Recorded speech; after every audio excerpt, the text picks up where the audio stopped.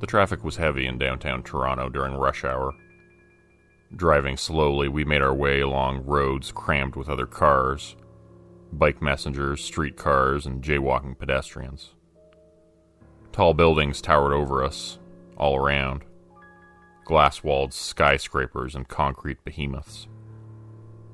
Stopped at a red light adjacent to an alley, the stench of a dumpster overfilled with week-old seafood waste and used diapers wafted over, making me gag.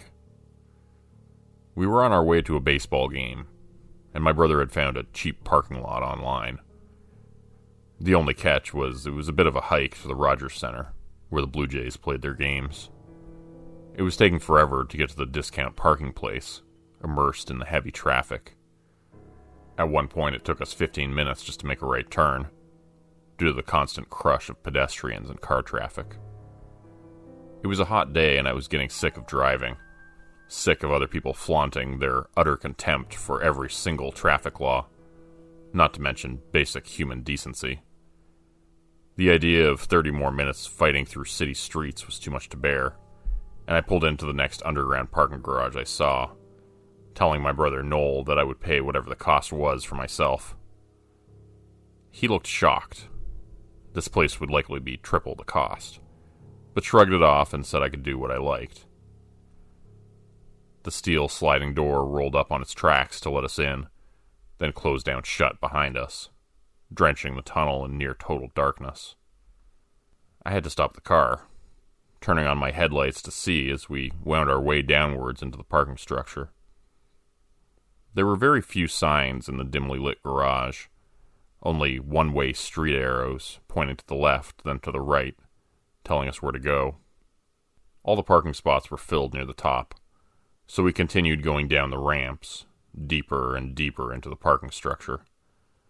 Cars were parked in every single spot, and there were none to be had as we went down through levels A, B, C, D, E, F, G, H, I, J, K, L. Wow, this is starting to get ridiculous, I said as we entered Section T. Whoa, I've never seen a parking garage that goes down this far. Noel marveled as we turned another corner and descended even deeper. I started feeling dizzy from the constant turning in circles going down the ramps of the parking structure. Slowing down, I felt woozy for a moment, then started driving again, slowly at first. It felt like it was hard to breathe so far down beneath the earth. The air was thick and suffocating. Oh, this place is huge, Noel said as we got down to level X. It was starting to get more and more unsettling, driving downwards in the darkness. It was just a never-ending sea of black cars, I noticed. Every single one looked identical after a while, like they were mirror images of each other. They all had dark, tinted windows and no logo to distinguish the brand, make, or model. Yo, this place is starting to creep me out. Can we go back? Just reverse out of here, man. There's nobody behind you. I tried to go backwards, but found there was a steel sliding door blocking the path going up. It seemed that they were automated to let us go through, but then came back down once we were past. All of them functioned seamlessly on sensors so that we hadn't even noticed them, but I imagined dozens of them leading all the way back up and blocking our path. Something occurred to me suddenly. Have you seen any other doors than those? Any stairs leading out of here? He shook his head, lines of apprehension furrowed into his face. No, I haven't seen any people down here other than us either. We got out of the car and tried to lift up the steel door. Straining with all of my strength, I tried to pull it up from the ground, but it wouldn't budge. There was no help intercom or any other way of getting a hold of people running this place. Frustrated, I pulled out the tire iron from my trunk and drove it between the pavement and the door, trying to pry it open. It wouldn't budge, even with all of my body weight trying to force it upwards. My hands were getting colder and going numb, and I realized it was chilly down here in the lower levels. Much colder than the balmy summer night up on street level. This was the first moment I began to suspect something was really wrong.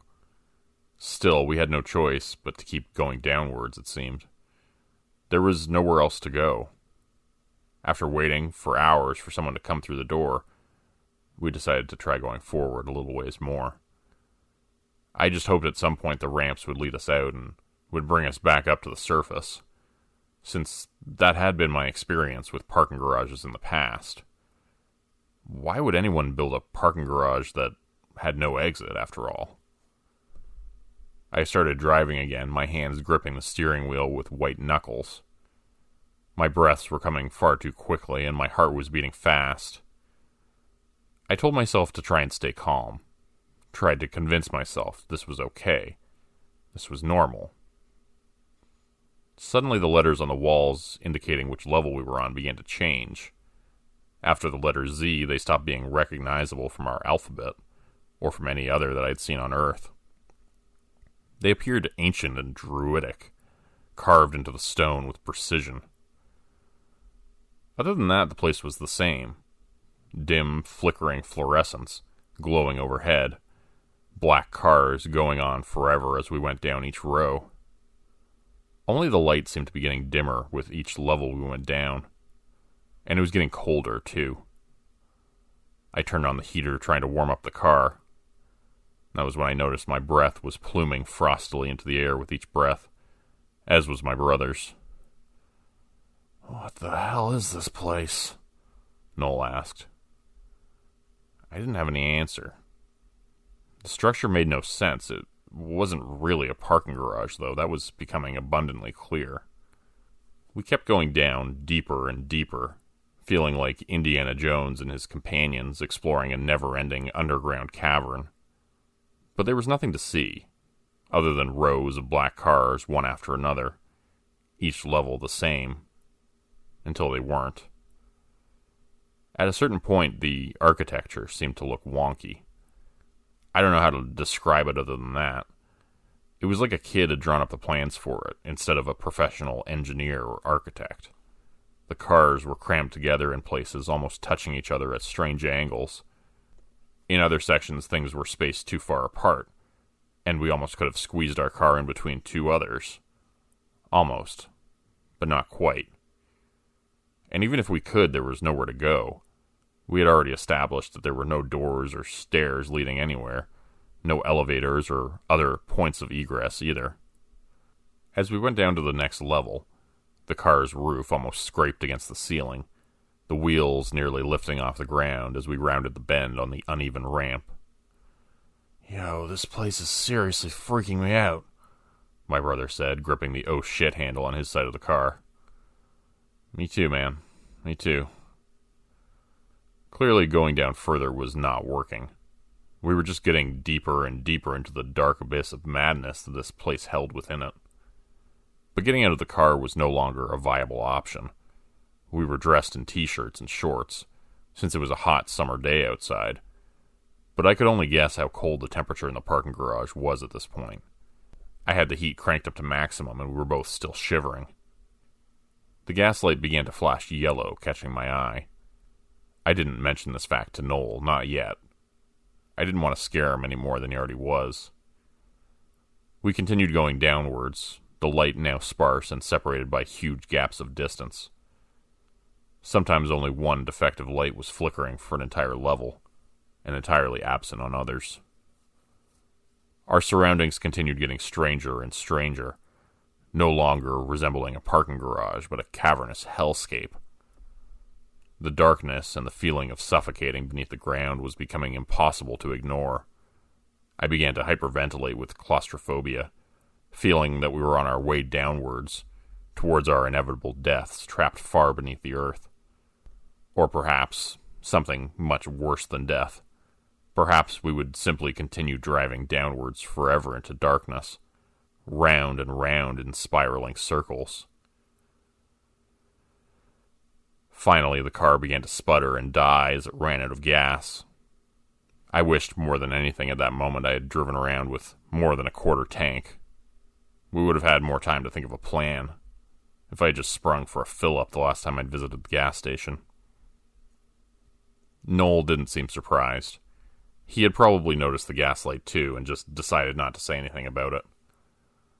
As the car coasted to a stop in the pitch blackness, I looked around. It was pure darkness in all directions.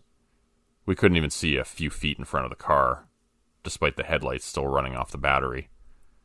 The darkness was getting thicker, more tenacious and suffocating all around us. I imagined it wouldn't be long before it finished us, invading our lungs and our bloodstreams like a noxious gas, paralyzing us with dread before painfully poisoning us to death with our own terror. The car battery died abruptly, much faster than it should have, and we were plunged completely into darkness. I turned the key back and forth to no avail. The battery was done for, and so were we. Sounds could be heard outside the car. Sounds of movement, scurrying noises and scratching claws raking against the steel doors of various nearby vehicles. Long, ear-splitting scratches getting closer. Something began to bump against the right side of the car, jostling it to the other side as we shivered from the cold and grabbed hold of whatever we could to brace ourselves for what might come next.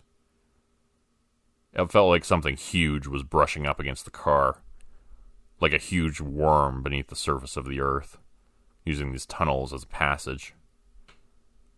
For a while, it felt like the car would tip over, as the sounds of the thing moving past outside dragged on and on forever. But eventually it ceased, and the car settled back on its axis. It was silent again in the darkness, freezing cold and lonely, despite the presence of my brother mere inches away. I felt as if I would die down there. My life began to flash before my eyes, as I waited for death to come, in whatever form it would take.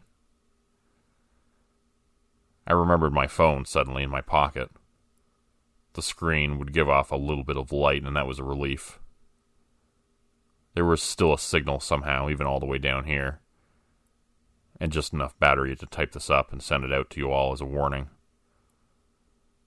If you happen upon this parking garage, the one with too many levels, don't go any further down. Stay near the surface. Get out while you still can.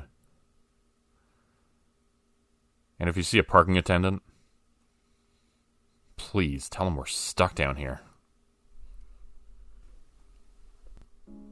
I never liked confined spaces, especially underground. I've always been afraid of the dark, despite my 36 years on this planet. My age has not cured me of this fear, as much as I'd like to pretend it has. Perhaps because I've discovered over time that there are things which lurk in the darkness. Spiders, giant millipedes, rats, bats, and other things which move and rustle and make sounds, which we cannot rationalize and explain away. I prefer not to think about these things right now. Being trapped in an underground parking structure with no discernible exit was not sitting well with me. Another fear, one which I didn't even know I had, began to bloom within me, as I heard my brother's teeth chattering, and the sound of it mixed with my own. A fear of freezing to death. That was a new one, at least for me. It was cold down in the bowels of the parking garage that was not really a parking garage. We had gone down some 200 levels, I'd guessed. I had lost track after a while. It was hard to imagine there was any benefit to exploring further. And regardless, our vehicle had died, and then it had run out of battery power as well as gasoline, leaving us blind and freezing, alone in the dark abyss. At least it was marginally warmer inside the car than outside of it, but that didn't help our morale, knowing we were going to freeze to death anyway, sooner or later. "What are we doing, man? What are we doing?" my brother asked, his speech broken from the cold. One thing that was becoming more and more obvious to me. We couldn't just sit there waiting to die. "Let's get out of the car. Let's keep going. That's all we can do. Maybe there's still some way out of this place. A big glowing exit sign somewhere that leads to an elevator. You never know, I managed to say through chattering teeth. I could see it clearly in my mind's eye, similarly to a person stranded in the desert seeing a shimmering oasis far off in the distance. I felt like I could see the glowing red letters hovering above a doorway, just a few floors down, reading exit. Maybe if we just keep going, we could find it. Maybe it was just false hope, but I needed to at least try. Oh, the hell with it, let's do it, my brother said, opening his car door with a shaking hand. You couldn't have picked a better way to say that? I asked, but he was already outside. Our eyes were now adjusted to the darkness, and we could just barely see enough to walk towards the next ramp without feeling completely blind. The movement got our blood pumping a bit, and we began to jog, feeling warmer from the exertion. Neither one of us mentioned the movements in the shadows we saw occasionally, things hiding behind cars and ducking out of sight as we passed by, the sounds of things scurrying and scuttling along the pavement behind us every so often. We didn't want to think about those things, and pretended even to ourselves that they were not real. But in my mind, I couldn't help imagining what they were. Giant millipedes, huge spiders with hairy legs, and other things that walked with stilted strides, using appendages that were unnaturally elongated. I didn't want to think about those things, but I did. I pieced together the things from the shadows, and added details where there were none. And I saw all of my worst fears in the blackness beneath the ground as we jogged, and then ran. I had a feeling Noel was seeing things too. Things no human should ever be forced to witness. We kept running down the ramps from each level to the next one, basking in the occasional flickering glow of a dim fluorescent light, but then grudgingly moving on from it, feeling infinitely colder in its absence each time. Each level became more abstract, progressively warped from what it had looked like at the top. It reminded me of stacking cards or pennies to make a pyramid, how every imperfection at the bottom becomes amplified on the next level. That's what this place was like. A crumbling, uneven house of cards, ready to collapse at any moment. Except instead of being built from the bottom up, this one had been engineered in reverse, as if things had been digging and excavating down here for a long, long time. Millennia. Eons. Going down to the next level, I noticed that it was massive, far bigger than any of the previous levels. The distance between ramps had grown larger and larger until now we had a walk of several football fields' length to get across, and it was going to take forever to get to the other side. Unsure what else to do, we just kept walking, our legs exhausted and our feet developing blisters. On and on we went down each strange and uneven ramp, twisting and turning deeper and deeper into the dark abyss. Our stomachs began to rumble from hunger pains, and I started to wonder just how long we had been down here for. With precious little battery left on my phone, I decided to save it for the time being. The levels grew larger and larger. We could still hear things moving in the shadows, but they were far off now, distant and unbothered by us. Noel and I saved our words and kept quiet, afraid of drawing attention to ourselves. Eventually, there weren't fluorescent lights anymore. They were simply holes in the pavement with fires burning from within them.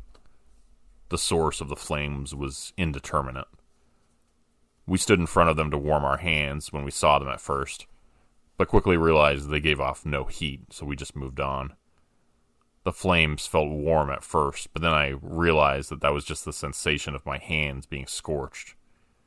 They did nothing but burn our hands, and left us feeling even colder than before. We moved on, and I struggled to process what was happening, to make any rational sense of it. It felt as if my brain could snap at any second.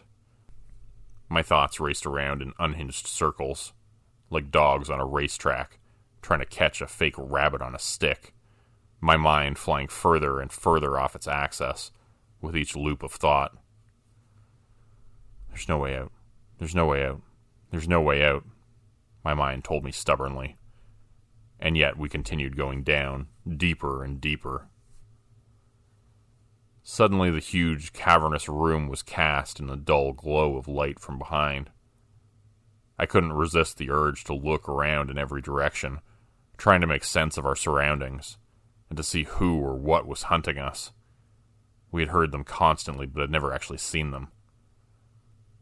Looking up at the ceiling, I saw creatures black as shadow in a midnight graveyard. They were climbing with sticky feet like frogs, moving quickly along and following us, watching us. Only they were hanging upside down from the top of the cavern.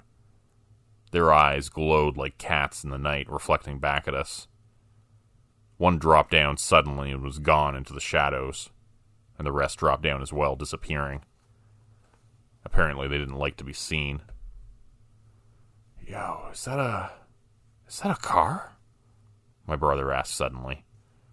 I turned around and saw that there were indeed a pair of headlights coming toward us from far off in the distance. I think it is. I was far past the point of feeling like we would be miraculously saved by such an occurrence. In fact, the sight of someone else down here with us only brought me closer to the brink of a complete nervous breakdown. The walls were starting to crumble in places I saw now. Occasional tremors could be felt beneath our feet, as if giant primordial creatures were battling each other below, and if we just kept going down, we would surely meet them very soon. And they would stop their fight to take a brief reprieve and a snack. Trying to clear these images from my mind, I focused on the car pulling up to us. It felt like I was dreaming as I watched Noel flagging down the driver with a hopeful look on his face. He was shouting something about us being trapped down here, when the man rolled down his window and looked out at us, appearing just as frightened as we were. The whole thing felt surreal to me, and I was becoming more and more convinced that this was a trap. Nothing down here had been as it seemed so far. My paranoia was cranked up to 11. Are you guys them? The people running this place? I just want out. Please, just let me out. The guy in the car was shouting out the window at us. The man was about our age, wearing a Blue Jays shirt, and I guess he was on his way to the game as well. He had just gotten lured down here with the promise of close proximity stadium parking, same as us. No, we're not the people running this hellhole. We just got trapped down here too. Just ran out of gas a while back. It's freezing out here, though. He looked hesitant for a moment, but then nodded. Oh, what the hell? Just hop in. I got nothing else to lose. We jumped in, thankful for the ride, and the car began to roll forward. I held my hands up to the heater immediately, rubbing them together against the blasting air, and felt them getting toasty after a few long minutes. Noel was doing the same, reaching up from between the front seats to warm his frostbitten hands. After a few minutes, he was warm enough and relaxed in the back seat. I was in the passenger seat up front. The vehicle had that nice new car smell, and I took in a deep breath of it. What a relief to be safe from whatever things were outside stalking us, I thought, my paranoia beginning to settle slightly. I introduced myself, and so did Noel. The guy introduced himself as Steve, saying he was just as clueless about this place as we were. He told us he had been on his way to a baseball game as well before this happened. The Toronto traffic jam had driven him off the road, same as us. Any idea what the hell this place is? He asked. No, but by the looks of it, it's ancient, way older than that parking garage up near street level. I asked the guy if I could plug in my phone, since it looked like he had the same charger I did. It was plugged into the cigarette lighter and glowing a faint blue color. Yeah, go ahead. I turned on my phone and took a look at my post here, wondering if anybody had any ideas for how to escape. Damn, thanks for all the suggestions, everybody. I should probably get this out of the way, since a few people were wondering why I didn't just call the cops. I guess I should have been more clear. there's just a weird Wi-Fi signal down here, and not actual cell service, so calling the cops was unfortunately out of the question. Any and all websites that could help provide emergency service were also blocked, so I was reduced to Reddit app and playing Angry Birds, essentially. A good distraction, but not particularly helpful. Some people on here are saying we should just keep going down further, I said to Steve and Nolan. Somebody DM'd me and said that they've been here before. You gotta go down to level 500, and that's where the exit is. Steve said he doubted it, but he could try. We rounded another corner and went down another level, deeper underground by another few stories. Each floor was beginning to get a bit smaller again, and not as enormous as before, and I wondered if the space would start getting tighter and tighter, more and more claustrophobia-inducing as we continued. I really hope not. In the dim light of the car, I noticed something suddenly. There were no symbols or logos on the steering wheel or on the dashboard. There was no hood ornament either. The black car was completely unadorned, just like the rows and rows of identical cars we had seen all throughout this place. I glanced over at Steve and he smiled, with large incisors glinting. His eyes reflected back at me in the darkness, like a cat. Or maybe a wolf. My brother and I were trapped far beneath the ground, in a parking structure with no way out. The darkness which surrounded us was thick and suffocating. The fact that the air was recycled down here far more than should be legally allowable was not helping. I felt like I was breathing in my own recently expired carbon dioxide at all times, with less and less oxygen molecules to go around with each breath. I realized I was hyperventilating again and tried to will myself to stop. The realization that our would-be rescuer was actually one of the creatures running this place had set my fight-or-flight system into overdrive. My hand was reaching for the passenger side door handle without any conscious effort on my part. It would be a lie to say that I was surprised to find that there was no latch, no lock, or handle to open it with.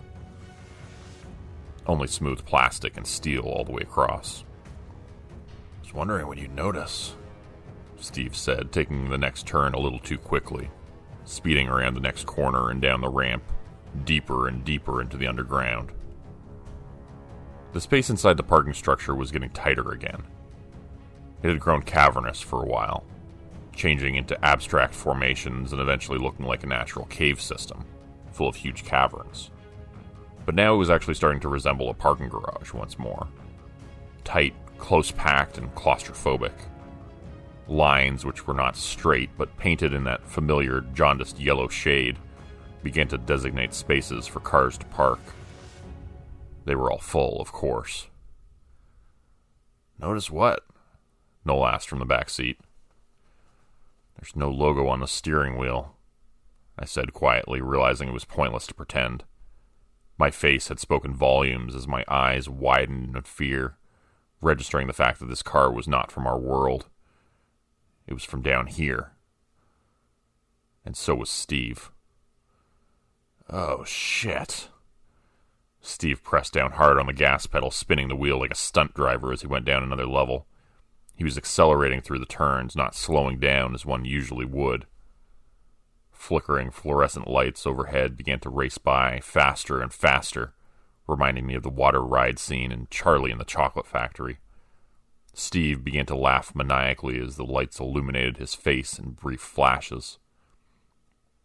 We sped past a never-ending parade of black cars, tightly packed together in long rows. They were sitting at warped angles and scraping against one another, as if they were life-size Hot Wheels lined up haphazardly by an enormous, disgruntled toddler. The ceiling was getting lower, and looked close to the roof of the car as we went down yet again, around the bend of another ramp's distorted parabola. The vehicle kept gaining speed, and I grabbed the dashboard for support, since there was nothing else to hang on to. "What the hell do you want from us? Why don't you just let us leave?" I asked, tensing up and slamming my foot down hard on the imaginary brake pedal on my side of the car. He didn't answer, simply sat behind the steering wheel, grinning, laughing, and turning each tight corner quicker than the one before, looking unconcerned with the speed. I felt like I could vomit at any second. Noel looked at me and made the gesture as if to choke the guy from behind. I wondered if it would do any good. It was worth a shot, I guess, with no rational justification for the thought. Nodding at Noel, I waited for what would come next, ready to grab the steering wheel if necessary. At this rate, it seemed certain we would crash and he would kill us, for sure, if the car got any faster. "Let us out of here, you freak!"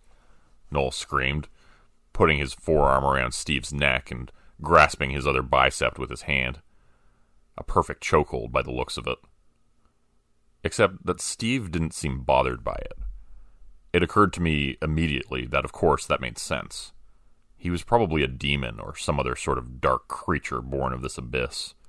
He seemed not to require any air. Why would an underground creature need air? But instead looked satisfied with having none. The man continued laughing soundlessly, then let go of the steering wheel with surprising speed, just as we were coming around the final bend of another ramp. Before I could even react, the car slammed with violent force into a black sedan parked the next level down.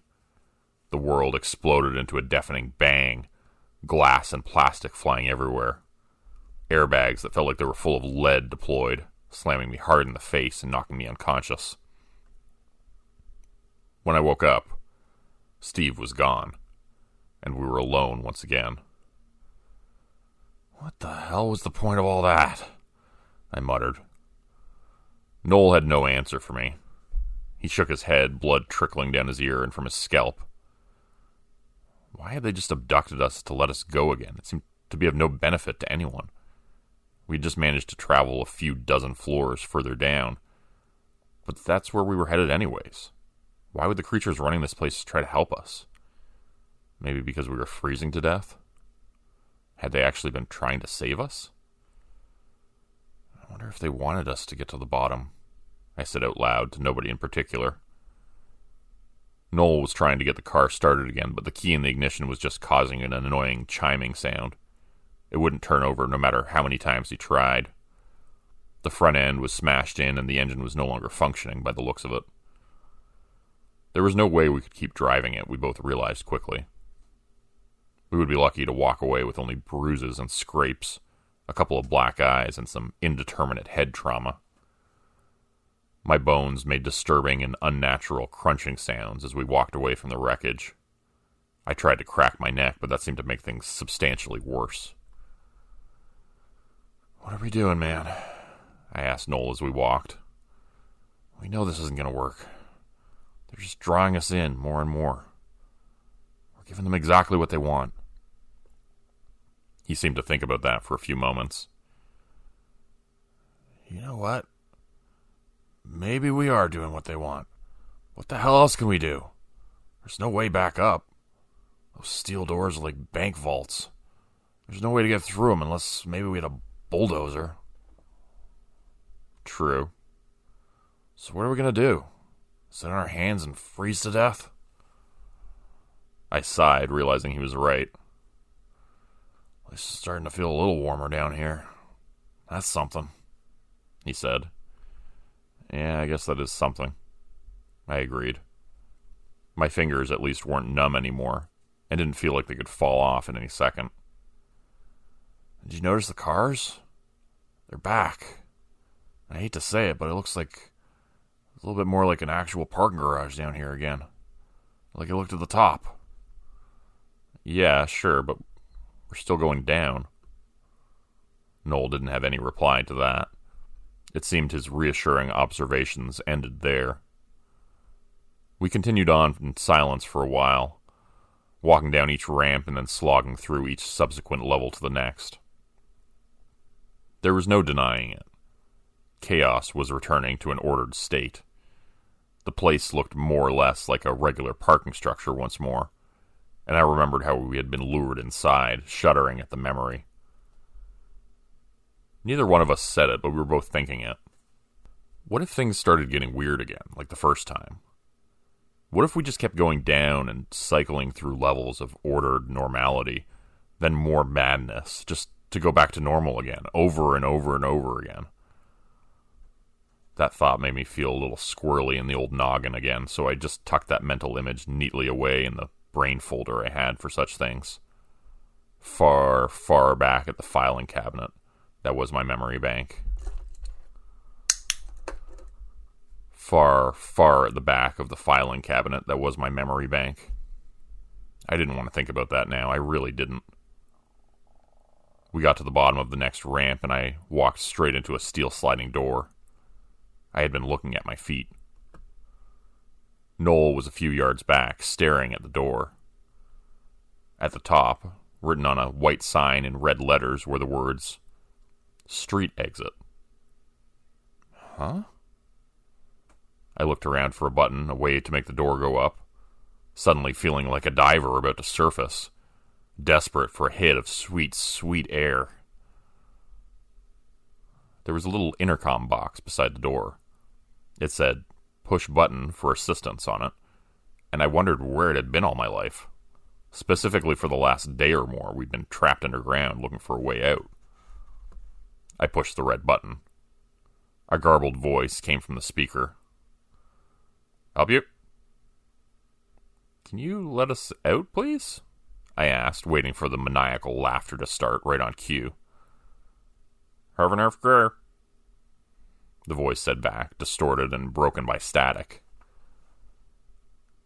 "Have a nice day," it had said, I realized as the door rolled up on its tracks. The sun was shining outside, so bright it caused us to shield our eyes with our hands. It took a few long moments for my eyes to adjust.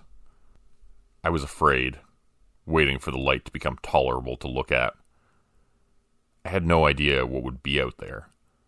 We had never come back up from the bottom of the parking garage. There was no way we were back at the entrance somehow. This had to be another trick.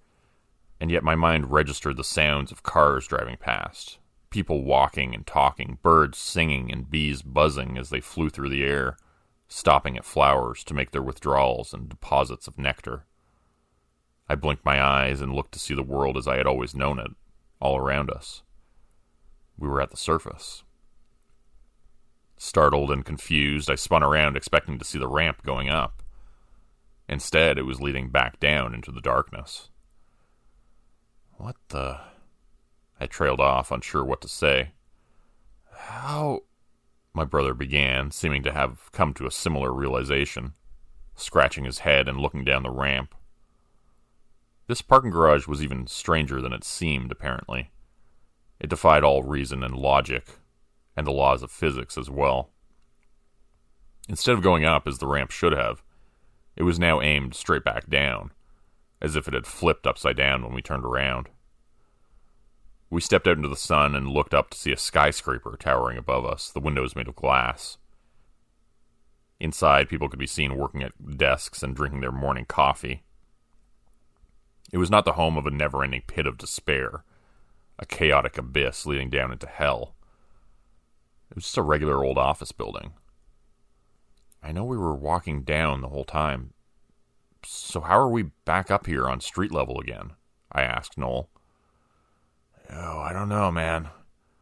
I know we walked down that ramp, so it should be angled back up when we're looking at it, but it's not. Now it's going back down." He thought about it for a while before saying, "Maybe it's like that magnetic hill." "What? What are you talking about?" But then I remembered, and he didn't need to explain any further because I knew the one he was talking about. It was a semi-famous tourist attraction near us, where people could put their car in neutral at the bottom of the hill, which appeared to go up, and could sit inside while the car was pulled up to the precipice by a magnetic force. Except really it was just an illusion. The hill looked like it was going up, but it was actually just a less steep downhill curve amidst a bunch of others that made it appear to be a hill going up. In reality, you were going down the whole time. Was that what had happened to us? We had just thought we were going down all along, when really at a certain point we had begun to ascend again? Maybe, I supposed it could be. Anything was possible, after all. But it seemed unlikely. Looking back down the ramp, I shook my head. No. Not just unlikely. Impossible. I had walked down that ramp to get to this door, not up. I was sure of it. And yet my eyes betrayed that memory. Whoa, this is seriously freaking me out. Let's just get away from this place, okay? I can't look at it anymore. Deal. The two of us started walking again, leaving the parking garage behind. I looked with disbelief at the street signs and the billboards all around us. At first glance, it was all normal. After satisfying ourselves with the fact that we were finally out of that dark hellhole beneath the ground, I flagged down a taxi. It would cost a fortune for them to take us back to Hamilton, but it would be good to finally get home. It wasn't like we could use our own car, after all. It was stuck down in the bowels of the parking garage.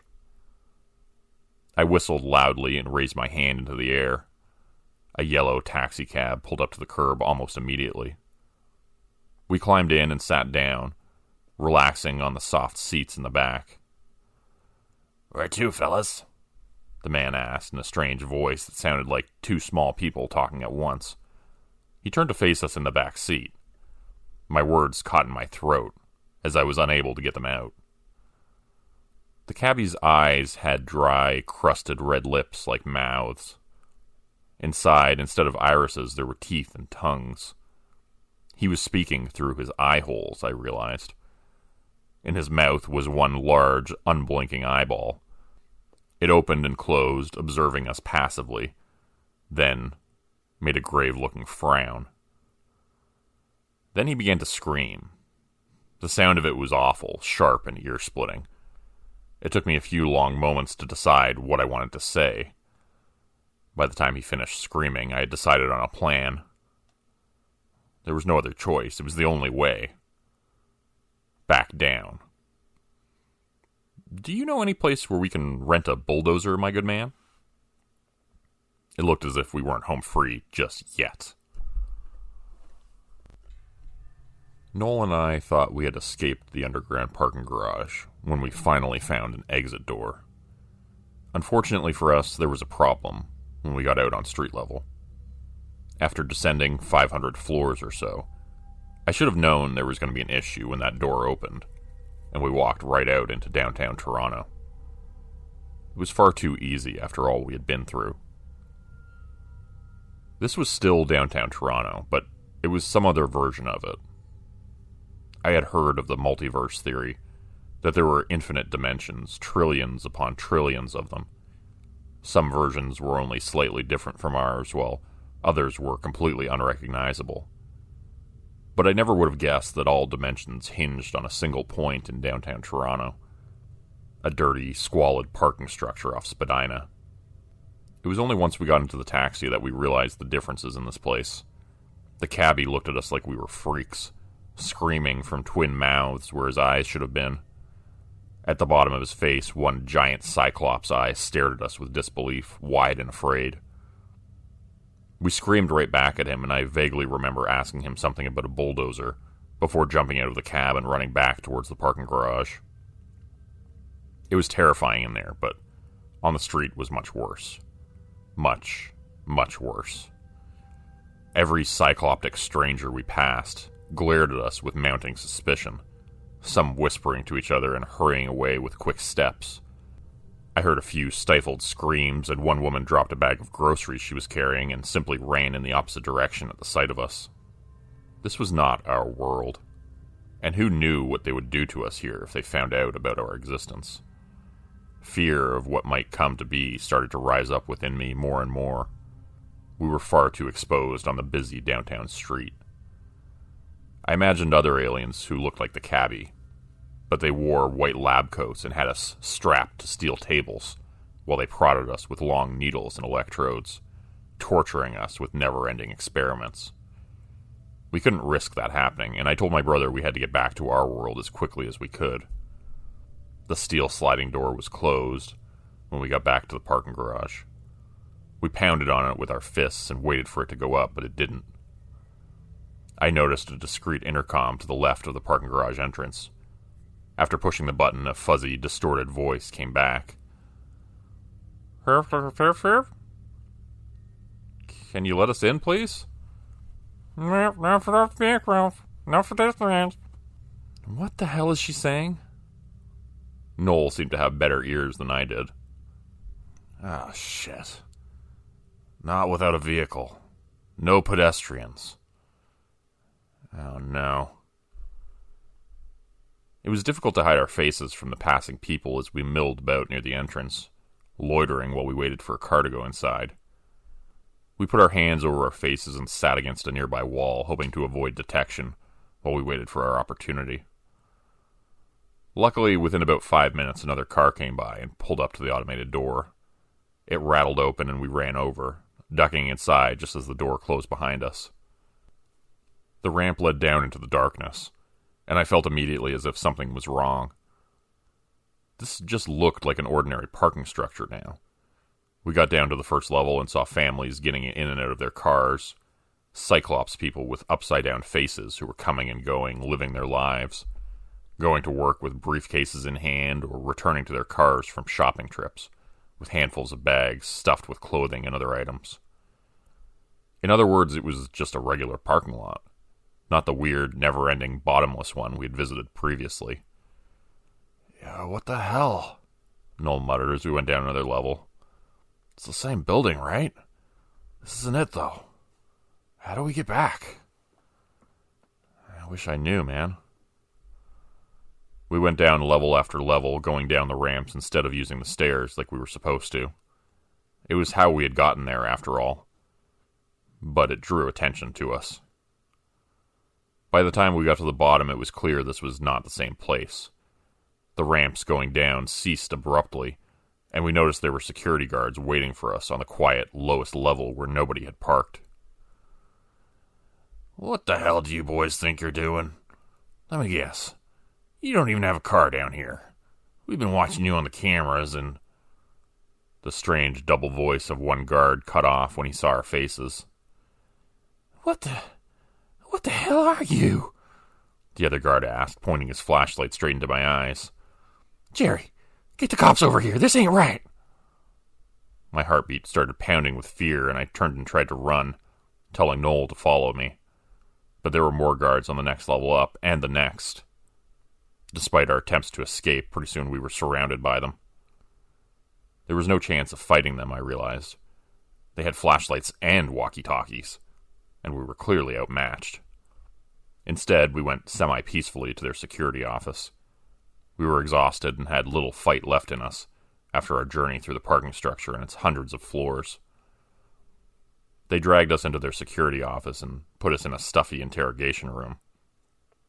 Their surreal upside-down faces were hard to look at, and I got the impression they felt the same about us, making disgusted noises as they closed the door on us. After being left alone in the windowless room, we sat sweating and waiting for the authorities to arrive. The idea of being dragged further away from this parking structure, and thus from our reality, filled me with a terrible sense of dread. How would we ever find our way back here? Would we be stranded in this dimension forever, forced to endure the aforementioned torture and experiments by cycloptic aliens in white lab coats? My panicked, terrified thoughts were interrupted when a picture frame fell off a wall across the room from where we were sitting. I noticed the floor was rumbling slightly beneath my feet, and my heart rate began to increase rapidly. Was it the demons? Were they coming after us? There was a muffled ding sound that could be heard from behind the wall. Then a vertical seam opened up in it. A line which stretched about 7 feet high opened in the wall, cracking the paint and sending flakes and chips off of it to the floor. The crack in the wall opened up suddenly, the gap widening like an elevator door. When I looked inside, I saw that was indeed what it was. But this was no ordinary elevator. Standing inside of it were a pair of men in sharp-looking charcoal gray suits, wearing sunglasses despite the low light of the room. They were nondescript and clean-shaven, with their hair cut short and uniform. If I had been asked to describe them to a sketch artist 10 minutes after meeting them, I would certainly not have been able to. I'm struggling even to remember these details, and they could be wrong. There's a chance their suits were blue, that they had long beards, and weren't wearing sunglasses at all, but fancy monocles like the Planters Peanuts guy. "What the hell are you boys doing all the way down here?" the one on the left asked us. Or maybe it was the one on the right. I didn't know what to say other than the truth, so I told them what had happened. They looked at each other with concern. "Damn, another breach. We'll have to have a long chat with the boys downstairs. You can't be messing with the fabric of reality like this. It doesn't matter how bad the parking situation in hell is." "Well, I did say this was going to happen. You can't expect demons to build anything up to code." "Yeah, when you're right, you're right. And you would know. Idiots upstairs should have listened." Noel and I just looked at each other with utter confusion. Sorry, who are you guys?" They seemed to have forgotten we were sitting there and shrugged to each other, motioning for us to follow them into the elevator. "Don't worry about it, kid. Just looking out for people like you. That's our job."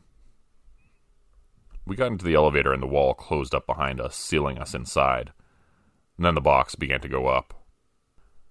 The numbers on the display went up as well. Then they turned into letters, then symbols. It cycled through faster and faster, and I felt my stomach getting forced downwards unpleasantly, my inner ears aching. "Here, kid, have some gum." One guy handed us both some grape-flavored Hubba Bubba, and we chewed it quickly, swallowing to try to get our ears to pop. They did after a while, and I felt marginally better, but still more scared than I've ever been in my life, as the elevator flew upwards at increasingly high speeds. "Can you guys explain what just happened, please?" I asked. "What's the deal with the parking garage?" The two guys looked at each other, but the one who looked more senior eventually nodded at the other. "Well, it started out as just overflow parking for the dicks downstairs, but eventually they started using it for other purposes. They're big on torture devices inspired by real-life transgressions down there. So, just for a hypothetical, imagine you're one of those people who parks in handicap spots and takes up 2 parking spots on purpose all the time. You end up roaming that never-ending parking lot for eternity. Pretty clever, I'd say, using it for both purposes. 2 birds with 1 stone and all that. Okay, that makes a really weird sort of sense, I guess. But what about the other Toronto? Was that hell? Because that doesn't quite feel right. Nah, it's just... Well, think of the universe like a big onion. That was just the next layer down. But you weren't supposed to be there. That's really bad, actually.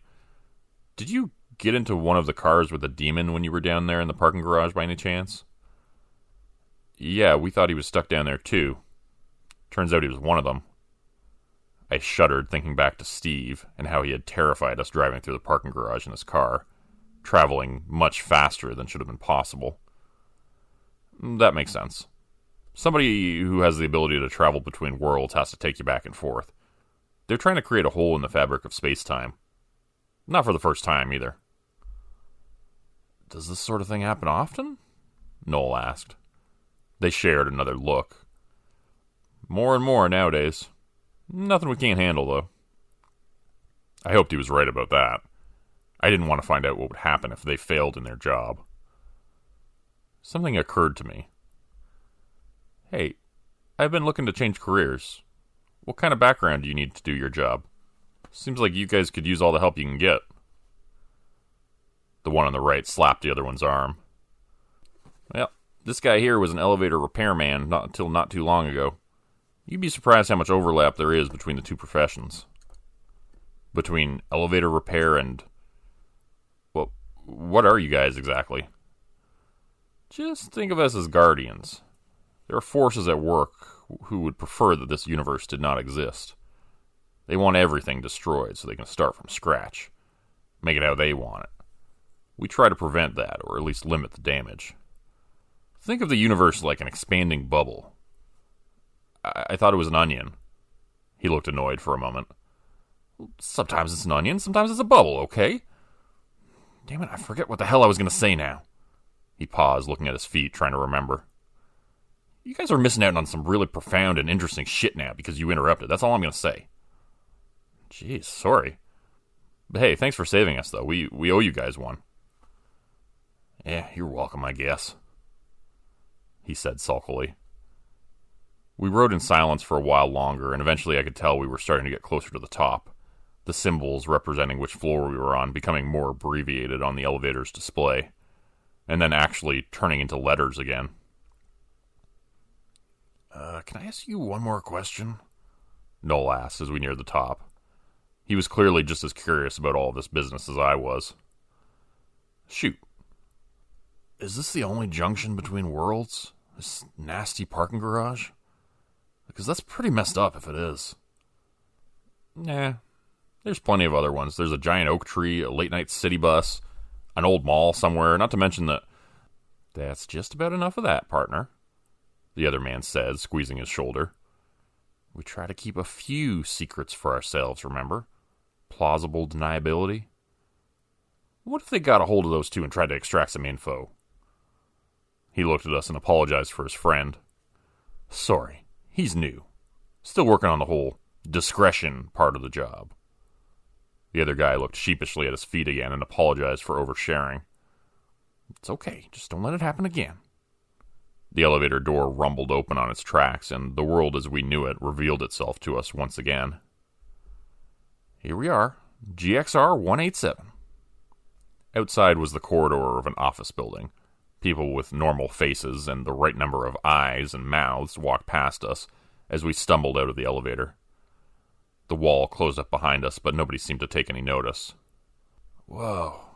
Nobody even saw us come out of that interdimensional elevator, Noel said. You think it's got like a cloaking device or something? I looked around. No, I don't think so. Everyone was simply looking at their phones. Nobody paid us any mind as they stared at their screens. We could have had two heads, and they wouldn't have noticed. Or two mouths and one eye. We left the building and stepped out onto the street. I inhaled deeply and breathed in the smoggy downtown Toronto air, exhaling it with a cough and drawing glares from passerby. Home. Finally. We were home. Now that I'm safe, back in my apartment in Hamilton, I wish I could say to you all that everything is okay. That everything turned out all right. But I keep thinking back to the words of the man in the gray suit and what he said in the elevator. What if they get a hold of these two? I keep hearing voices in the darkness at night, from the shadows and the hidden places. Whispered voices in harsh tones. But when I check, there's nobody there. Maybe we aren't as safe as we thought. Maybe they're coming for me one of these days, to try to find out what I know. I wouldn't put it past them. The demons from the parking structure. I wouldn't be surprised if they came for me in my sleep. If you don't hear from me again, you can assume that's what happened. I'm resigned to it. I can't stop it. I only hope the Guardians can live up to their name. That they can stop them. Otherwise, we're all in a lot of trouble.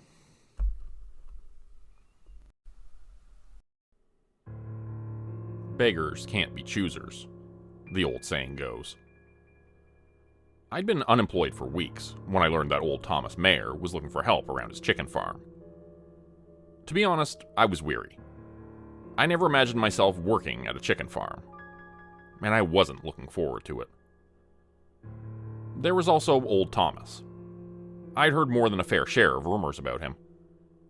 He was said to be an eccentric, hard man who worked his farmhands to no end. Over the course of the past years, almost a dozen men had worked for him, and none had lasted long. Even stranger, none of them talked much about the old man and his chicken farm. Yet, I was out of options. I needed work, and I needed it fast. And old Thomas's chicken farm was the only option out here in the middle of nowhere. I knew old Thomas wasn't an industrial farmer, and he ran his place the old-fashioned way. No modern technology or machinery, and none of that new genetically altered chicken feed. As I drove my car along the country road, I could already make out what was said to be his pride, his hatchery. Multiple additions and various extensions had transformed what must once have been a barn into a huge patchwork monstrosity housing thousands upon thousands of chickens. The moment I arrived, the old man was already waiting for me. I was nervous when I stepped out of the car, and the old man's probing gaze and deep frown didn't help. Before long, his demeanor thawed a little as he led me around the farm. There wasn't much to it. The garden his late wife had run was now almost completely fallow, and what few fields he worked were used only for chicken feed. Soon enough, he led me into his hatchery. A proud smile showed on his face as he led me inside. I couldn't help but gasp as we stepped inside. The place had been huge from the outside, but seemed gigantic inside. Rows upon rows of nesting boxes were stacked upon one another, reaching high above your head. As I followed him through one of the many aisles dividing up the place, I felt almost claustrophobic. As we walked, old Thomas described the basics of the job to me. The old man made sure his chickens were always well fed. For that reason, he filled the feeding troughs in the center of each aisle twice a day. Once around noon and once in the evening, so the chickens would never run out of food. "Only happy chickens lay eggs that make people happy," he said with a smile on his face. After that, he went on to explain a few more of the ins and outs. He explained how he mixed up the different ingredients of his chicken feed, how to not disturb the chickens too much, and how to get the eggs. There were a lot of intricacies, and some of his instructions seemed overcomplicated. I tried my best to listen and to remember it all, but there was just too much information. Before long, the old man seemed to realize so himself. He sighed, gave me a pat on the back, and said it was only a matter of time till I get the hang of it. I told him I hoped so, and that I'd do my best. For the first couple of days, we took care of things together, but I could tell why the old man needed help around the farm. More than once, I saw him wince when he picked up a sack of chicken feed, and I could see him wheezing and panting as he filled the troughs. Old Thomas was getting too old for the job. Starting the second week, I assured him I'd take care of feeding the chickens myself. I regretted my decision almost instantly. With the old man around, it had been nothing but hard work. Hard work, sure, but still only work. On my own, I couldn't help but feel differently about the place. It was almost disorienting walking all of these long aisles on your own. There was nothing but nesting boxes and chickens around you. Occasionally, things felt a bit strange, and I could have sworn that an aisle seemed longer than it should be. While I dumped shovel after shovelful of chicken feed into the troughs, I couldn't help but feel as if the hatchery had grown in size. In those moments, an image of the hatchery going on forever snuck into my mind. I imagined nothing but nesting boxes and chickens going on forever. I always pushed those thoughts away with a laugh. The hatchery was huge, sure, but it was still just a place. All those weird thoughts and ideas were nothing but tricks of the brain, or optical illusions caused by the mundanity of the work. And yet, on certain rare occasions, I couldn't help but feel that I was losing time in there, and that work took me a tad too long. Over the course of the entire week, these strange feelings persisted, but I shrugged them off. I was new on the job, and I wasn't used to the damn hatchery yet. That's all there was to it. And so, whenever the old man asked how things were going, I told him they were going well. At times, I could feel him looking at me, as if he was waiting for me to say something else. The hatchery always felt the worst in the evening hours. After the sun fell, the ground was almost entirely deserted, and most of the chickens had retreated to their nesting boxes. From there, they'd stare at me with half-open eyes, watching me as if I were an intruder, and they readied themselves to pounce on me. During those late hours, I was always unnerved, slightly apprehensive even. I felt misplaced in this giant hatchery, and as if the place were warping and changing all around me. On Friday evening, as I pushed the wheelbarrow down the aisle, shoveling chicken feed into the troughs half-heartedly, a cold shower went down my spine. When I looked up and stared down the aisle, I couldn't make out an end. I blinked, rubbed my eyes, and looked again. But all I could see were nesting boxes and chickens seemingly going on forever. I couldn't help but laugh and shake my head. My stupid brain was acting up again. Just keep going, dump the rest of the chicken feed, and get back out. That's all there is to it. The longer I stared down this never-ending aisle, however, the more I stopped trusting myself. After I dumped the last of the chicken feed, I left the wheelbarrow and shovel behind and continued on. This was insane. The hatchery was huge, sure, but there had to be an end to it. There had to be. And yet, I just kept walking and walking and walking. After long minutes, I stopped again. What the hell was going on here? Even if this was some sort of optical illusion, I'd been walking long enough to reach the other side of the damn farm. And yet, the aisle just continued on. I took one more step, then another before fear washed over me, and I told myself to get the hell out of here. Something strange was going on. Something extremely strange. The moment I turned around, however, it was the same thing. No end in sight. Eventually, though, I set out. I kept my eyes open for the wheelbarrow and shovel I left behind, but no matter how far I walked, there was no trace of them. They were gone. Just like the ends of the aisles, and I realized the walls of the hatchery. All I could see were nesting boxes and chickens. As I looked around, all I could see were the staring, half-empty eyes of the chickens. Those stares, they felt almost oppressive to me, as if the chickens were watching my every move, measuring me up and mocking me for being lost. I continued on walking, intent on finding my way out. At first, I walked normally, but the longer the aisle continued on, the more unnerved I got. I told myself that I just have to go a bit further, that I was imagining things, and that I was almost out, but eventually I couldn't anymore. There was no end in sight. No walls, nothing. All there was were nesting boxes and chickens. Before long, I was running, dashing past nesting boxes and the few lonely chickens who were still out. I ran for long minutes, driving myself on faster and faster, desperately trying to reach the end of the hatchery. But nothing changed. At least, that's what I thought at first. When I stopped, panting and out of breath, I realized my surroundings had become even more chaotic. Bizarre, even. What had once been rows of meticulously constructed nesting boxes were now nothing but haphazard stacks that looked more like something that had grown than being constructed. These strange constructions grew higher and higher, turning into towering monstrosities of impossible design. I laughed. How could something like that even fit inside the hatchery? But as I stared upward, I couldn't see the ceiling anymore. Where once had been a wooden ceiling was now only a strange, colorless void. The aisle I'd been following for so long soon deteriorated as well. Stacks upon stacks of nesting boxes sprouted from the ground here and there. It was as if all sense of order was gone. I was confused, freaked out, and scared, but my feet kept moving forward, kept dragging me deeper into this mad, bizarre world.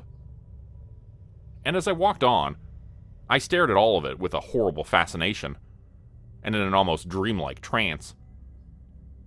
All the towering stacks of nesting boxes around me were filled to the brim with chickens. Chickens who were still staring down at me, still watching me. And yet, before long, these chickens too were subject to bizarre changes. Some had bodies so bloated they almost didn't fit into their nesting boxes, while others had long, dangling necks and strangely emaciated bodies. I stared at these twisted creatures with a mixture of fascination and disgust. More than once, I turned around and tried to flee from my ever-deteriorating surroundings, but it didn't matter which way I went. The longer I walked, the deeper I was thrown into the bizarre, further and further towards deterioration. Eventually, the design of the nesting boxes made no sense anymore. What had been towering stacks before became physical impossibilities. They were leaning over one another, creating long bridges and wide arcs. Constructions that could, no should, collapse at any moment. As I stared ahead, I could see towers so high, so massive I couldn't fathom them anymore. It felt like I was staring at distant cities, at a skyline comprising nothing but nesting boxes. But it wasn't just the nesting boxes. The chickens, too, continued to change. The further I walked, the stranger their forms became. At one point, a chicken with multiple heads and legs rushed past me. Others were flying high, soaring through the skies on multiple wings, wider than should be possible. The worst I saw was a chicken centipede, comprising nothing but chicken bodies, slithering around one of the nesting box towers. As my eyes trailed after it, I saw it slithering upwards before it vanished out of view. Other chickens grew in size. From a distance, I could see a deformed chicken the size of a pig or a cow sitting in a nesting box the size of a garage. As my eyes wandered around, I told myself there was no way a place like this could exist. A sound that should have been laughter escaped my mouth, but it was something different. I shivered when I realized it sounded almost like the cluck of a chicken. I stopped, looked down at my body, lifted my arms and touched my head, half expecting to find feathers and to having turned into some sort of chicken hybrid. But all was normal. No changes to my body and no feathers sprouting anywhere. And yet, relief didn't come. This had to be a dream. Somehow I must have fallen asleep in the hatchery. I closed my eyes, told myself to wake up and get out of this nightmare. When I opened my eyes again, trying to find myself back at the farm, back outside, away from the hatchery, nothing had changed. I was still there, still in this mad and absurd chicken world. Madness, however, soon turned into terror. As my steps led me past another tower of nesting boxes, I noticed movement ahead.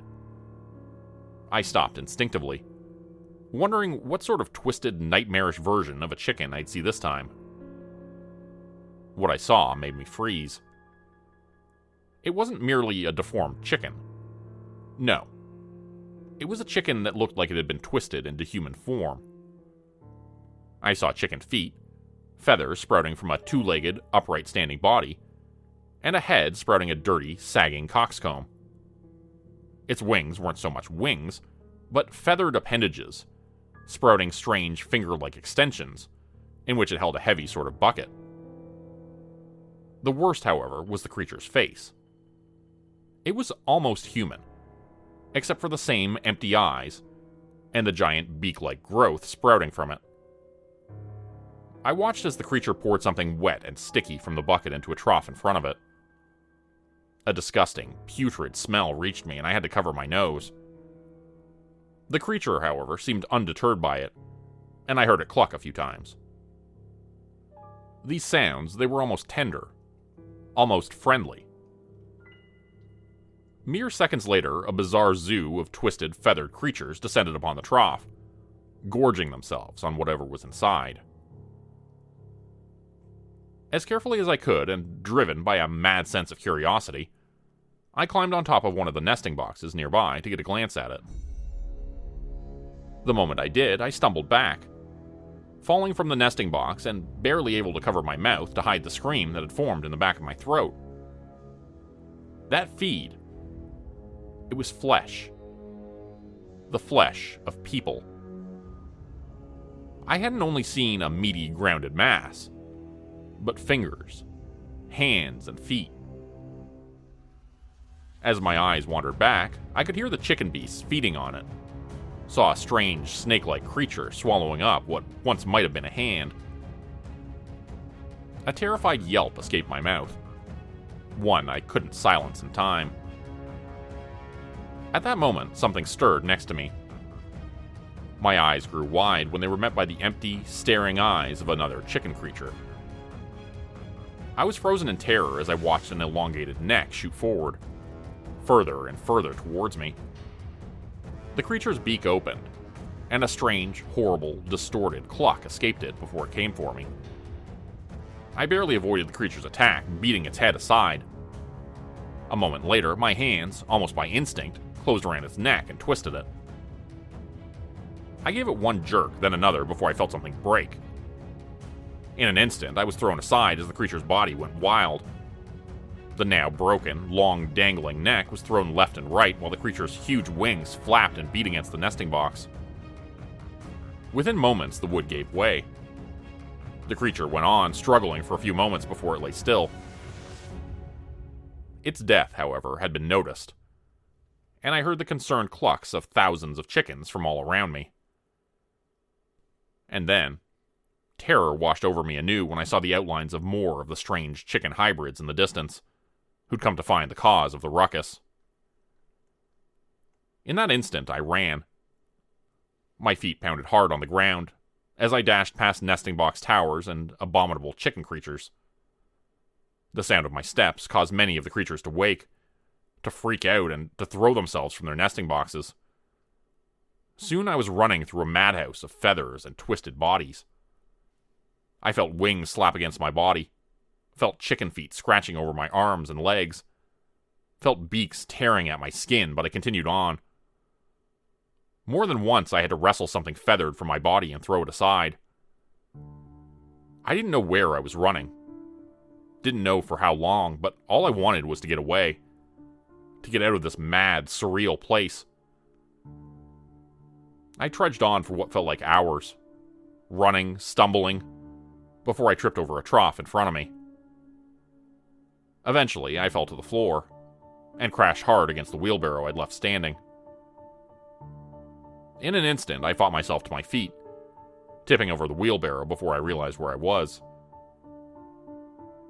All around me stood the meticulously constructed rows of nesting boxes, with chickens sleeping inside of them. To both sides, I could make out an end and the walls of the hatchery. For long moments, I stood there, in shock and disbelief, wondering what had happened. It had to have been a dream, a hallucination. But then I noticed the wounds covering my arms. When old Thomas put his hand on my shoulder, I cringed back, staring at him with wide eyes. When he saw my quivering lips and the scratches and wounds all over my body, he led me from the hatchery and asked me what had happened. At first, I was reluctant to speak, but then I told him where I'd ended up. I expected the old man to laugh, but he asked me exactly where I'd ended up and what I'd seen. As I rambled on, he merely nodded, and once I was done, there wasn't much he said. Neither did he say much when I told him I was done working at his farm. And yet, when I turned to get into my car and leave his farm forever, there was something in his eyes. I couldn't make out what it was. It was a hidden secret. Some hidden knowledge that sent yet another cold shower down my spine.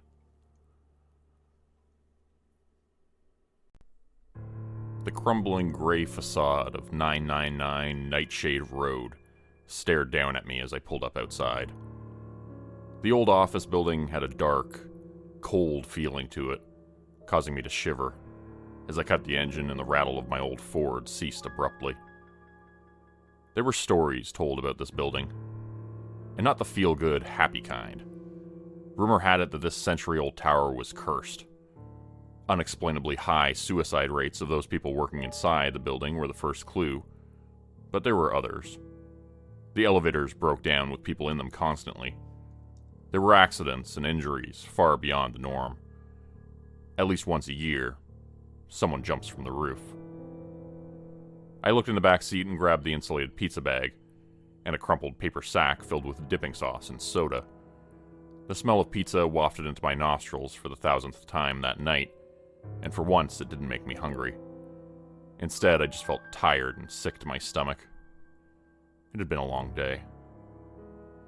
Heading to the front entrance, part of me wondered who could be here so late at night. It was past 11, and I would have thought most workers had gone home for the day. But when I buzzed the number I'd been given to be let in, a man answered in a tired-sounding voice. "Hello?" His words were difficult to understand through the static. "Hey, Pacino's Pizza, I got your pie." "Come on up. I'm on floor 14. Just go left after you get off the elevator. It's the only room with the lights still on." The man sounded exhausted, and I felt sympathy for him. At least I would get to go home after this delivery. He sounded like he was still going to be here for a while, working late. Nobody orders a pizza at the office if they're planning on going home for supper. He buzzed me in, and I walked through a set of glass doors and then another, entering into an enormous foyer. The place looked old on the outside, but within it was sleek and modern. They had probably renovated it in the last 10 years by the looks of things. The lobby was all polished steel and glass, aside from one ominous gray stone wall. There was a fireplace straight ahead, like a guidepost leading visitors towards the elevators. As I approached the fireplace, I saw it was large, almost as tall as me, with a flue of shining steel that stretched up indefinitely, disappearing into the high ceiling above. The place made me feel tiny. It was like being in the house of a giant at the top of a beanstalk. I was completely alone, my footsteps echoing in the dim, empty space. There was something creepy about being here by myself in the night, when this place was normally occupied with hundreds of people. People busily marching about with cell phones in hand, high-heeled shoes and leather soles clicking across the polished marble floors, voices buzzing as they mingled together in a cacophony of business talk. Now all of that was gone. I'd been inside this building before, and normally a receptionist would be there to greet me at the front desk. But I guessed that she had gone home at this late hour. There wasn't even a janitor or a cleaning lady mopping floors or shining windows. It was just me. When I arrived at the elevator, I hit the button to go up. It glowed a faint orange, and after a few seconds, an elevator door behind me opened with a ding. I got inside and tried to remember what floor the man had said. After such a long day, the numbers of apartments and addresses were blending together. I couldn't remember if it was floor 12 or 14. My mind was fuzzy and tired, and no matter how hard I struggled, I couldn't think of it. The delivery slip was no help either, as it only had the street address and a buzzer number. Instead of settling on one floor, I hit both buttons at the same time, thinking I would just peek my head out and see if there was anyone on the 12th floor before going up to 14. I was pretty sure it was the latter of the two, but this seemed like the quickest way to check. The last thing I wanted was to be wandering the dark, empty floor of some abandoned office space in the middle of the night. This place was creepy enough as it was without that shit.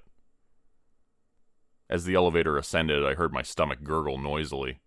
I had skipped dinner and now it was catching up with me.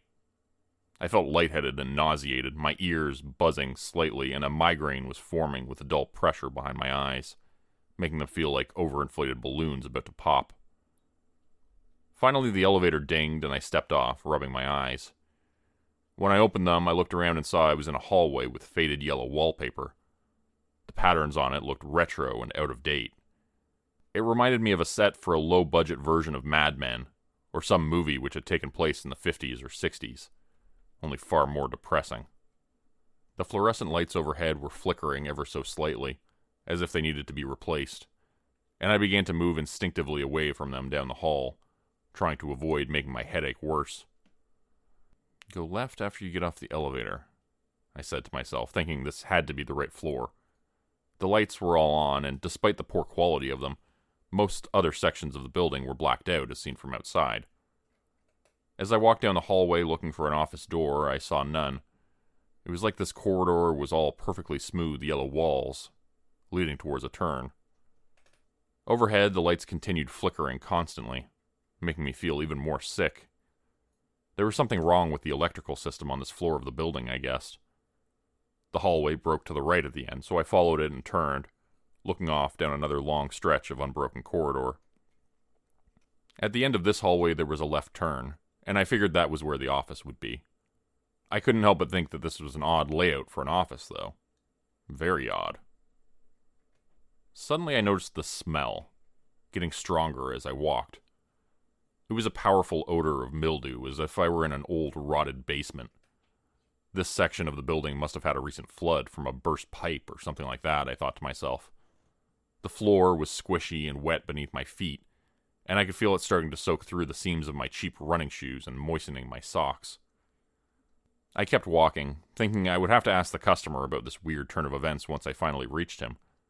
But once I got to the end of the corridor, it just led on to another identical hallway, another long, yellow-walled passageway leading about 50 yards towards a turn. Whatever this floor was, it was not the right one. It was almost like a maze of some sort, and I wondered if it was once an escape room that someone had created at great cost, which had fallen into disrepair. That would explain the layout of the place, not to mention the smell and the water damage. Maybe they had closed for the pandemic and never reopened again. I knew a few places like that. Deciding that was likely the case, I turned around and began to head back towards the elevator. Obviously, the man had been on the 14th floor after all, and the more I thought about it, the more sure I became. The man had said floor 14, turn left from the elevators and look for the first door with a light on. So I went back the way I had come, only to find that it wasn't the same as I'd left it. I don't know how to explain it any better than that. The walls were the same urine yellow color, with the same hideous, outdated patterns on them, but the corridor turned right instead of left at the end. It didn't make sense. I had exited the elevator and gone left down the hallway, turning right at the end. I remembered specifically that it was a right turn, and I was 100% sure of that fact. But now it was the opposite. Where the hallway should have turned 90 degrees to the left, leading back towards the elevators, it was now another right turn, leading away from them. It was like I had entered some strange mirror world where nothing was how I'd left it seconds before. Feeling the wallpaper with my hands, I searched for a seam or a hidden panel, thinking this had to be a trick. I was suddenly picturing a YouTube gag.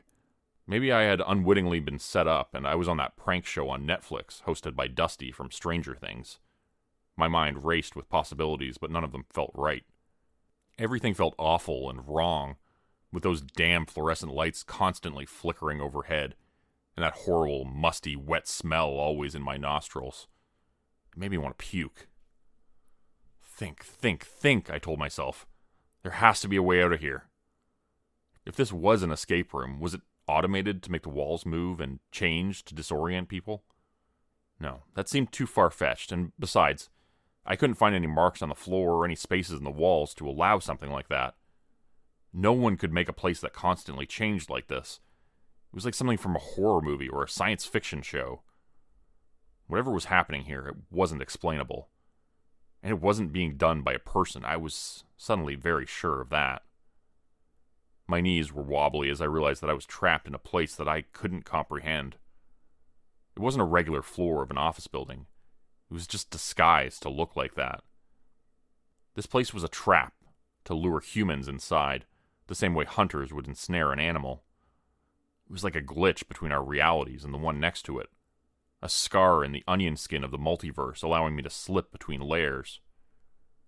My heart began to race as sweat rolled down my cheeks, my hands trembling as I picked at my nails, a nervous habit I picked up from my late father. A lump rose in my throat as nausea overcame me, and I hurled all over the soggy carpeting, dropping the pizza box to the floor where it sank into the shag with a wet, squelching sound. That mildew smell was getting worse, I realized, as if I were going deeper and deeper into a sickening basement filled with mold. Disbelief ran through my mind for a few seconds. I was tired. I had simply been on autopilot, and I had taken another turn without realizing it. I would walk around that corner and another one after that and find the elevator sitting there waiting for me. I'd made an extra turn, that was all. It was so simple. Sure, I'd thought there were only 2 turns, but it had been a long day. My mind was playing tricks on me, that was all. I breathed an unsteady sigh of relief. With that thought firmly planted in my mind, I began to march purposefully down the hallway. Then I realized I had forgotten the pizza and raced back to get it. But it was gone. The thermal insulated bag, which would cost $50 to replace if I lost it, as well as the customer's order. It was all missing. Vanished as if someone had walked through the wallpaper and taken it, then disappeared again behind the yellow to hide. but the walls were still smooth and blank. Not a door or light switch to be seen. There were no Wi-Fi routers attached to the ceiling, no thermostats on the walls, or motivational posters like in a regular office. Only flickering fluorescent lights and soggy shag carpeting, piss-colored wallpaper, and hopeless despair. I took out my cell phone, thinking I would call for help. Someone would find a way to rescue me from this place, whatever it was. I just needed to dial 911 and wait for the authorities to arrive. But my phone had no signal. Despite my close proximity to 100 different cell towers, this place was blocking any chance of reaching the outside world. Attempting to dial 911, I found it wouldn't go through. Nothing would go through. Texts, calls, emails, everything was blocked due to a lack of signal. The thinking icon on my phone just spun around in hopeless circles, never finding an answer. Desperate to get out of this place, I began to run back the way I'd come in, not caring when the hallways didn't go where I expected them to. I just sprinted, terrified, turning down one random corridor after the next, thinking maybe if I ran fast and hard enough, I could outrun this place, and I would find myself back in front of the elevators again. My feet squelched and sunk deeper into the shag carpeting, further with each step I took, as if the furry material beneath my feet was getting longer like grass left unmowed. No matter how long I ran for, the elevators remained stubbornly hidden, as if they had blended back into the walls as soon as I exited them, like alien cloaking equipment in a science fiction movie. And either way, the place was changing. Every time I left one space and came back to check, it was different than it was before. Finally, the zigzagging corridors ended. I found myself in an empty yellow room. The shag carpeting was now up to the tops of my shoes, and I felt like I was sinking into it more with each step. It was like quicksand, sucking at my heels and making me exhausted as I fought against it, like tiny hands were grasping and pulling at my feet. A filing cabinet sat in one corner of this new room, abandoned. A pencil sat atop it. These were the only signs of anything different I had seen since getting off the elevator. Stumbling toward it like a desert walker finding an oasis, I grabbed onto the filing cabinet and felt its cool steel, trying to judge for myself whether it was an illusion or not. It felt real. I picked up the pencil and found its lead had been removed, and it was just a hollow tube of wood now. Useless. I had hoped I could use it to write a message, to tell someone I'd been here, but that wouldn't work. How long had I been wandering this place for? Suddenly I couldn't remember. It felt like a very, very long time. But strangely, I wasn't hungry anymore. I tried to open the filing cabinet, but found the drawers were locked. Attempting to pick the whole thing up, I discovered it was attached securely to the floor as if bolted in place. Part of me wanted to pick it up and throw it, smashing it through one of those disgusting urine yellow walls, hoping to break through to the other side. But what would I find if I did? If there were more sickly yellow walls and endless twisting corridors, I would lose my mind completely. I tried to pound on the walls of the room with my fists, but found they were sturdy and unyielding just like the others. The only way out was to move forward or to move backward. Suddenly, either one seemed the same option. The fluorescent lights were particularly bad in this room, flickering with a mind-numbing buzz that would drive most men insane within a matter of minutes. I had been in here for a while. Again, the concept of time seemed meaningless, as my phone had stopped working, and the little clock at the top of the screen was stuck at 11:17 p.m., around the time when I'd gotten into the elevator. But I'd been in here for hours, it felt like, maybe longer. If someone had told me it was days, I wouldn't have argued. Then again, if someone else had insisted it was just a few minutes, I would have believed them too. Finally, I got so sick of the flickering hum of the overhead lights, I moved on to the next room. This one was empty.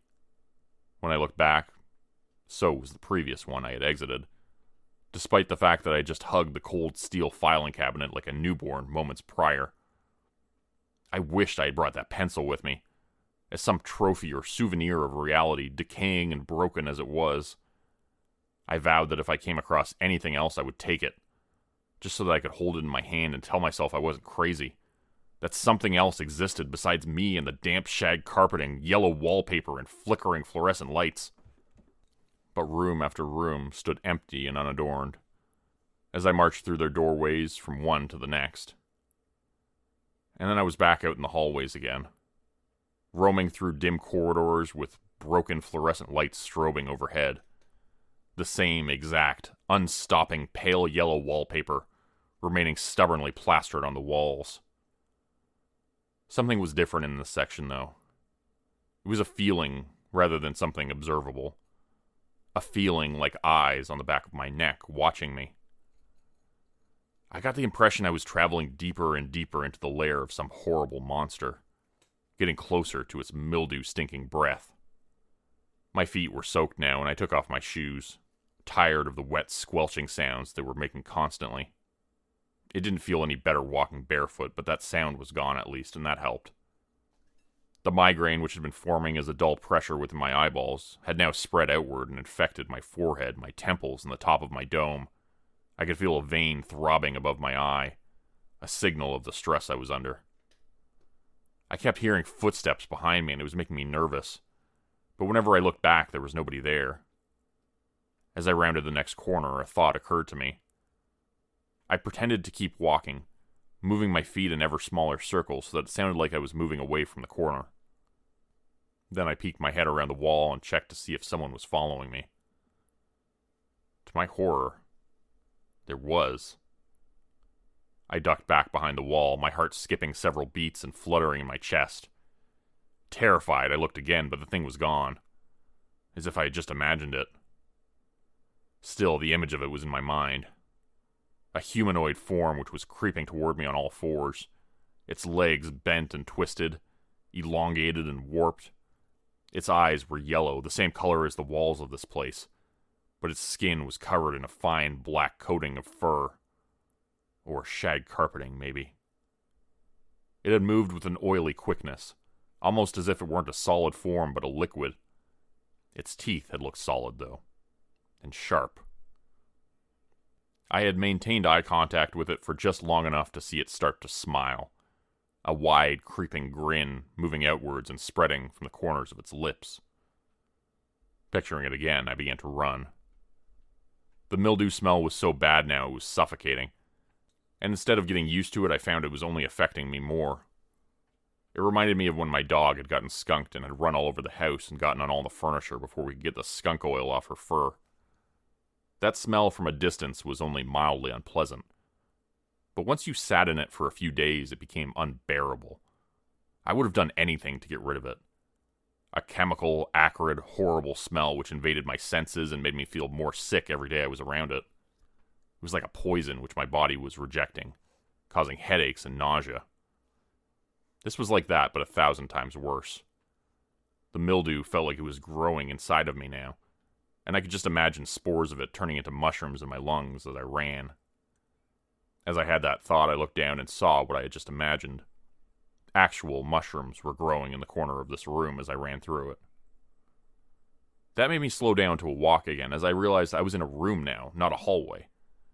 This one was larger than the others, but the lighting and moisture and the smell were just as bad. I stumbled forward and found the shag carpeting was dragging at my feet even more here, pulling me down into it with a force that was hard to resist. But I pressed onward, terrified of what would happen if I stopped. There were remnants of a kitchen in the next room, a fridge and a pair of cabinets with a sink. It reminded me of a break room in an office. I wandered over to the fridge, opening it to find a couple of shelves sparsely populated with moldy food. There was a sandwich blooming with blue and white fungus, and a sunken brown apple sitting next to it. Covering my nose with my sleeve, I closed the fridge door and tried to hold my breath until the stink was gone. When I finally did breathe again, it was no better than before. Curious, I went over to the sink and turned on the water, wondering what would happen if I did. It spit out some brown, muddy-looking liquid for a few seconds and then stopped, dripping afterwards for a while. I didn't feel hungry or thirsty, I realized, and I wasn't tired.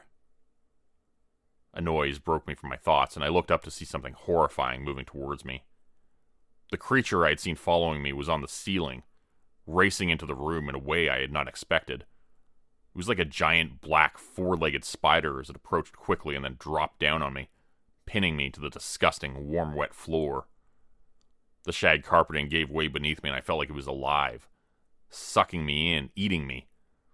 Carnivorous carpet, I thought, and a manic burst of laughter spilled out of me even as I was being attacked.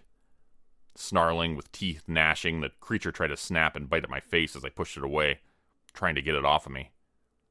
Its drool was dripping onto me as it snapped its teeth, raking its claws across my forearms and my face as I fought it. The thing was quick and angry, but I had the size advantage. I managed to roll and shove it off of me, kicking it hard in the face afterwards. Surprisingly, the creature whimpered and ran off like a wounded animal, but I had a feeling it would be back. Maybe with its friends. I tried to rise to my feet, but the moist shag carpeting was refusing to let me at first. It was grabbing and pulling at my clothing and at my exposed skin, like leather on a hot day. Finally, I managed to get away from it and rose to my feet with an effort. Looking around, I tried to remember which doorway I'd used to enter the room, but suddenly I couldn't remember. Then again, it didn't seem to matter anymore. There was no way out of this place. I was trapped here for eternity. This was purgatory. I guess I wasn't good enough for heaven, and I wasn't quite fit for hell. Hello? I heard a voice say from behind me. I spun around, seeing a woman standing in the doorway. Terrified of what horrors this place had in store for me next, I stumbled backwards, until I crashed into the fridge. It didn't rock back and forth like a regular refrigerator, instead staying firmly planted like a boulder. The woman wasn't attacking me. She wasn't racing towards me on all fours with sharp teeth and claws. She wasn't trying to eat my face.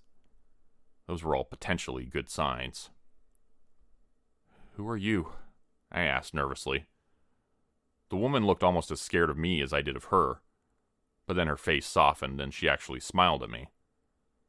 You're real, aren't you? She asked with a nervous titter.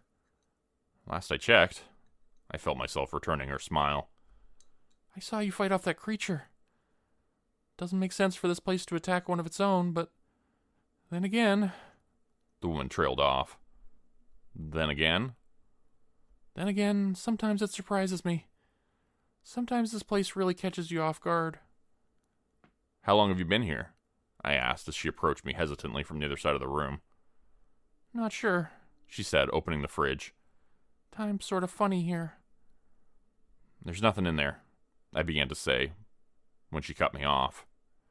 I know, I was trying to get the door off when I heard you coming. She began to pull and twist at the door of the fridge, yanking on it and trying to pop it from its seams. Why? Use your imagination. You never wanted to try breaking through one of those walls? Maybe this could do it.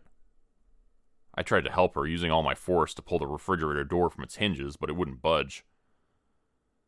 It's no use. Anything you can take with you is useless around here.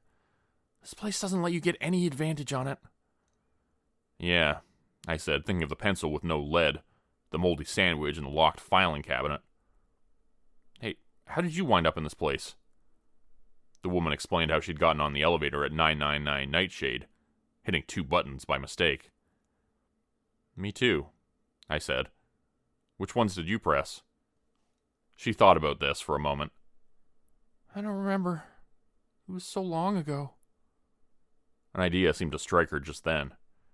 Hey, give me a boost. I want to try something. I cupped my hands and she began to climb up on top of the fridge. Then she pulled something out from her pockets. It was a set of car keys. She drove one of the keys into the ceiling and it began to drip and bleed like an open wound. Red liquid smeared her hands and ran down her arms, splattering on the floor. But I could see moonlight and stars above. See? She said. This is why I buy my pants from the men's section. Pockets. And the ladies in the office always made fun of me. I climbed up on the counter next to the fridge as she opened the hole in the ceiling wider with her car keys, sawing at what looked like flesh as the yellow ceiling opened up, creating a gaping hole, exposing the night sky. Come on, she said, helping me up. The two of us crawled out through the gap in the ceiling, and I felt the beautiful, cool night air on my face and breathed it in, gasping. It was so much better than what was in there, in that horrible place. I looked down to see the gap in the ceiling remained, and if I wanted to, I could go back down there. But who in their right mind would ever want to do that? When I glanced back up, I saw the woman was gone, as if she had never existed in the first place. My car keys were in my hand, as if I had been the one to cut through the ceiling. When I thought back, I even remembered doing it. Had the woman been a hallucination? A ghost? Someone who had jumped from this building in years past after being stuck inside that place? Or just another creature conjured up by that twisted place which existed between dimensions? The back rooms between worlds? One thing was for sure, I would never go back there. Never in a million years. I looked up and saw I was standing at the edge of the building's roof, looking down. But I didn't remember walking there. Backing away, my heart pounding in my chest, I looked around. The roof had no door leading back inside. There was no way to get off the roof. No way except going back through that hole I had come through. Either that or...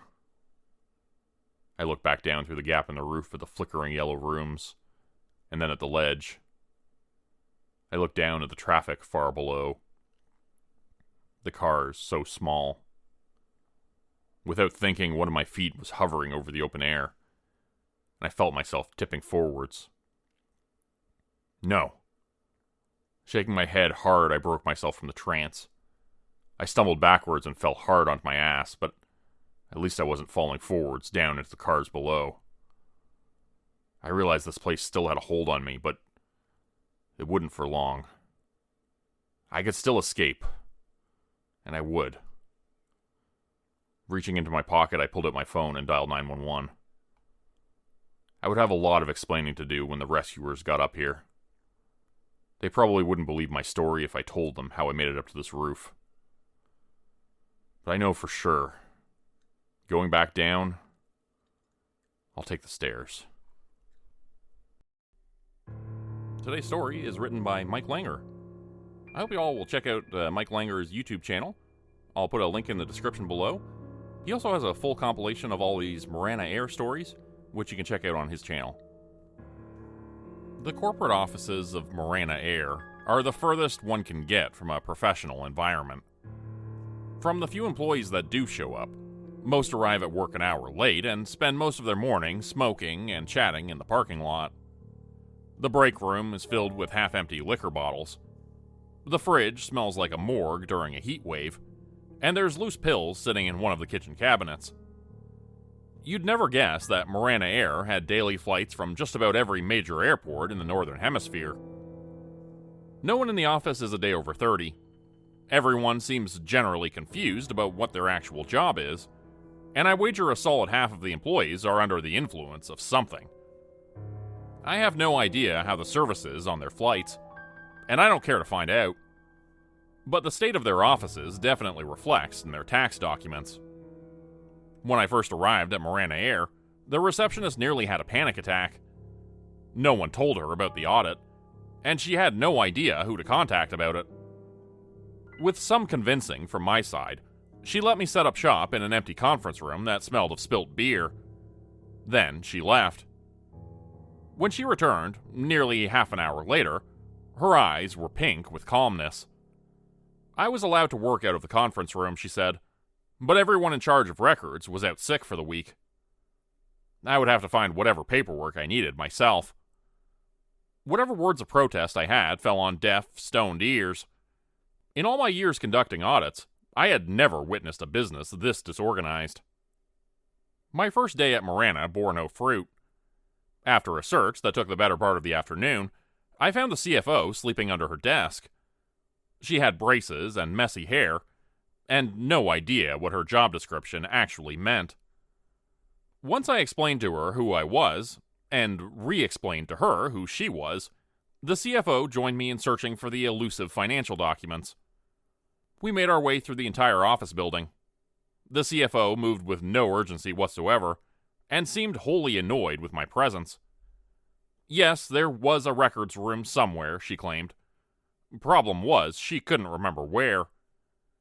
Nothing approaching financial records showed up on our search. Instead, we found a game of poker, a bunch of employees drinking cooking rum, and a maintenance closet filled with rags that smelled overwhelmingly of sweat. Since the CFO couldn't remember what parts of the building we had searched, We found the maintenance closet twice. The CFO went home early that day.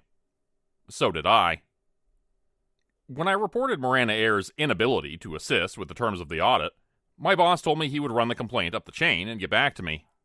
I wasn't excited about the prospect of going back to their offices, but I figured there was nothing left there to surprise me. I was wrong. Dead wrong.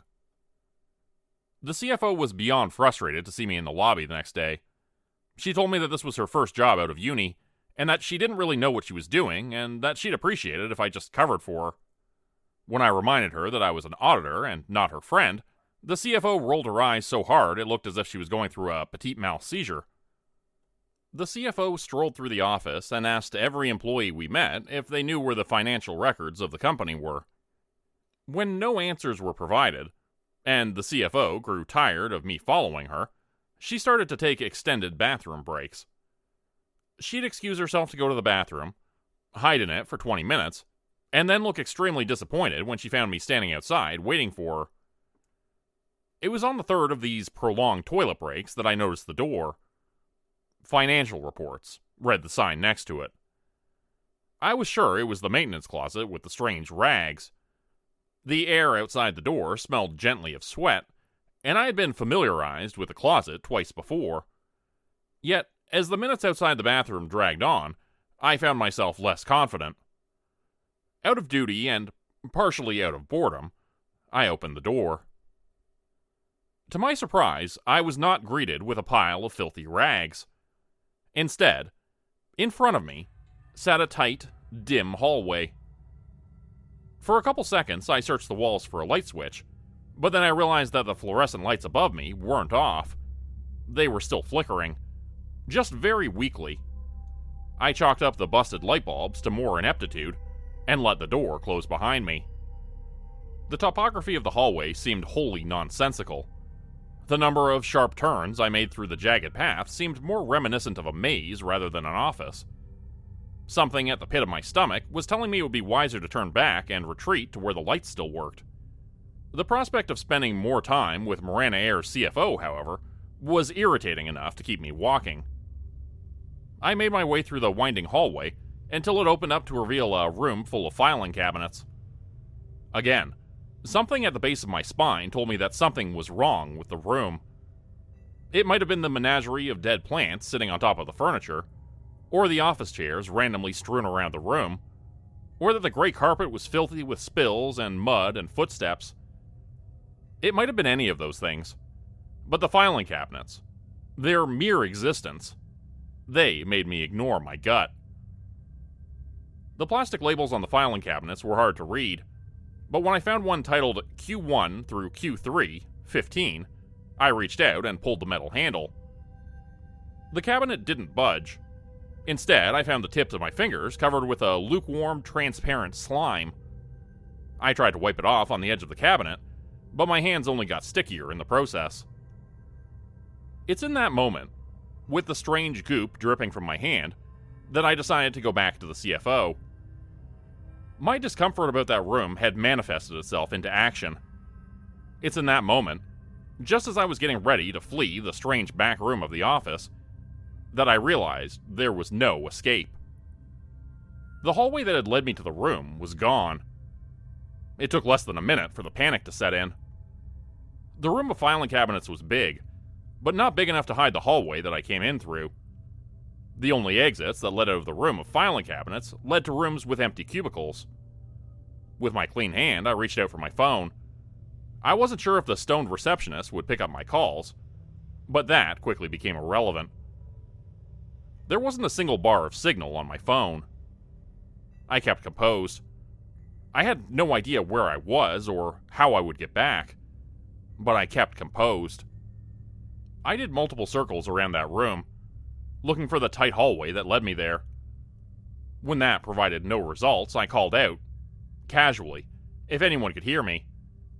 I was doing my best to keep composed, but my will was starting to slip. I was desperate enough to scream. Just before I lost all composure, though, I heard it. A flute.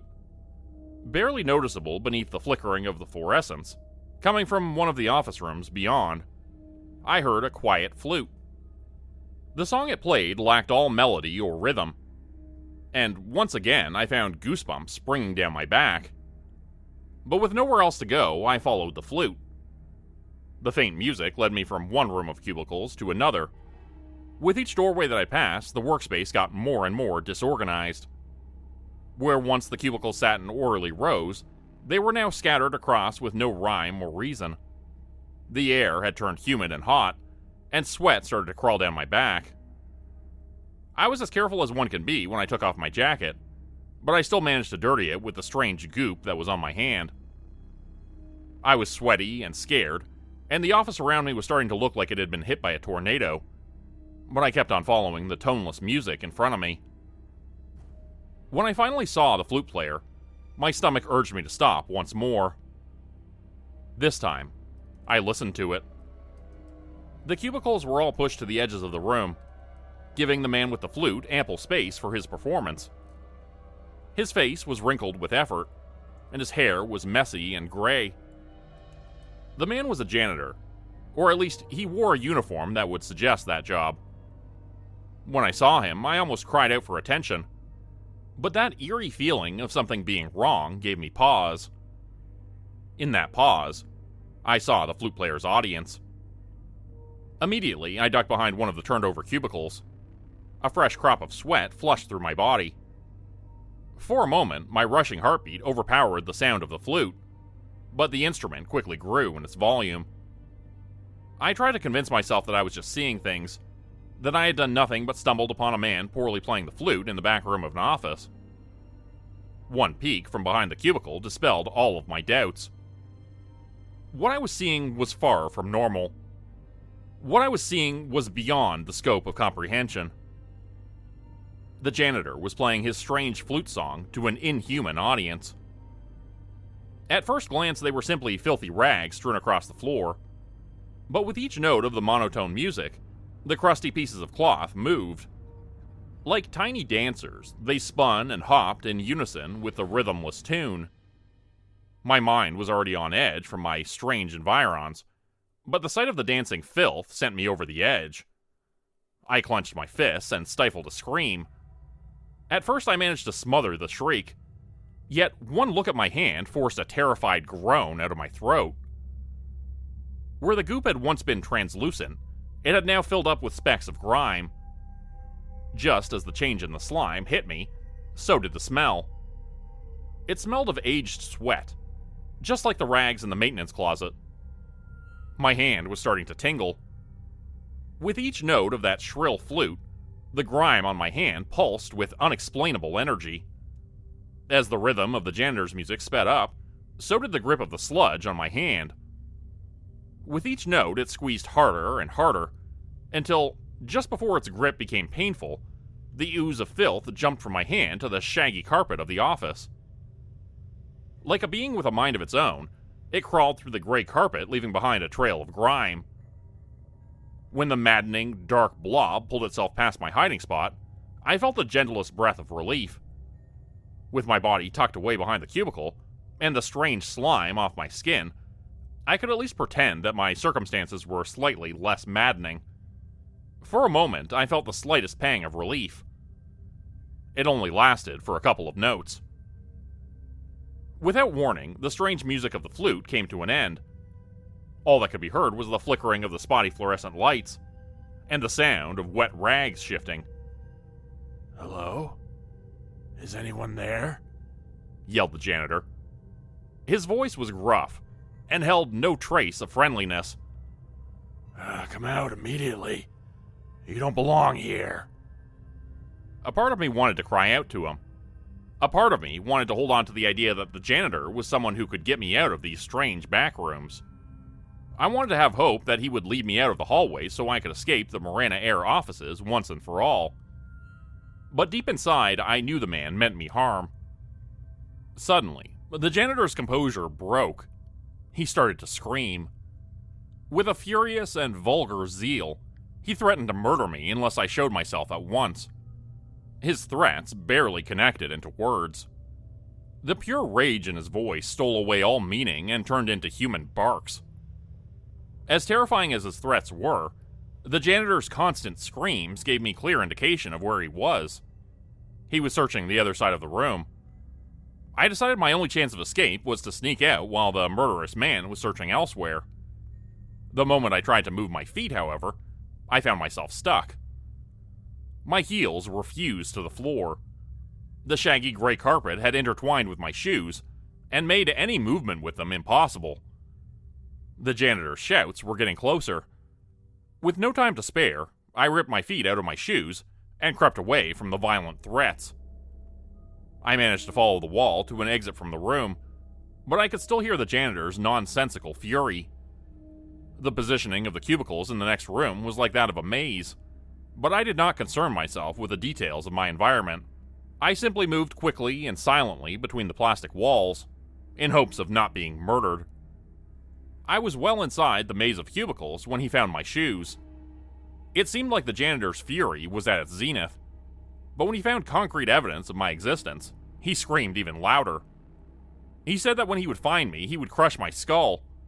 He screamed that I had ventured into a place that no one was to know about. I moved even faster. When I was sure he wasn't behind me, I started to run. Adrenaline was surging through my body, and I was already drenched in fearful sweat. But the further along the maze of plastic I ran, the more it became clear that the floor was wet as well. The deeper I ventured into the back rooms, the louder the squishes of my footsteps became. I paid no mind to the nature of the floor, or the rhythm of my heart. My focus was wholly on getting as far away from the mad janitor as I could. His threats were terrifying, yet the more I ran, the fainter they became.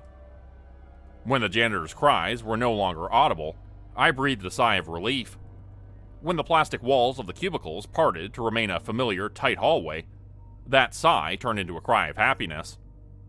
The carpet had turned into a puddle of God knows what. My chest ached with exhaustion, and I was drenched in sweat. But the tight hallway seemed familiar enough to give me hope. After a couple turns of the corridor, though, my heart dropped once more. I heard the shrill notes of the flute again. They weren't coming from a specific part of the office.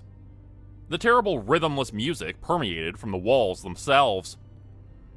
I continued walking, trying to ignore those terrible notes that danced around me. The music, however, was not the only thing that scared me. At first, I thought it was just a trick of the eye. I thought that maybe through the sheer exhaustion of my ordeal, I was just seeing things. But after a couple of the strained notes, I knew I could lie to myself no longer. The ceiling of the office was dropping lower and lower with each note. The hallway was closing in on me. I hoped that each turn through the jagged path would be the last, but the corridor shrunk before me without an exit. It wasn't just the ceilings of the hallway that were changing. With each corner I rounded, the floor grew wetter and wetter. The carpet was no longer gray. A thick layer of grimy water rendered it jet black. As the ceilings grew too low for me to sprint, I started to feel something tugging at my feet through the black water. When the ceiling grew low enough for me to have to crawl, I was certain of it. Each note of the shrill flute was accompanied by a tightening of the carpet. It was as if the hallway itself was trying to trap me. With each note of the flute, the grip from beneath the lukewarm water grew tenser and tenser. I heard the janitor again. He screamed vulgar threats between each of the notes. He described, in detail, how he would break my bones and rip out my tongue if I was ever to tell anyone what I had witnessed in the hallway. He threatened to brutalize my body if I ever escaped, so I crawled through the dark sludge as fast as I could. There was scarcely room for me to crawl when I finally saw the end of the hallway. There was no door. Instead, there was a mess of cloth gathered at the end of the corridor. The cloth moved much like the janitor's eldritch audience, and from beneath the water I could feel tendrils of something cold and malicious reaching beneath my fingers. The air reeked with ancient sweat, and my mouth tasted of battery acid. The sight of the squirming wall of rags made my stomach turn, but I knew that the janitor would not spare me if he caught up with me. Gathering every ounce of courage I had in my drained body, I launched myself into the wall of filthy cloth. The smell was overpowering, and the rags reached out from my body like malicious tentacles. As I crawled through the shifting mass of filth, the flute and threats grew more distant. I crawled and I prayed and I held my breath until I could crawl no more. My skull hit something solid. Before panic could wholly consume me, I realized I could stand up. It took me a mere second to find the door of the maintenance closet. I found myself standing in the familiar, well-lit offices of Morana Air. I did not stay long. Shoeless and covered in grime, I sprinted out of the building, got in my car, and promised to never return again. I've been reassigned from the audit, but I doubt my boss believed a word of what happened to me.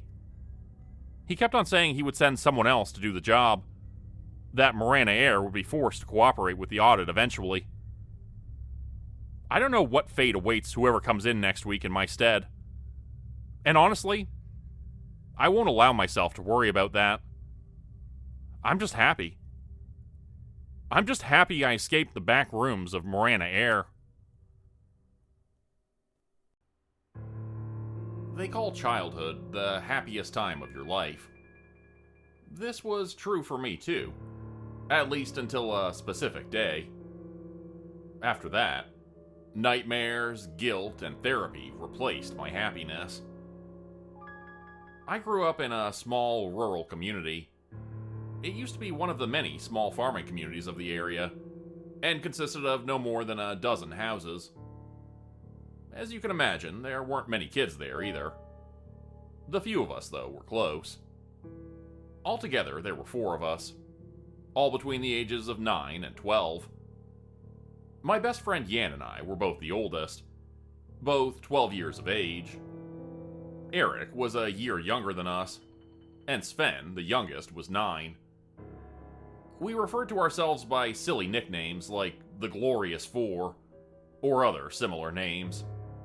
They were all taken from or based on Saturday morning cartoons. We spent most of our free time on either the local soccer field or the playground. Every once in a while, we also went exploring the area, and the small forests around the village. In summer and early autumn, that changed. During that time, it drove us to the local cornfields. The tall and thickly planted stalks of corn were an entirely different world. It was always an adventure to explore the fields. At times, we searched for hidden secrets inside. At others, we'd build small hideouts, to the displeasure of the local farmers. To clear things up beforehand, cornfields in Germany are generally not as vast as the American counterpart. The ones around our village measured only a few kilometers in length. Sure, to us kids, they seemed huge, but in reality, they were pretty small. Our chances of getting lost were almost non-existent. We could walk any random direction and would end up at the edge of the field after no more than an hour. During the summer holidays, my friends and I would meet up right after lunch. We left our bikes at Yan's home and set out for the fields. On our adventures, we'd find all sorts of things. Shiny stones, rusty tools, old newspapers, and once in a while, even a coin or an old piece of clothing. In typical kids' manner, we made up all sorts of stories about these things. Rusty tools were left behind by farmers, who ran from scary monsters.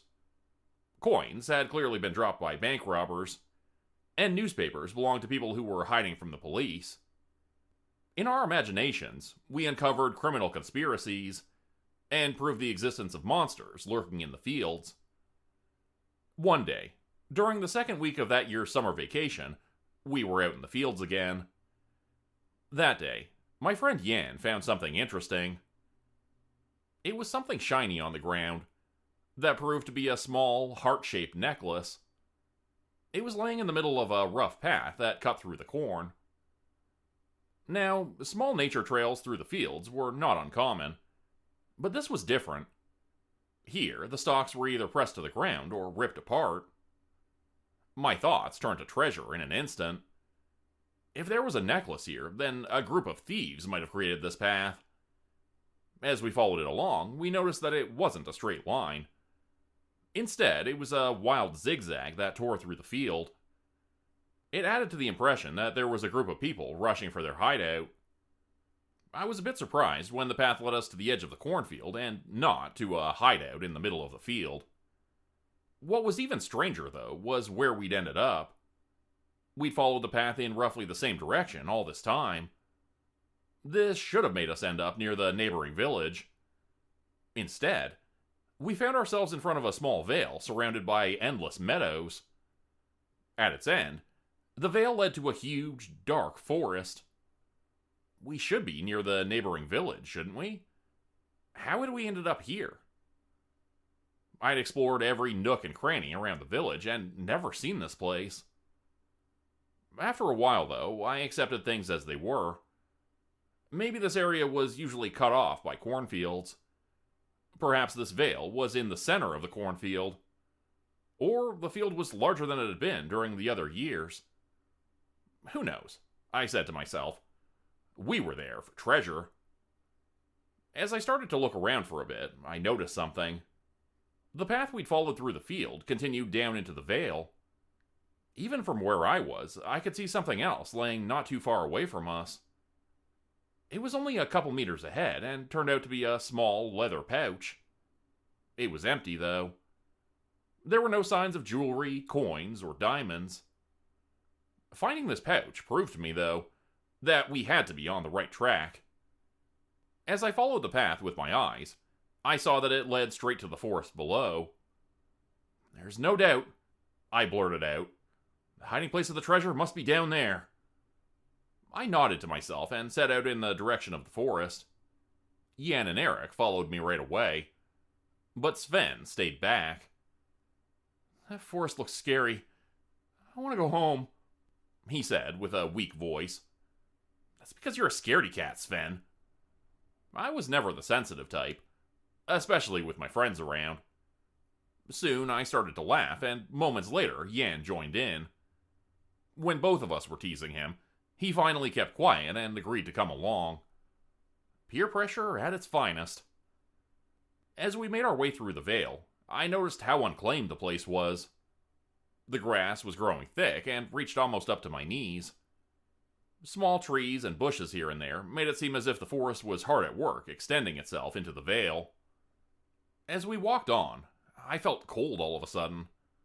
A fresh breeze had come up, and only as I looked did I notice how dark it had gotten. Thick, gray clouds that hid the sun filled the sky. Hadn't it been a perfectly clear day when we'd walked through the cornfields? At the edge of the forest, I first thought the path stopped there. My hope was already fading, but Eric pointed out a few broken-off branches nearby. Scanning the area revealed some unearthed trees, and many scattered leaves. I pointed in the direction and we continued on. The forest ahead of us started out normal enough, but with each step it grew darker. As we made our way deeper and deeper inside, I started to become a bit more anxious. The first thing I noticed was the light. By now, it seemed as if we were walking in a sort of twilight. The world had changed from bright green and brown colors to an almost colorless gray unison.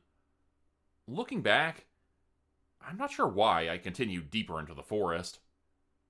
I guess it was a mixture of curiosity and not wanting to admit how anxious I was in front of my friends. I heard Sven talking to Eric in a low voice. It sounded like he was out of it and barely holding back his tears. This was enough, I said to myself. I stopped and looked around us and then at my friends. Only then did I notice how quiet things were around us. I'd lived near forests my whole life and knew that you were supposed to hear birds and the rustling of trees. Here in the gray twilight, there was nothing. Everything started to feel wrong, and for the first time, I felt alone. I knew my friends were there, right next to me, but it didn't give me the comfort it usually did. When Eric poked me in the back, I jerked around to yell at him, but I saw that he was pointing at something. With a strange feeling of premonition, I looked at what he was pointing at. It was a sort of construction nestled between a few trees. It was no more than 30 meters away, but so easy to miss. For a moment, I scanned the area around us in a surge of panic. Was there someone else here? This day had started out as just another little adventure. Pretending to hunt criminals and searching for treasure was one thing. Now, though, in this forest, the danger started to feel very real. I had enough of this whole thing. We should go back, I thought. I was about to suggest it when Yan took the first step in the direction of the weird construction. "Let's check it out," he whispered with a grin on his face. "What are you—" I started, but then nodded. I didn't want to admit that I was afraid. So, against my own feelings that things were wrong, I followed him. Eric tagged along after a while, but Sven stayed where he was. I couldn't blame him. As we got closer, I saw that it was a sort of hut. It was constructed from nothing but sticks and branches of various sizes. The roof was covered by leaves, grass, and dirt. Only now did I see how big this whole thing was. The whole area in front of it was devoid of grass. It looked as if even the forest vegetation was retreating from the place. My skin started to crawl as I followed Yan. "This is wrong," a voice in my head said over and over again. This was not a natural thing or some animal den. No. This must be someone's hiding place. I could even see a fire pit in front of the hut. What if there was someone out there? What if they were dangerous? What if they were inside right now, waiting for us to get closer? I stopped, but Yan walked on as if nothing was wrong. I cursed in my mind. Why did that idiot have to go closer? I stepped forward to tell him once and for all that we should get out of there right now. At that moment, I noticed something out of the corner of my eye. I looked over at the hut, and my heart skipped a beat. There was a large, open entrance, and there was something right inside of it. My first thought was that it really was a person lurking in there. I already imagined someone getting up and running over towards me. In fear, I took a step back and bumped into Yan. I almost ran away, but then I saw that nothing over there was moving. "What are you doing?" he asked in annoyance. My eyes grew wide, and I raised my hand to motion for him to be quiet. "What is that?" But he broke up when I pointed at the inside of the hut. The two of us both watched.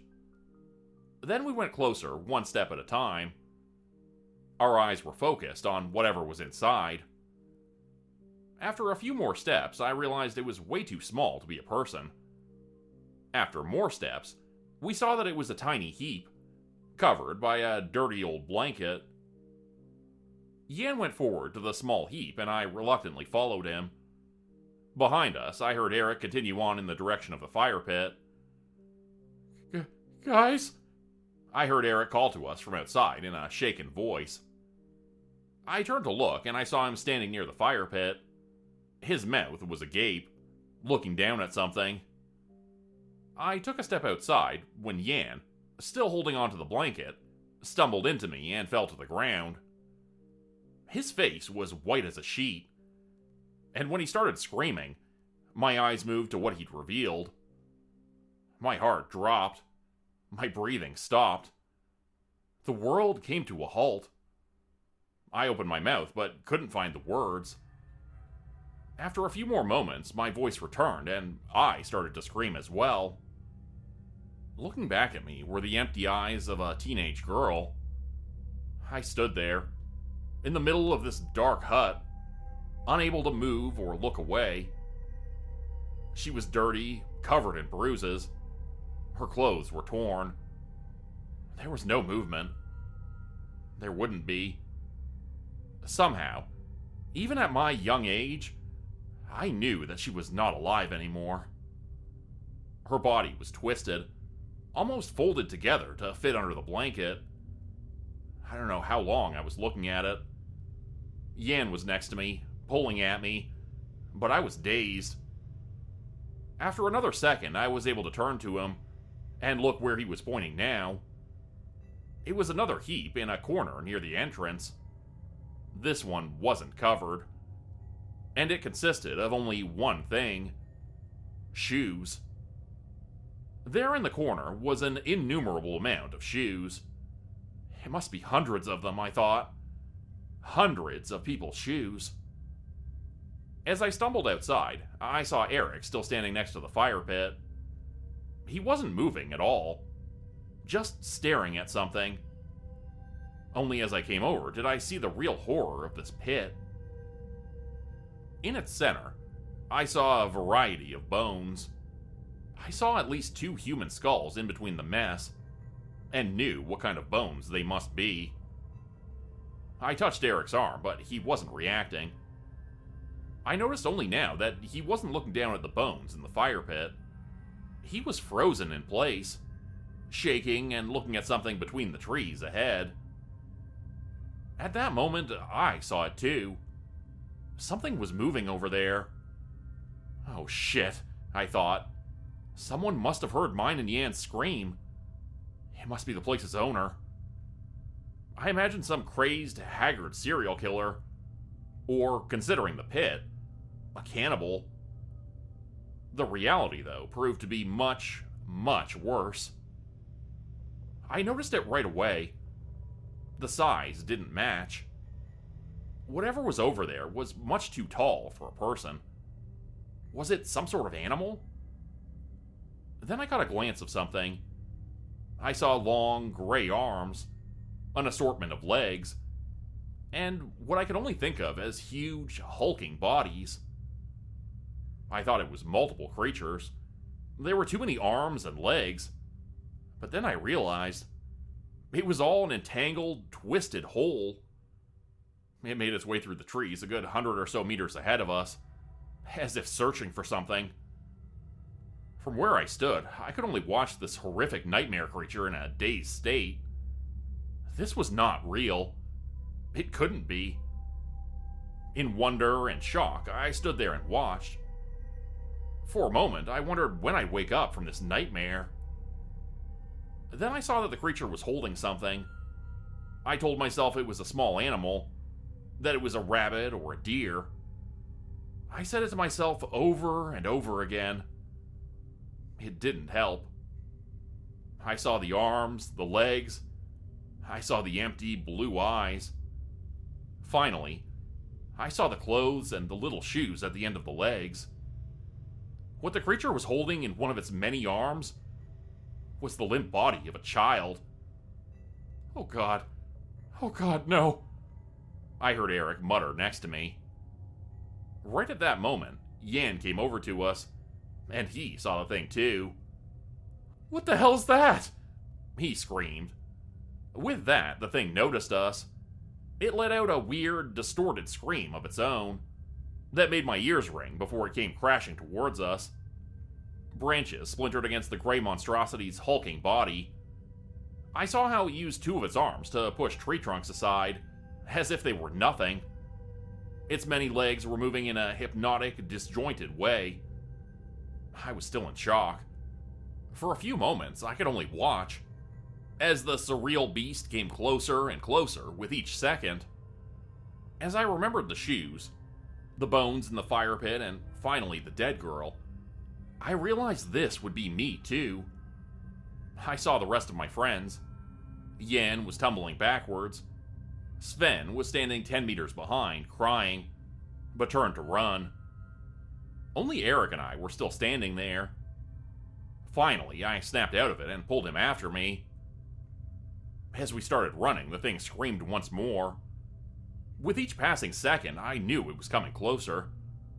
I could feel the ground shaking with each step of its many legs. I turned around, sure I would see the thing reaching out for me. But no. It had stopped in front of its hut. It must have been the thing's hideout. It dropped its prey and then started to move its head around. It looked as if it was sniffing the air. Was it blind? I had no idea and kept running. What the hell was that thing? Where were we? My legs ached and my lungs burned. For a short moment, I slowed down to catch my breath. As if to answer this decision, the creature screamed once again. Oh, please, no. Just stay there, I prayed to myself. I didn't have that much luck. The noise behind me was enough to know that it was coming after us again. It sounded as if a truck, or better, a tank, was crushing through the forest behind us. I heard the splintering of both trees and branches. It was as if nothing could stop the thing. Finally, I saw the edge of the forest ahead. When I reached it, I rushed outside into the small vale. My friends were all ahead of me, even Sven. I didn't get to focus on them. Only seconds after me, I heard something huge explode out of the forest as well. Branches and twigs came raining down all around me. I looked over my shoulder once more. I saw the sickly, gray, leathery skin of the monstrosity, only a dozen or so meters behind me. This time, I was able to make out the deformed head. There was a gaping maw and a weird, bony hole above it. Where the thing's eyes should have been was only grown together scar tissue. Its forearms were all reaching out for me. I remember that its hands had too many fingers. I don't know how many there were. They were almost as thin as twigs, but much longer, as if they had too many joints. Right at this moment, I tripped over a hidden stone in the tall grass. For a few more steps, I went on, before I crashed straight into the ground. Yan, who must have seen me fall, turned toward me. Our eyes met, grew wide, and he screamed at me, "Get up, get up, get up!" Right then, the creature behind me turned around. It focused its attention on Yan. I saw how it rushed over to him on its many legs. Then, only moments later, the long, thin fingers reached out for him. The thing let out a triumphant scream as it caught my friend's squirming body in one of its hands. He screamed in pain, fear, and confusion. I saw tears streaming from his eyes. He struggled against the grip and then reached out his arms toward me. "Tom, help me! Tom! Tom, help me!" He screamed my name over and over again as the fingers closed around him. I watched, shook my head, and the only thing on my mind was not me. Oh dear God, this thing has not gotten me. I can't let it get me. I have to get away. I jumped back to my feet and started running again. All the while, Yan was still screaming after me. I didn't look back. I couldn't. I only ran on. I didn't stop. I fought my way up at the end of the vale towards the edge of the cornfields. Finally, in a last-ditch effort, I made it and fell to the ground. My whole body was trembling with pain. Eric was there, and Sven arrived soon after. They were both crying. For long seconds, I lay there shivering. Any moment now, I thought, the creature would appear and get us, too. Then I realized it must have given up. That's when I remembered Yan. I turned to look down towards the vale and the forest. It had happened right next to me, but I didn't want to accept it as a reality. I hoped, no, prayed, for my friend Yan to come running up here as well. Instead, I saw only the grayish monstrosity as it made its way back to its hut. It was almost at the forest now. It wasn't running anymore. Its many legs moved in a steady trot. Even from this distance, I could see that it was holding something in one of its hands. Something small that was now limp. That was Yan, I realized. Yan, who had called for me to get up. I was unable to take my eyes away from the sight, as tears streamed down my face. It would have been me. I was the one who had tripped and fallen right in front of that thing. If Yan hadn't called out, it would have dragged me back into that ghastly forest. He had saved me, and I hadn't done anything for him. Right as the thing had grabbed him, I ran away and ignored him. No, I I'd abandoned him. Once we were able to move again, we started on our way back through the cornfield. None of us said a thing. Sven was still crying, even now. Eric was as lethargic as I was. No one said a word. No one mentioned that as soon as we made it out of the Vale, the sky was clear once again, and the sun was shining down on us. In our confused state, it took us hours to find our way back. Every sound we heard made us turn around in fear of the creature. When we finally made it home, it was already late in the evening. At first, no one in the village believed our story. When Yan stayed missing, though, the adults couldn't ignore it anymore. They talked about criminals and kidnappers hiding in the forest. When we told our story, they all disregarded it. They attributed the monster and everything else to our imagination and fear. A police search was started. They combed the whole area, searched through the forests and the meadows. Finally, they even checked the cornfields. They found nothing. There was no hint of the tiny vale or the thick, dark forest behind it. It seemed as if that entire area, as well as the monster, had never existed. It was the same for Yan. They never found a hint of him. No body, no remains, nothing. He too had all but vanished. I grew older and finally moved to leave this all behind. There was one thing I couldn't, though. My memories. For years, I went to therapy, but it didn't help. Many nights I wake up covered in sweat. In some, I see the monster and its gaping maw once again. In others, I hear my friend screaming out for me, and see his pleading eyes again. There are also those nights on which I lay in bed, wide awake, wishing my friend had not called out for me. I lived across the street from Harold for more than a decade. It's amazing what you see about people when you catch swaths of their life in passing. It was never that I intended to watch him or anything like that. This was merely a matter of living near him. I was there when they had the movers, when they renovated their house, and when they became just Harold. It was a dark morning with thick moisture in the air that served to let everyone know of the approaching storm. I was fighting off a cold of epic proportions, chewing lemon cough drops like candies and drinking cup after cup of peppermint tea. The mixture of these flavors tasted awful, but at least I could taste something.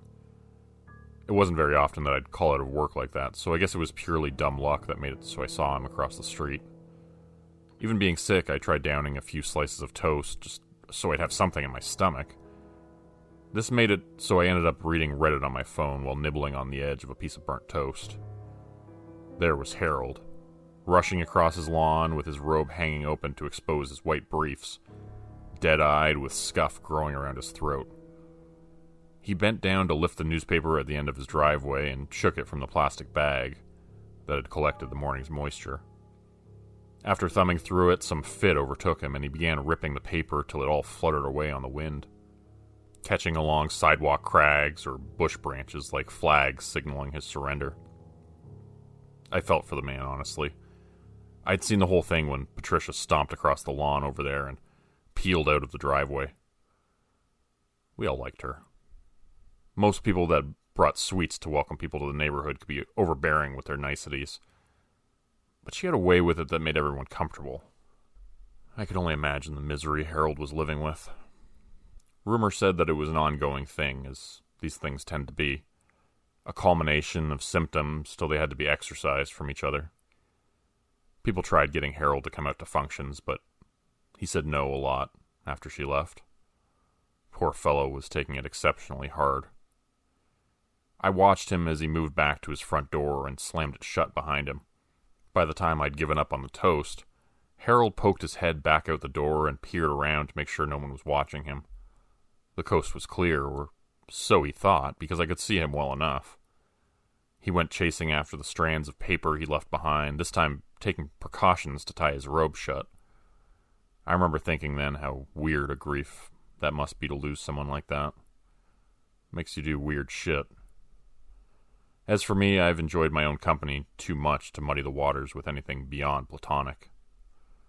Once he'd collected most of them, he trod out of sight once more, giving me enough time to look at a few more wholesome memes and finish my cup of tea. Finally, at some point that I'd not even seen, because I'd become so engrossed in my scrolling, Harold was in his yard between the two maples, angled against a spade with effort. Even from a distance, I could see that the morning sprinkle was making quick work of his bedhead, so it conformed to the shape of his skull. My brain took minutes to realize what he was doing, but as the pile of wet earth beside him grew, it registered. But why? What the hell was he thinking? Was he planting something? I watched him like that for at least half an hour, sipping through 2 cups of tea. He was in the hole, halfway up his shins and caked in mud. As I polished off the last cup, I moved to grab my umbrella and stepped outside.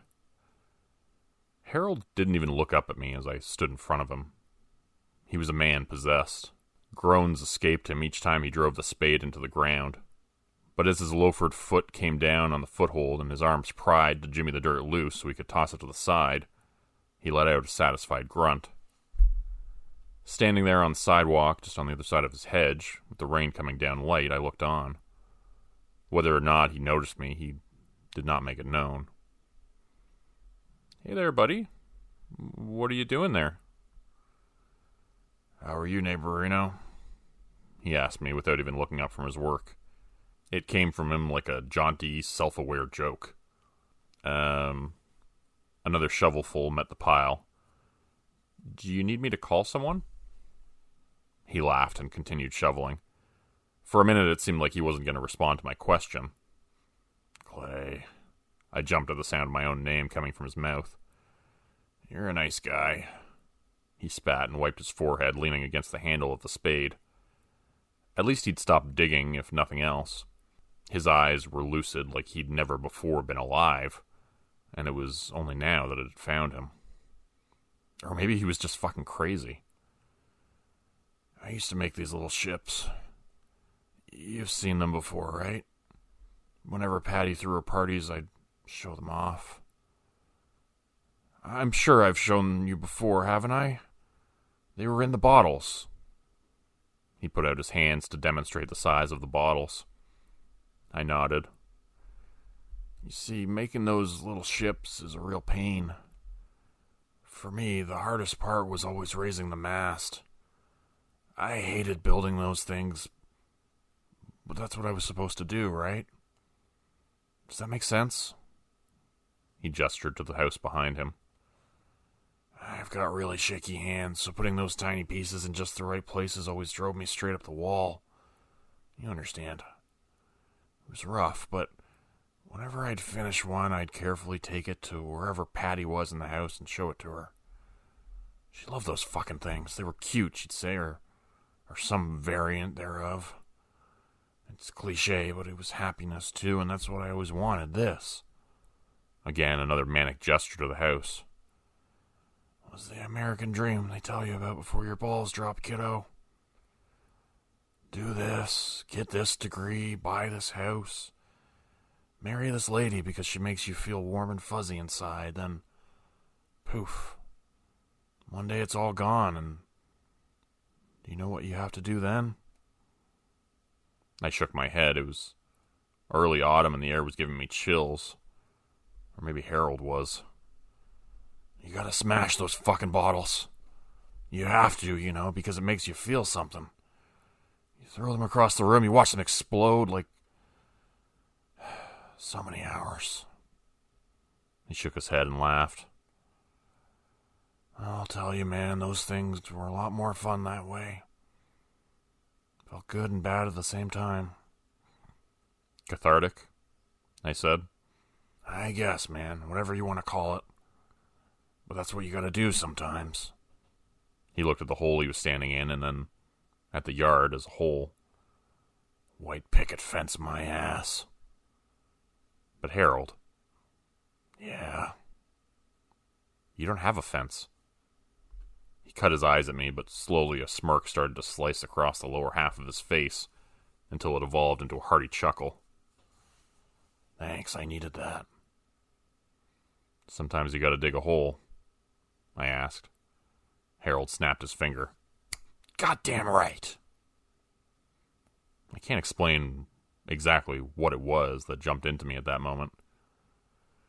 Looking back on it, it's the most indescribable sensation. I looked back to my house across the street beneath my umbrella in the dreary rain and even in the cool weather. I could feel fire in the pit of my stomach. Perhaps he infected me with his madness, but I'd rather state my case as this. Sometimes you gotta dig a hole, because that's what feels right. Splashing through puddles as I ran through the rain toward the shed in my backyard, I found my old worn-out shovel. It was rusted from years of disuse. I bolted back towards Harold's, forgetting my umbrella completely. I must have lost my mind, running around in the rain with a cold to go and dig a hole with my neighbor. When I say it aloud, it sounds insane. But when you're in the moment, things are different. I jumped into the small hole he'd created and began chipping away at the edges and loosening the dirt so we'd have a wider area for us both to work comfortably in.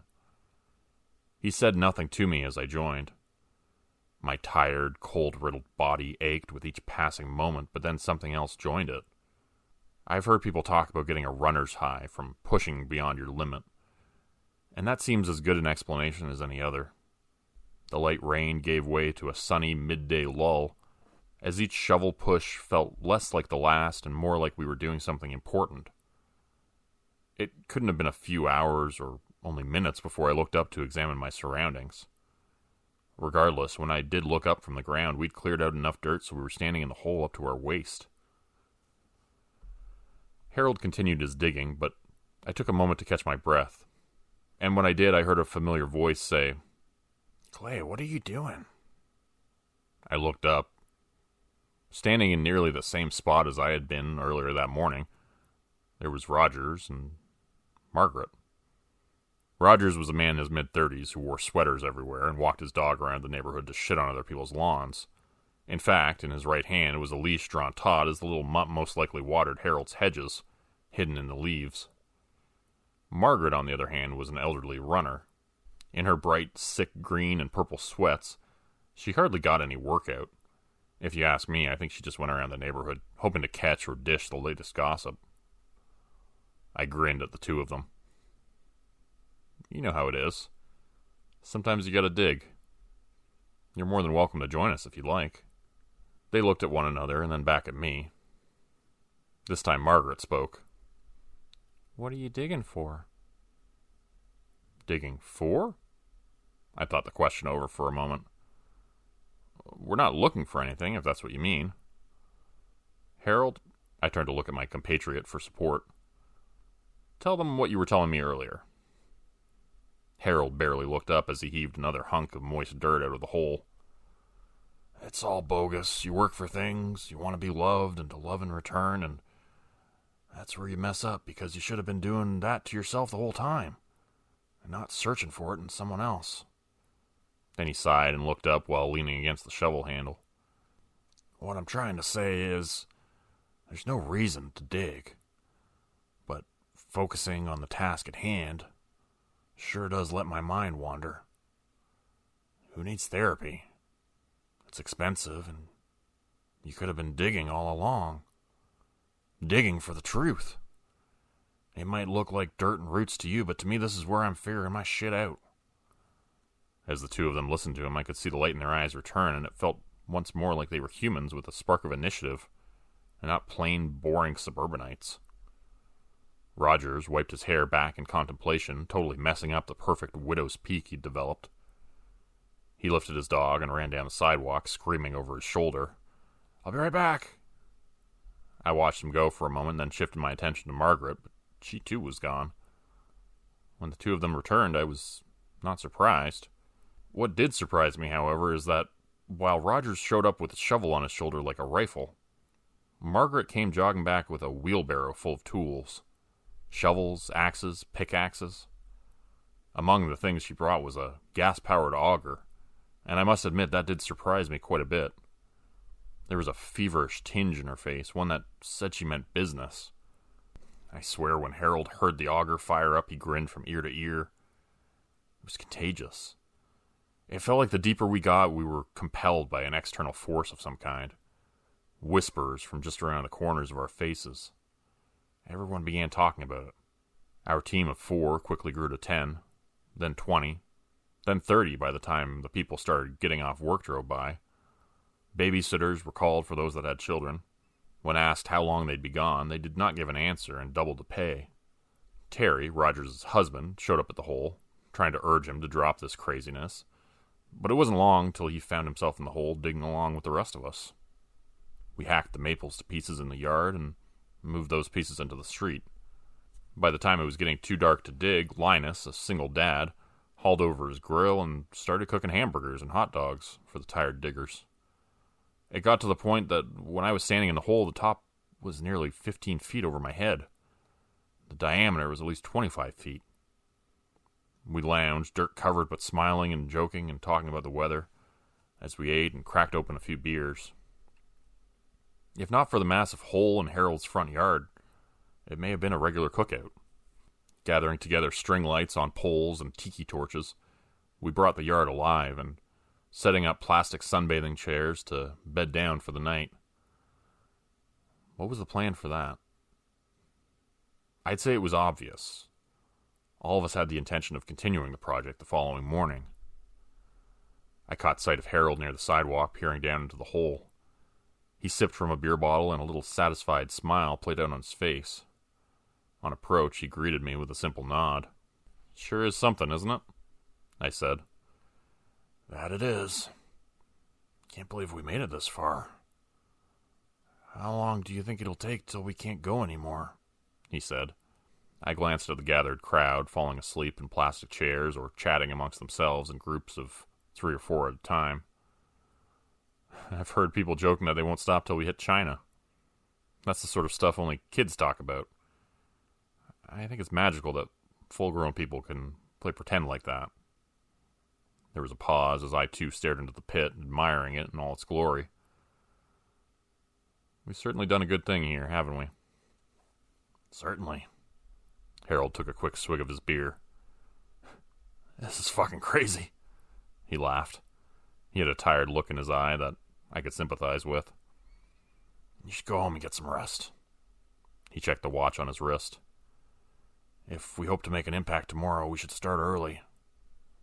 I put up 2 fingers and gave him a lazy, jokey salute. "Good night." "Night." Never before in my life have I slept like I did that night. It wasn't just the tiredness or my cold either, if I were to guess. In black dreams, I heard what can only be described as electric bubbles in my ears. The screeching in the night filled me and hollowed me out, same as we did that pit. It was a nightmare.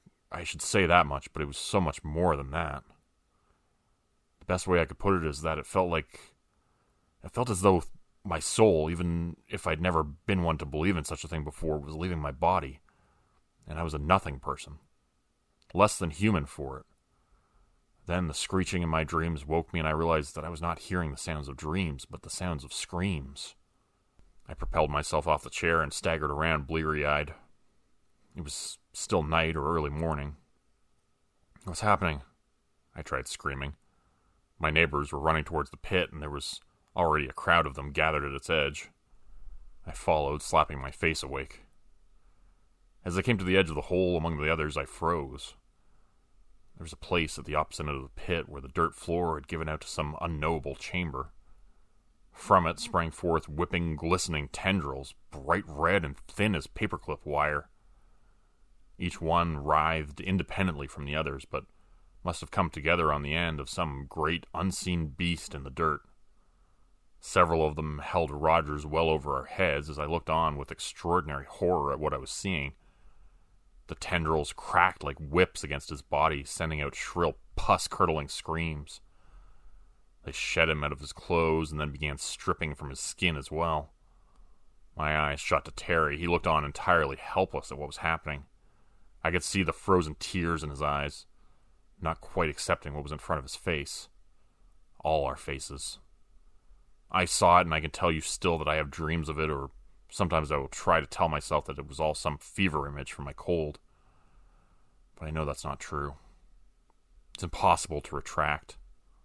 Roger's more red, runny muscles and exposed bone than anything else hardly looked like a human anymore. The tendrils lifted him ever higher and twisted his body like a rag, then dropped him dead before recoiling into their subterranean lair. The hole in the pit that went deeper, the place it had spawned from, echoed a gurgle to signify that the chamber was large, exceptionally large. Terry screamed finally, taking towards one of the ladders protruding from the hole. Margaret tried reaching for him, but he was too fast. In moments, he was in the pit on his knees before his husband. I couldn't bear to watch him cry over Rogers like that and started scanning the area for Harold, but he was gone. Instead, my eyes fell on the flaps of skin that caught along the crags and the sidewalk, and the debris we'd created in our endeavor to dig our fucking way to China. They flapped like flags in the wind. I couldn't help it. I stepped from the hole and kneeled over, throwing up the hot dogs I'd had earlier. A few people joined me. By the time I wiped the muck from around my mouth and looked back up, Terry was already at the ladder again, at the bottom of the pit and screaming at somebody, anybody to help him as he carried Roger's corpse in tow. He was covered in his husband's blood. One of the corpse's legs moved across the ground like a piece of balled lint on the end of a string. Then I heard the noise from my dreams. It was maddening. It seemed to be coming from inside my own head like a musical popping. It sent a shiver down my spine. At some point, tears began to flow as I looked on the crowd of gathered faces, and I could tell that they heard it too. And we all knew what it meant. We marched towards the ladders, pressed around the edges of the hole, our feet no longer our own, each of us with a tool in our hands. Terry dropped the corpse and began walking towards the place the dirt had opened up, just as we all did.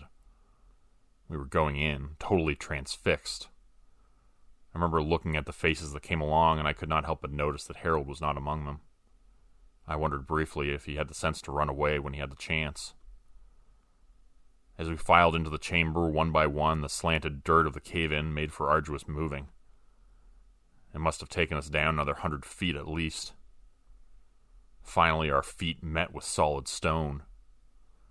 In the distance, there was a city of spires and ancient stone, with firelight snapping intermittently. There was no logical reasoning for its existence. Seeing that place from even as far away as we did, I felt a sense of dread. I was sick. I was tired. And I was shaking from the existential horror before us. The city in the distance, beneath the impossibly high ceiling of the cavern, called us nearer. Among my neighbors, there were whispers of the most unfathomable possibilities. As we moved along, carrying tiki torches and pickaxes, wet schlepping sounds came from overhead, and as we peered over our own heads to see what creature it was coming from, the ropey red tendrils of the thing that had killed Rogers dangled from the flat ceiling. The ropey limbs of the thing hung from its bulbous, fat body. It seemed to be breathing, but otherwise did not move. As Margaret removed a flashlight from her person and shone her light around, it became obvious that the ceiling was covered in those monstrosities, spaced out from one another by about 20 yards. "Jesus Christ," said Linus. "I can't believe this has been under our feet this whole goddamn time." "I don't think this was under our feet," I said. Hearing it aloud like that, it made too much sense. You'd have thought we would have heard these eldritch horrors kicking around before then. "I don't think this place was here before." "What the fuck are you talking about?" Linus cut his eyes at me, the fire from his tiki torch illuminating his face. He was scared, I could see it. "I just mean, I think we did this." Margaret interjected. "Look." Our eyes followed where she pointed, and I felt a shiver run up my spine. Up the way, through boulders and sharp debris, we caught sight of watchers patrolling from the edge of the city, twig spider legs that bowed out with each step from atop round seats with spotlights scanning the area. The detail of them from so far away was blurred, but I can promise you that they looked like monstrosities ripped from a Beksinski painting. What are those? Even as I spoke the words, I knew that no living human could have looked upon them before, because every aspect of their anatomy seemed to defy all understanding. Seeing them made me so uneasy that I reached out for one of my neighbors in the dark so that I might have someone to hold on to. What are they? I repeated. Let go of me. Daryl, a devout member of the neighborhood watch, slapped my hand away. I offered him a weak smile. I'm sorry, I've never seen anything like it. None of us have. It's phantasmagorical, I said, totally awestruck. Daryl and Margaret both looked at me funny and responded by simply peering ahead at the watchers. We walked as we did, and I began to feel the cold I'd been suffering from prior begin to take hold over me.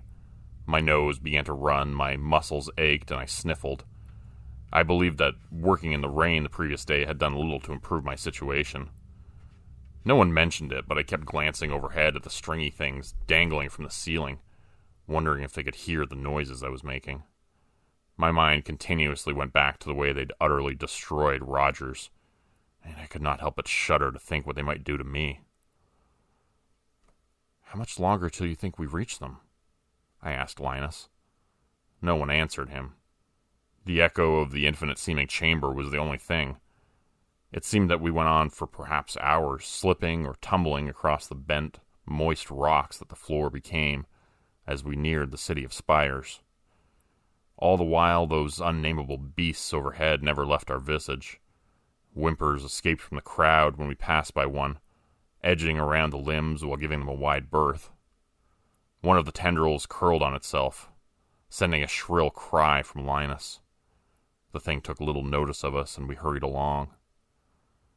The outline of the city ahead became even more clear. It feels like we've been walking forever, I said. Whether this was due to the fact that I was more tuckered than the others, or it was that we had trod over the rough terrain for a vast, immeasurable time, I couldn't tell. We met a great rock face that stabbed towards the ceiling. It seemed our best bet at finding a place to rest, and I mentioned it in passing. With grumbles over how we should continue moving dispersed, we sat with our backs to the flat surface of the rock. The others, too, began to express discontent with our journey. We never should have come here, hushed Margaret. Daryl scanned the surroundings from a position atop a waist-high boulder. I can't remember where the exit is. I don't think we can go back. The exit doesn't exist anymore. The anxiety in his voice crept up my spine. It was true. Why had none of us thought to leave behind guideposts for the journey back? Or was it that we had collectively accepted our fate and subconsciously decided none of us were going to leave anyways? I sat against the rock among a few half-familiar faces. That's not possible, said Margaret. She moved to the rock he was standing on, reaching up a hand. He hoisted her bony frame up, her gray hair catching around her face. As she swiped it back, she pivoted in all directions. That's the city. We've come in a straight line. It should be somewhere over there.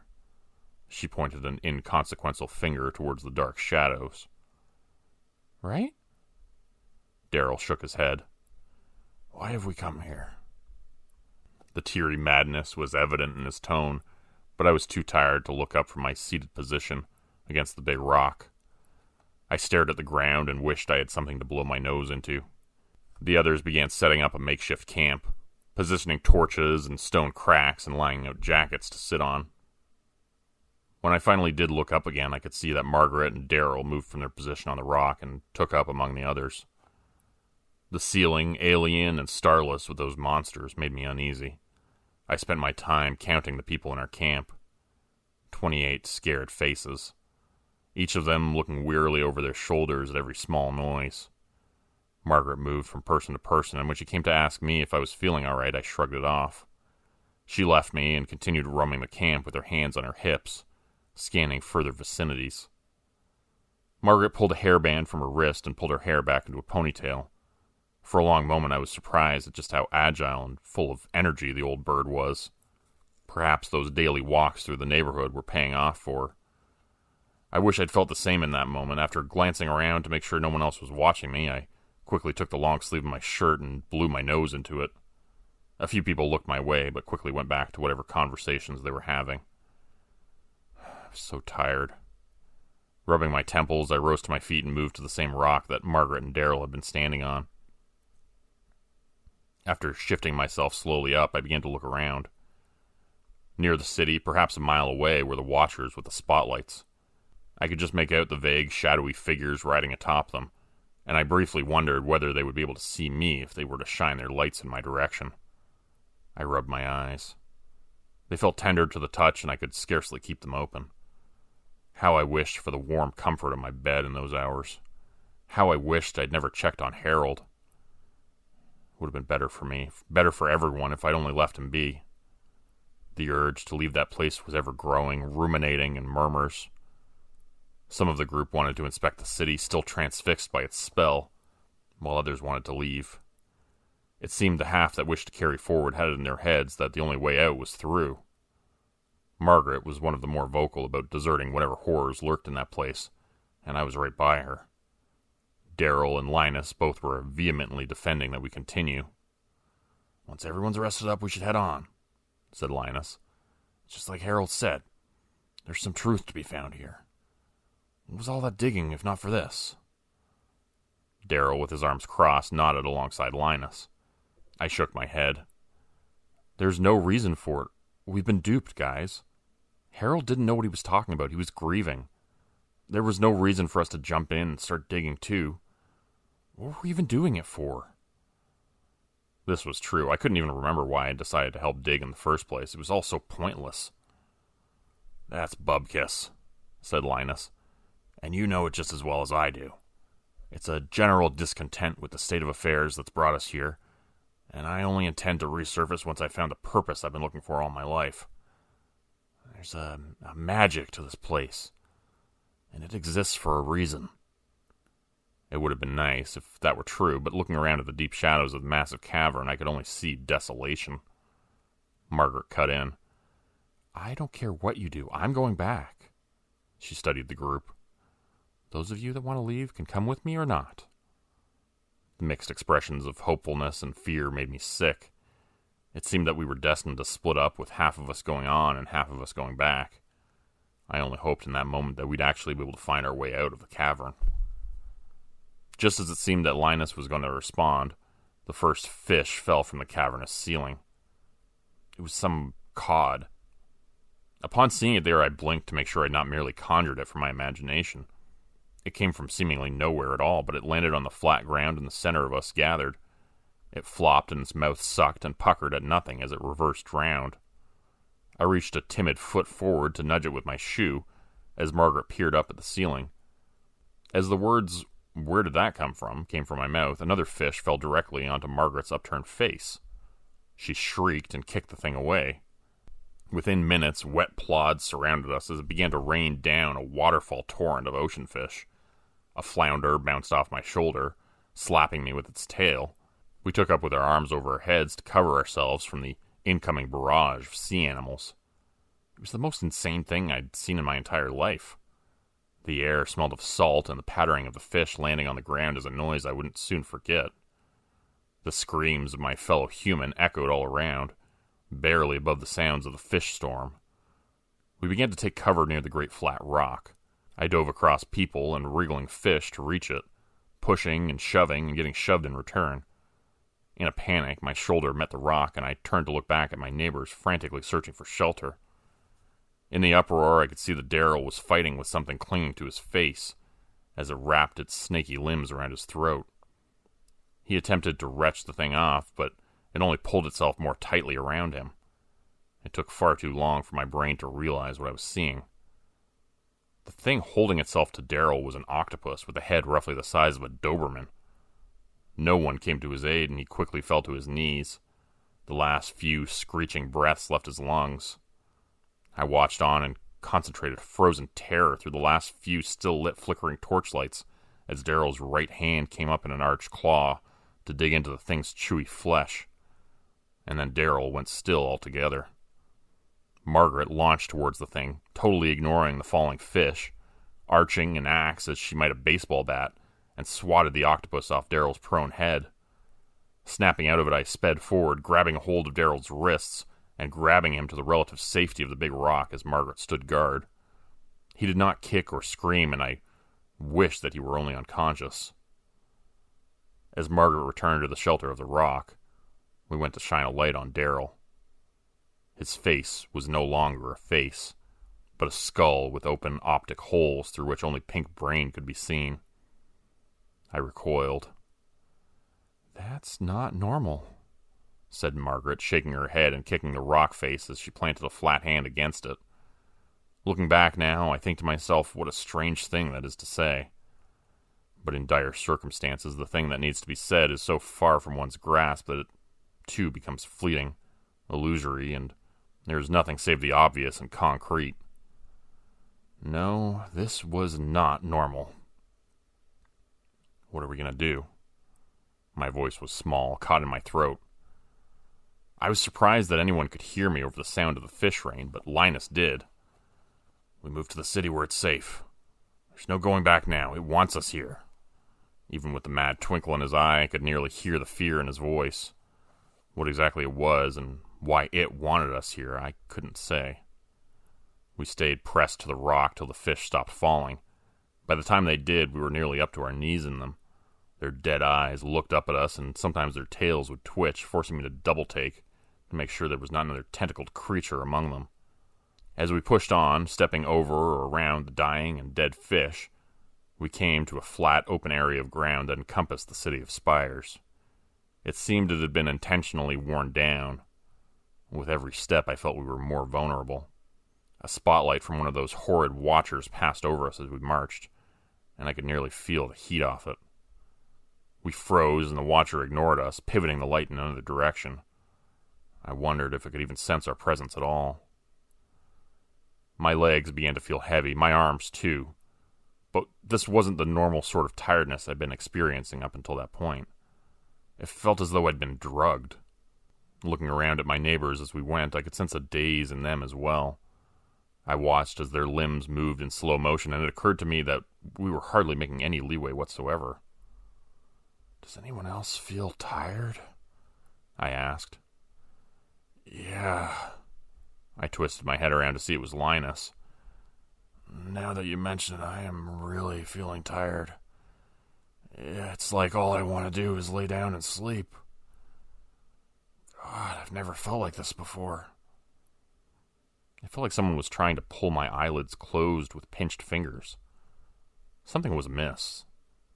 The city of spires ahead grew foggy, and the fires that illuminated it flickered. No, I was blinking. The slow blink of someone on the verge of sleep. Someone's cries met my ears. I turned my head to the right to see that Terry was sliding his feet along the smooth stone floor. "Why'd Rogers have to die?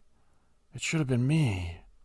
He said the words so much like facts, while his ankles shifted forward in stumbling steps. The pickaxe he carried grinded along the floor of the cavern as he dragged it with a limp wrist by the handle. A chorus of other tools soon followed, as we all began to carry our tools this way. Terry's eyes welled up with tears. "I should have died." He was losing his mind. It was all too much. No amount of what I said would be able to snap him out of it. He was giving up. He choked. "I just want to die." It was the wail of a dying critter. "Hey," I tried. "It's going to be all right, Terry. It's going to be okay. Just push on. Don't give up. We're going to make it out of here." "No." For the briefest of moments, his eyes grew lucid as they met mine. "No, we're not, Clay. That's okay, though. I'm just going to lie down for a little while." I heard the handle of his pickaxe clang against the floor. He was no longer dragging it. "I'm just going to lie down and catch up with you later, all right?" "Don't do that." I tried shaking my head quickly to jumpstart myself out of the strange affliction. Margaret called out from somewhere behind. "Don't go to sleep." She sounded like she was having a hard time speaking. "It's trying to make us go to sleep." Terry fell to his knees. "Just gonna close my eyes. It'll all be over soon enough." He fell onto the solid ground with a dull thud. Another body ahead of me fell. It was the lady who ran the salon down the road, but I could never remember her name. Then someone else off to the left. It wasn't long till we were dropping like flies. Every thud of a body on the hard ground was another stake to the heart. It made me wonder how long I would last. Margaret called out from somewhere behind again. "Clay?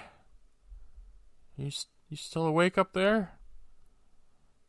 "Yeah, I'm still here." "I don't know how much longer I'm going to make it, Clay. Can you do me a favor? I have a granddaughter. If you make it out of here, will you tell her I love her?" There were a series of snuffles. "Will you tell her I love her and that I'm sorry I couldn't see her grow into a woman? Can you do that for me?" "No." I was surprised how much command I still had over my own voice, even though I could no longer turn my head to look behind and could only see the rotating watchers and city behind. I did not want to lose Margaret. "I can't do that, because you're going to make it out of here, same as me, you hear me?" A few more bodies struck the ground, and the sound of my own heartbeat in my ears was the only thing for miles. I waited and waited and waited for her response. Every step forward I took was met with nothing but the sounds of my neighbors dropping. Was she already asleep? Had she succumbed to the wicked magic of the cavern? Was I the last one standing? Would this become my eternity, walking toward a dark city suspended in infinite time? "Okay, Clay," said Margaret. At hearing her voice, I felt a new strength in my legs, and even as my muscles met resistance like I was pushing through water, I began stomping defiantly towards the watchers, and the sounds of others' footfalls came too. Then the sinking feeling I'd had in the pit of my stomach began to disappear, and I was sprinting. I'd broken the threshold of the spell, it seemed. As my muscles felt normal once more, I stopped and turned around. Laid out before me was mostly bodies. The only ones left were me and Margaret and Linus. He pushed on, slapping his face while she blinked repeatedly and rubbed her eyes. "I've never felt anything like that before," said Linus. "I can't believe I made it." There was nearly a cheeriness in his voice till he met me and looked out onto the bodies. The many dead forms of the group, fallen behind. "My God," said Margaret. Red tendrils spilled from the dark recesses of the ceiling, reaching for the extremities of the dead or sleeping, and suspended them in midair like puppets for a moment before carefully, almost delicately pulling them up and from our eyes into the shadows. As the bodies disappeared to the ceiling, a sound followed. The sound of grinding bones, of stripping, wet, of those creatures above devouring them. There was nothing left in that open stone field but the torches and tools they left behind. I bit my lips shut to keep from screaming. It wasn't much further till we passed the Watcher's patrol, and there were only 3 of us left. We were all as good as dead. "This is fucking madness," said Linus, shaking his head. "I can't believe any of it." He was right. I couldn't believe it either. I couldn't believe any of it. Margaret was busy examining the Prussian blue walls of the firelit city as one of the watchers stomped their spindly legs over us, giving me a perfect view of the undercarriage of its bulbous top. Beneath, what must have been a cabin with some fashion of mechanisms, were twisting tubes that pulsated as though they were attempting to emulate the bladders of a living thing. The watcher's spotlight illuminated the faraway darkness in a perfect circle, as it lifted its foot once more to proceed in its never-ending patrol. At the base of those thin legs were wide, bird-like appendages precariously balancing its top-heavy body. The screech of unseen gears broke the silence. It passed over like we were nothing more than inconsequential bugs. "Jesus," I said, glancing over to see that Margaret, too, had removed herself from the wall. She turned her face up to the thing. We looked at each other with our mouths hanging open. "What are these things?" Margaret shook her head. Linus interjected. "Big assholes," he spat. There was a new air about him, unreserved. More than anything else, it made me extremely uncomfortable to meet his eyes. Something was amiss there inside Linus. It was more than a vigor, the thing humans find in extenuating situations. It was like he'd lost something along the way. A piece of him was gone. And it was only then that I could see it. "Why are you looking at me like that?" He grinned at me, as though we'd not just witnessed the death of half the godforsaken neighborhood. "No reason." I wiped my nose. Damnable cold. "Just tired." Margaret lifted her axe over her head as she stretched. "Wall's too high to climb. Looks like we'll have to go around until we find an opening. Though..." There was a pause that hung in the wet air. "I'm not so sure we should." I looked to the general direction I thought we'd perhaps enter the cavern, and then at the vibrant blue color of the city walls. "I don't think we'd make it back if we tried." I could not vouch for the other two, but I was uncertain that I'd be able to walk back through whatever aura protected the place. Not for the first or last time, I silently admonished myself for encouraging Harold. This was a hell of my own design. I'd brought it on myself, after all. I'd brought it on us all. Linus, with those wild, mad eyes, grinned. "Clay's right. Only way is through. That's what we've got to do. It's the only thing that makes sense. In fact, I don't think anything has ever made more sense in this whole crazy world to me." Margaret looked to me, shooting me a glare that told me I probably shouldn't be saying things like that around Linus. But then her shoulders relaxed and she sighed, puffing up a wild gray strand of hair as she did so, before shaking her head. "I can't believe I'm saying this, but you're probably right. This is the dumbest thing I've ever done." "Nonsense," said Linus. "Look at this place." He put his arms up to accentuate his point. "It's beautiful. A once-in-a-lifetime opportunity. How many people do you think have ever seen anything like this before?" "Too many," said Margaret. A smirk took over Linus's lower face. I'm telling you, he was grinning like a maniac. There was something going on there, but for the life of me I could not figure out what it was. Something was wrong with him. I've read things about the uncanny valley, and I feel as though that's the best way I can describe it. He was no longer the friendly neighborhood barbecue connoisseur. It was like a new thing had jumped into him, and whether it was the dark magic of the place or his own mind that had done it, I don't know till this day. We took off to the right, following along the curvature of the city's outer wall, Linus brushing the ends of his fingers intimately over its surface as we went, while me and Margaret studied him. The huge open cavern shouldn't have felt so claustrophobic, but it did.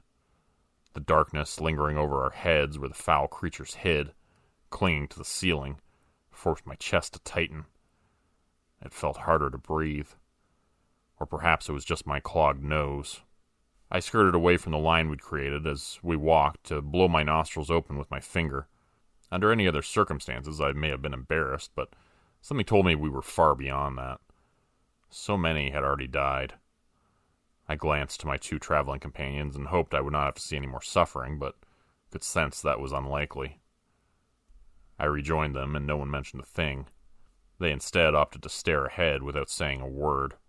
The three of us had gone perhaps 20 minutes in silence before Margaret began to fall behind, taking slower steps and keeping a distance behind us, of about 15 yards. "What's keeping you back there?" asked Linus. Margaret waved us off. "Just not as young and spry as I used to be, is all. Nothing to worry about. I think I just need to catch my breath." I went to her and touched her on the shoulder. It's all right. We can take a break if you need to. She latched onto my hand and pulled me close, whispering in my ear. Keep an eye on him. I don't trust him. Before I could even respond, she shoved me away. Linus took his hand off the wall and turned completely around. What are you two talking about back there? Margaret offered a smile. Nothing. Clay was just asking me if I needed a break. I'm fine. He raised an eyebrow at the pair of us. Okay. Then he placed his hand on the wall again, possession taking over his steps. It wasn't long until Margaret fell in line with us once again. I couldn't get what she'd said to me out of my mind. Until that point, I'd been worried I was the only one noticing Linus' strange behavior. This should have served to quell the anxieties I had of him, but it only made it so they flourished. I kept him in my eye line. A patrolling watcher stepped over us, and we stopped to let it pass. I could see them a million times in my dreams, and they would never cease being alien to me. In fact, I have, and they remain that way. The watcher's strange bulb briefly lit the high ceiling as it shifted up, and I could see a mess of wicked things. Tightly bound skin and faces sewn in frozen torment served as an appropriate juxtaposition to the Sistine Chapel. Before I could check to see if the faces matched any of the ones we'd left behind, the watcher groaned in its mechanical way and left. Linus was smiling. Beautiful. A shiver went up my spine. I think I see the entrance up ahead, said Margaret. Squinting, I could see she was right. Just around a bend, the wall opened. How long had we been walking? The repetitive nature of our footfalls had long since taken me off to another place like hypnosis. If not for her signaling it, I might have walked right past it. The archway was magnificently tall, constructed from an assortment of cyclopean stones. I was left to wonder exactly what sort of creature could have carved them. I could not have imagined the watchers doing so, urging the massive stone blocks across the ground with their thin legs. No. It seemed to me that there was only one explanation. They were of an ancient imagination, withdrawn from the recesses of a mind far gone. We passed through the archway only to be met by the ruins of a lost civilization. I was immediately struck by the dizzying way the walkways spun through the spired structures. The streets, if one could call them that, were worn thin as though they'd been once traversed by living things. My mind went to the Sumerian cities created long ago, and I wondered if perhaps this was something similar. I knew this not to be the case. No human would have found comfort in that place. No sane human, anyhow.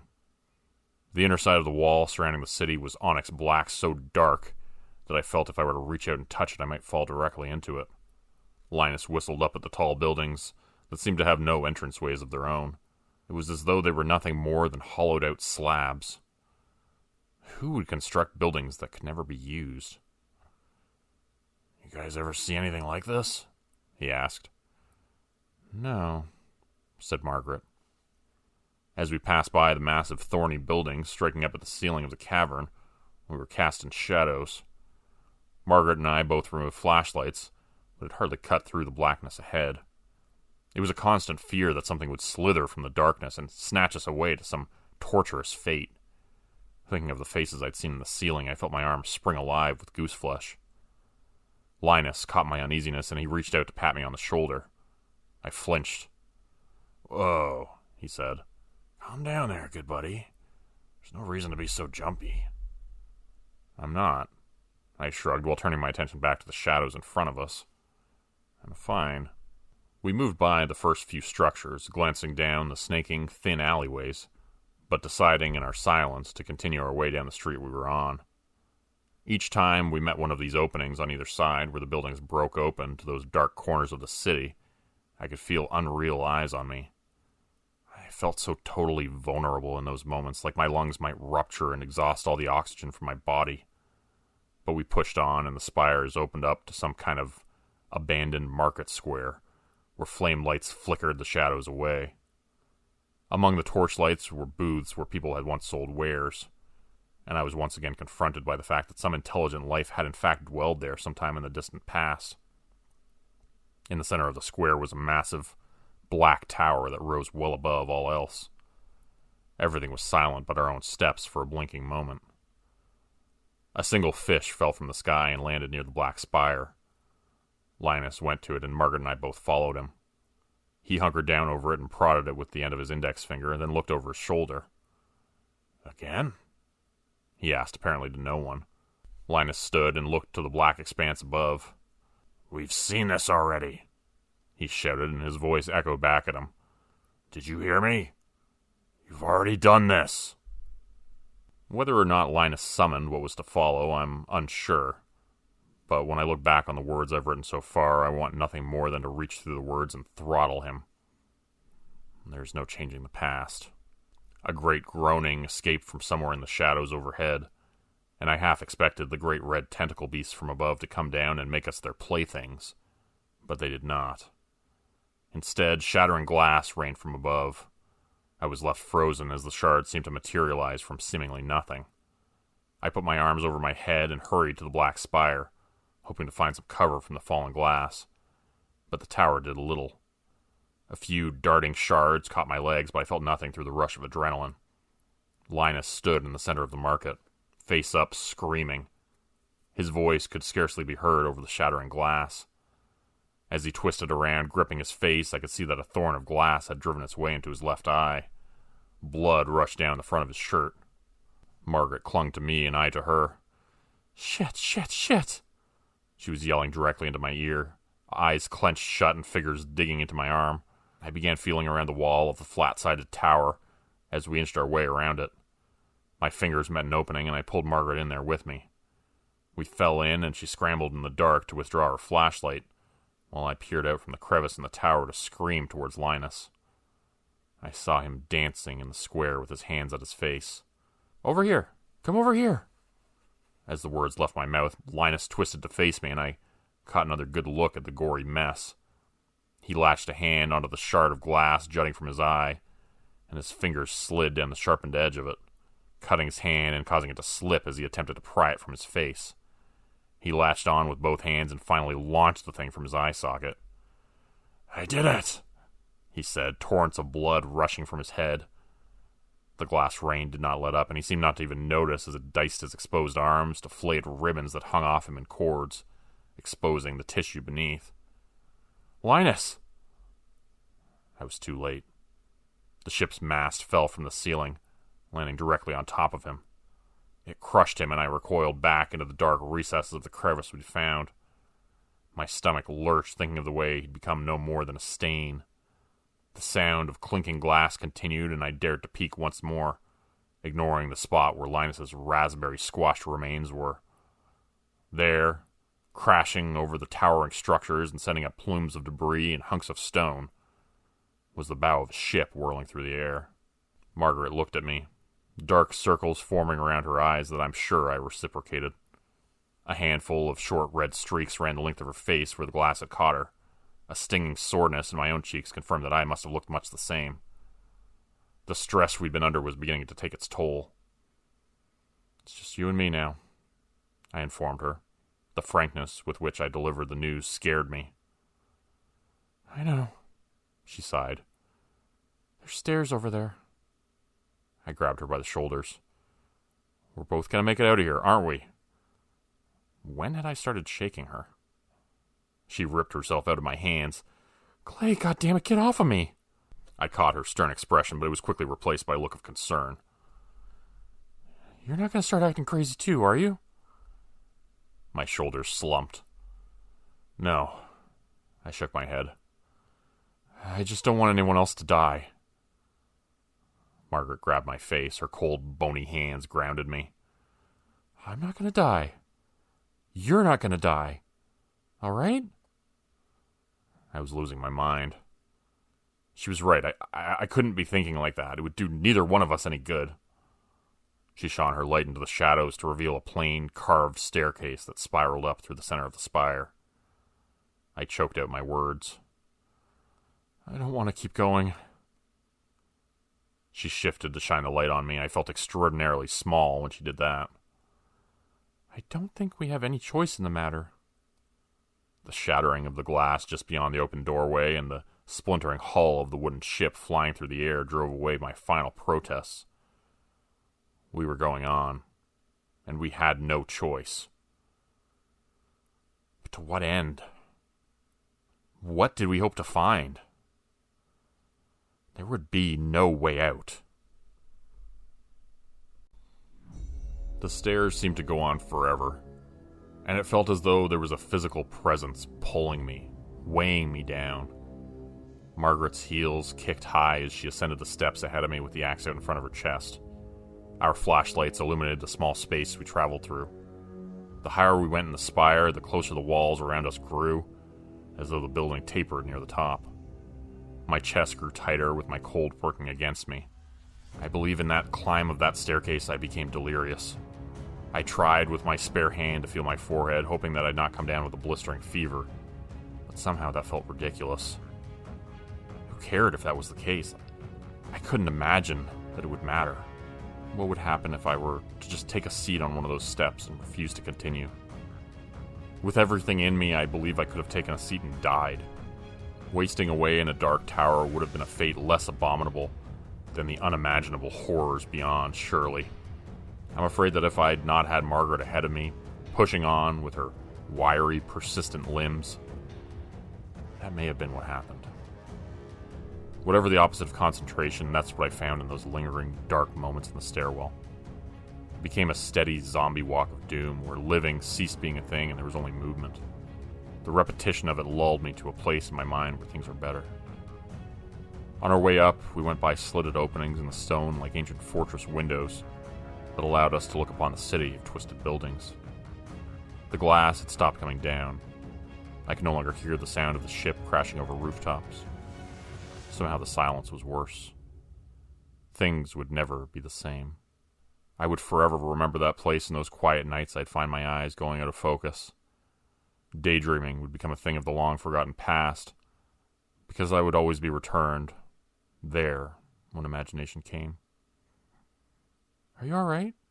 asked Margaret without looking over her shoulder or slowing her pace. "I think so.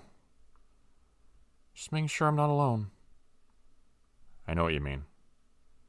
She angled her pace around the middle pillar of the stairwell, ever tightening its bend. "What if there's no end?" "What do you mean?" "I mean, what if it goes on forever?" "There's always an end." My mind was programmed from a lifetime of constructed narratives that forced a sense of purpose on me and my actions. There's always an end. "How do you know? What if we just keep going on forever?" Her voice was shaking. "I don't think that's going to happen," I hoped aloud. That's not how it works. We're going to get out of this, remember? Just like we talked about. You and me, Will. "I really hope you're right." "I know I am." I said this in the most reassuring way that I could without actually believing it, even if I wanted to.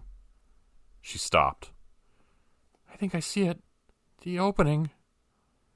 It's just up ahead." There was hope in their voice that twisted my entrails. The truth was evident. Beyond her silhouetted shoulder, I could spy dancing warm light. Our pace quickened as we broke the surface at the pinnacle of the spire. I slammed into her without meaning to. We were holding hands not as lovers, but as humans, because we were scared. At the clean, flat top that stretched to a diameter of 20 yards, we stood together aghast at the creature there. The unmoving, half-human-seeming thing gurgled as its chest rose and fell. It sat in a chair of the same onyx I'd seen on the inner wall of the city, like it was made of a bitter, sick soul. We wagered a few steps towards the thing lined in rows of standing torches. Its eyes were wide open, white, forgotten by sunlight, so the pupils and irises had taken on a milky blue quality.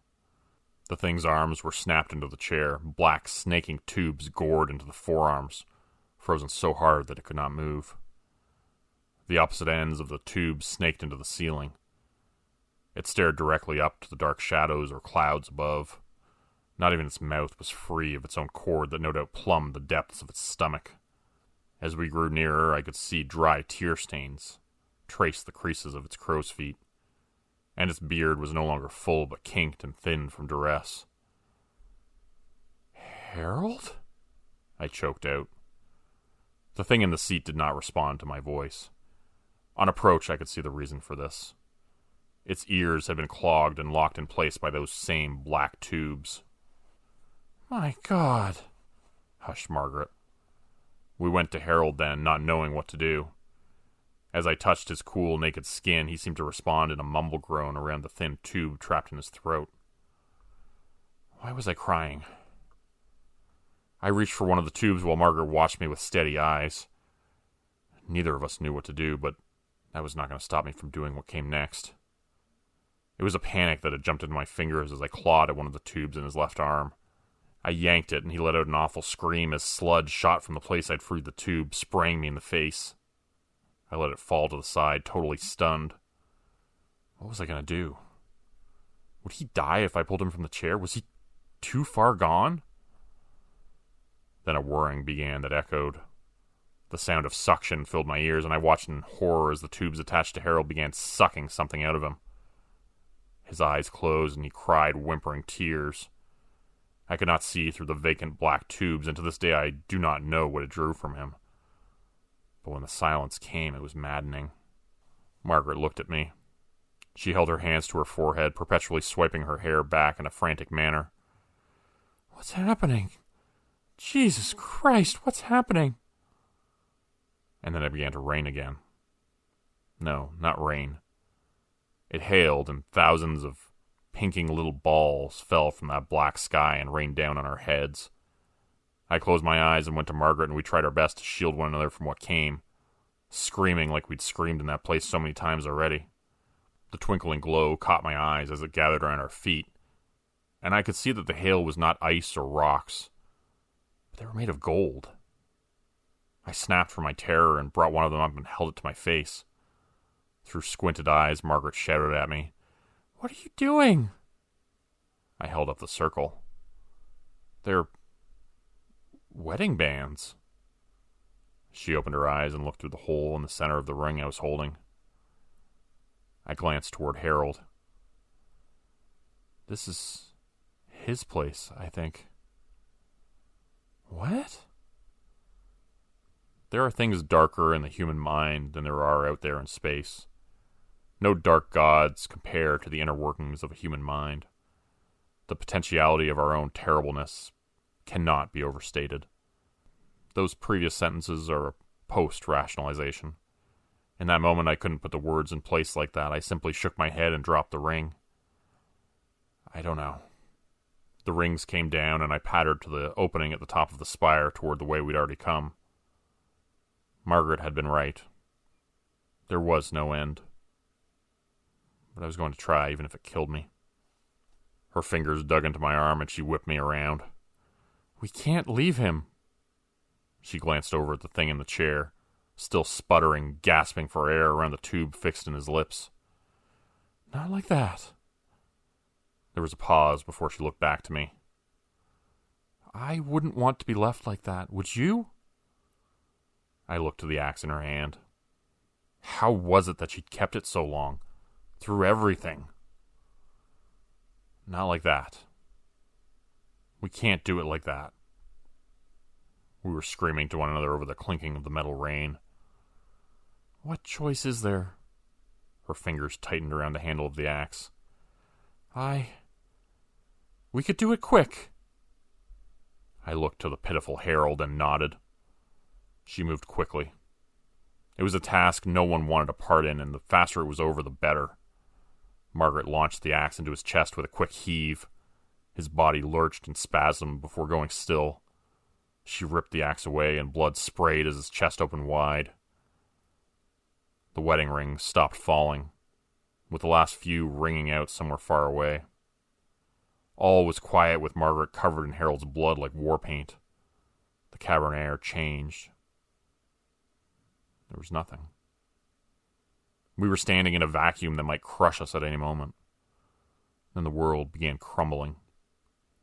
A cave-in was my initial thought. That was ridiculous, of course. Cave-ins didn't happen in places that didn't exist. Such tragedies were for the real world. We parted there long ago. The world was shaking. The spire trembled, threatening to give way at any moment. The rumbling was all I could hear. Margaret screeched out something, but I couldn't understand. She hung onto the edge of one of the tubes attached to Harold's body. She was waving at me. I stumbled over and fell onto my knees, trying to crawl to her. Her mouth moved as I tried deciphering what she was saying, and a great boulder fell from the sky and sheared away the opening of the stairwell behind me. I twisted around on my back to watch it fall away as spider-crack lines shot in my direction. I'm certain I was screaming as I moved. I felt a pair of ice-cold hands on my neck and craned around to see Margaret. She screamed over the roar of the falling debris. "I can see light!" She pointed in the most unexpected of directions. She pointed at Harold's chest. She shifted to the front of him that had been pried open by the axe. I watched dumbfounded as she pushed her fingers into his chest and opened them more. Indeed, natural light spilled from there. I was immediately reminded of the mumbles of my dead neighbors. The only way was through, so they said. Margaret placed her knee on his thigh and ripped his chest open. I crawled over on shaking arms and pulled myself up to gander in. It was a dream, that I could see trees and perhaps even a touch of real air. I am not proud of this. I pushed my fist into him and began worming my way in. Freedom was so close I could nearly taste it. Swimming in the visceral ooze in the place between here and there is a feeling I will never wash clean. Digging my claws in, I propelled myself forward like a deranged newborn pulling itself free from its tense mother. There was no longer a Harold or Margaret or even me. There was only the ravenous, growing urge to escape, and I kicked my way through intestines until I tugged away at clumps of dirt and took in labored breaths of fresh air. The sun splintered overhead as I sat choking in the open hole of Harold's front yard. I hawked up a lump of wet mud and scooted onto my knees to peer into the place I'd come from. There was no opening leading back there anymore. In its place, there was only a grouping of loose dirt. I watched and waited and was all alone. I wept and swiped tears away with dry, cracked hands. "Come on," I said at the pile. "Come on." The words spit from my mouth. The dirt remained still with no trace of life. "Please," I begged whatever it was that had created such a cruel world. I screamed like a madman. It started out small. The pebbles of minuscule bald clay fell away and rolled like children down a grassy hill. A finger with splintered caked nails sprang forth, and then came the whole hand and the forearm. I wrapped my hands around the thin wrist and tugged with everything I had. Then Margaret's head came forth. Hair clinged to her head. She gasped, open-mouthed and eyes closed. Once she was free, she wiped at her face. After a brief coughing fit where she put her head between her knees as I patted her on the back, she began crying. "We made it," I said, the elation in my voice reaching a point of absurdity. "There's no reason for that anymore. We made it." She looked at me. "I know." Margaret patted the dust off her shirt. "There was a time in there I saw your feet just above my head. I saw you kicking. You were going to make it out, then I felt something grab me from behind, and I was stuck. Then your feet disappeared and I couldn't move anymore. I almost died. I could feel whatever it was squeezing the life out of me. There was a thought I had, though." I looked at her, puzzled. "At least you were going to make it out. That's what I thought. That'd be something, at least." "Margaret, I don't know what I would have done if you hadn't." We sat there, curled up on that spot in the bottom of the pit for too long. There was an investigation into the matter by the police. You can't have half a neighborhood disappear without it raising a few eyebrows. Neither me nor Margaret told the whole story. but the police received what we knew they'd believe. There was a maniac caught among the crowd of people gathered in Harold's front yard, and we couldn't stop digging. We told them that much, and that much was enough. The official record went that we were victims of hysteria. We told them of a cave-in, and that most of the people were caught in it. They excavated the lot Harold's house stood on and never found a thing. I never figured they would.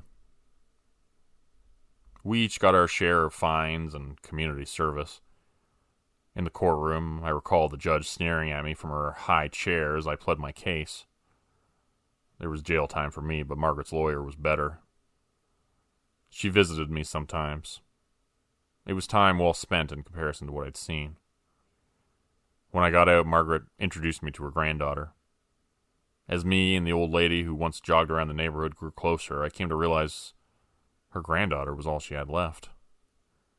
And it finally made sense to me that her last request would have something to do with her. We don't talk about that place often. But when we do, it always ends in long nights, where we chat over 4 or 5 bottles of wine or whatever else is nearby. She's a fair amount older than I am, and I know that I'll be the last, unless by some miracle the old bird outlives us all. Given what she's capable of, I would believe it's possible. I joke like that to make it seem far and away. Do not let this serve as some fable of morals or fault. It was never about blame, anyhow.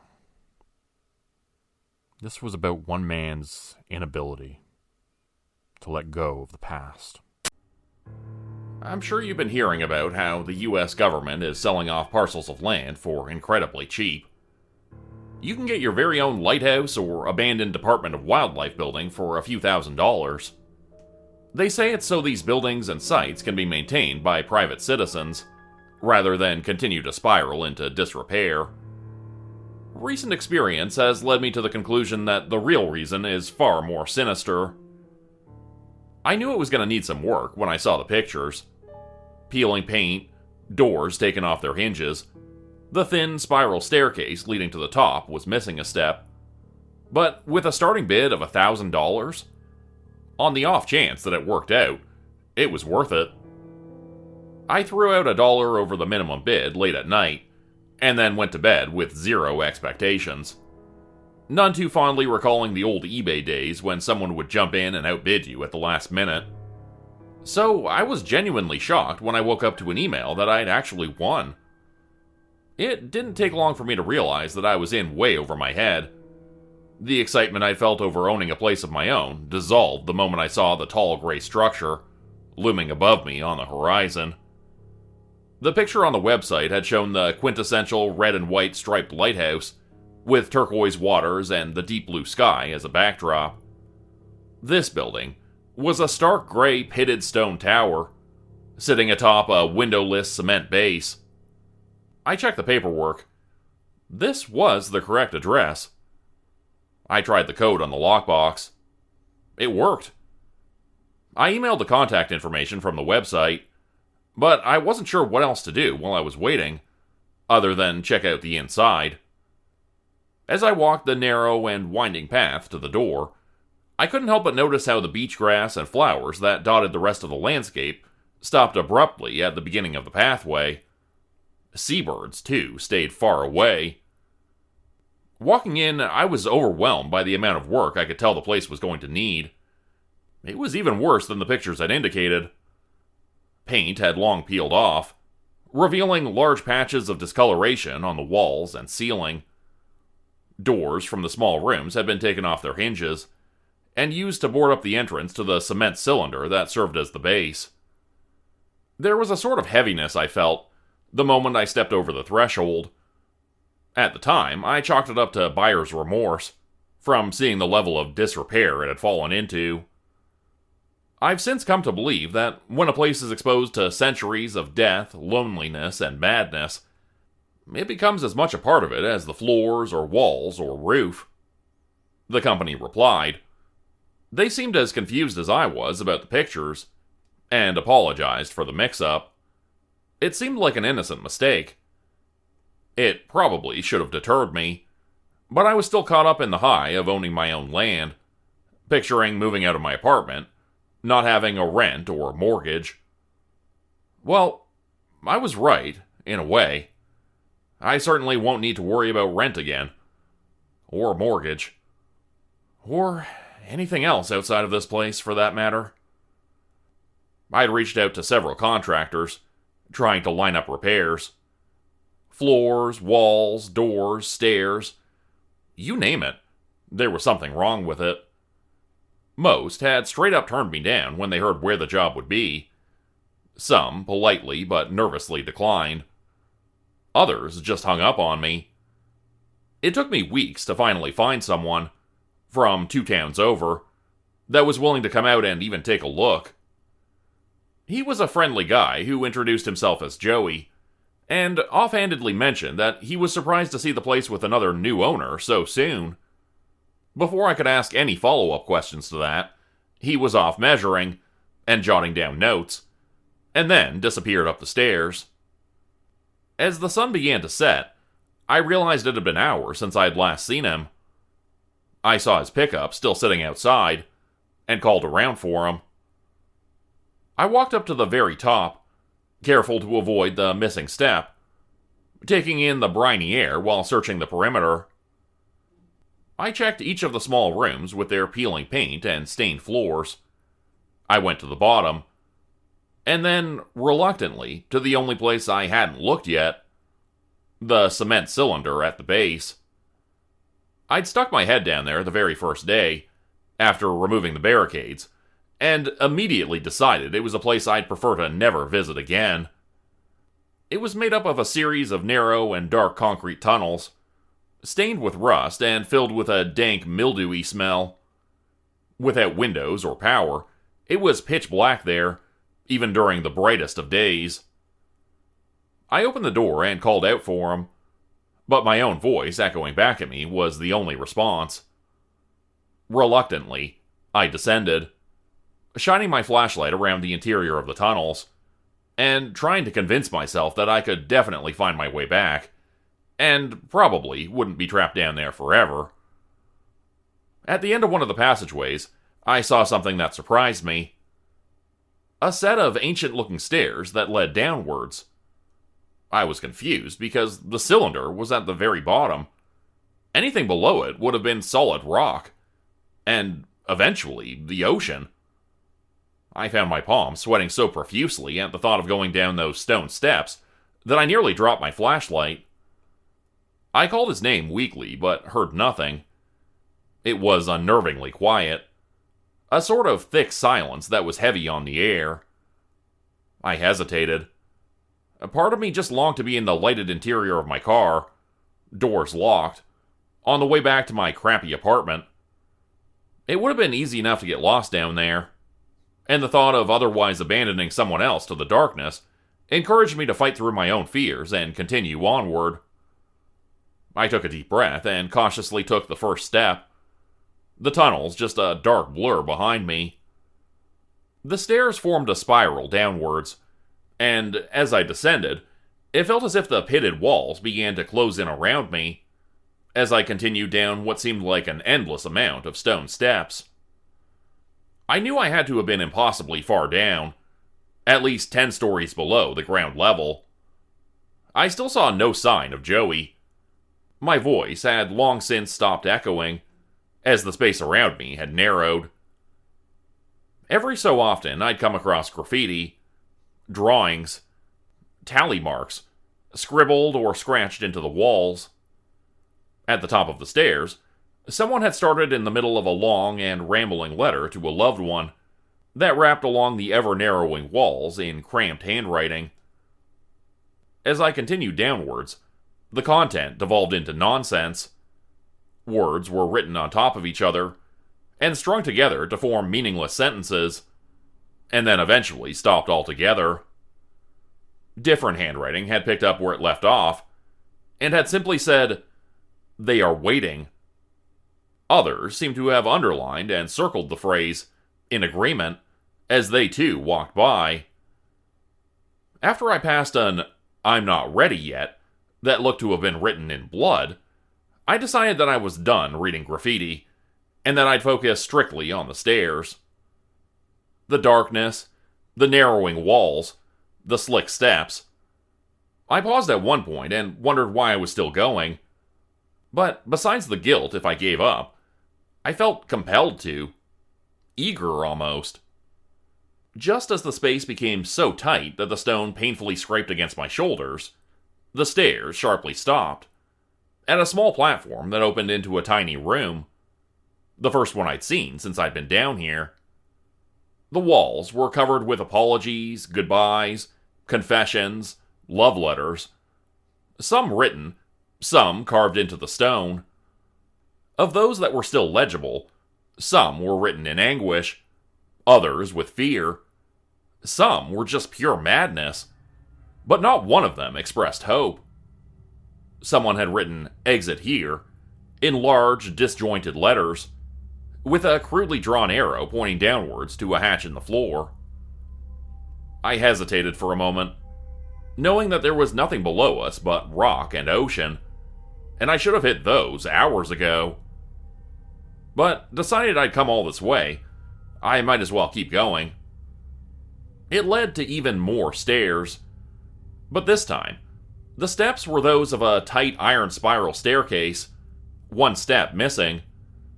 I felt a sudden stale breeze as I descended. There were windows around me that opened into the pitch-black night. It was so dark outside that I hadn't even realized there were windows at all at first. I froze, confused. I wasn't sure how I managed to get myself so utterly turned around. I knew I'd been walking downwards the entire way. I was certain of it. Yes, I was tired. It was dark. But I knew up from down. I heard a sound from below. A whirring. And thought I'd finally found Joey. Or, somehow, some sort of exit. Something. Anything but more stairs. Relieved, I decided to continue downwards. Upwards.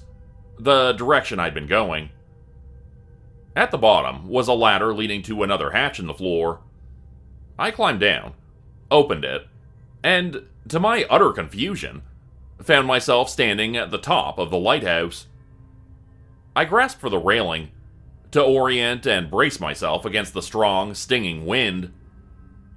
I couldn't see the moon, stars, or any light reflecting on the water around me.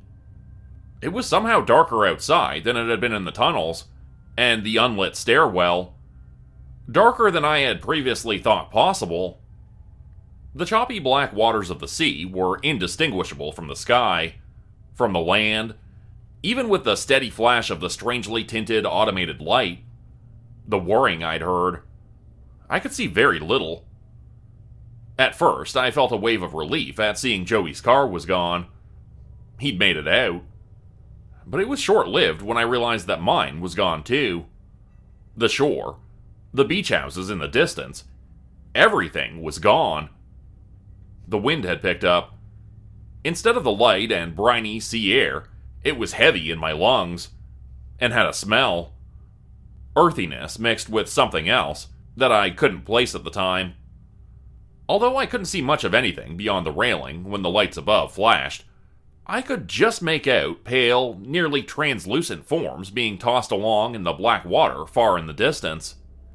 When I finally managed to look away from the hypnotizing motion of whatever was floating in the waves, I realized the slick floor was littered with items.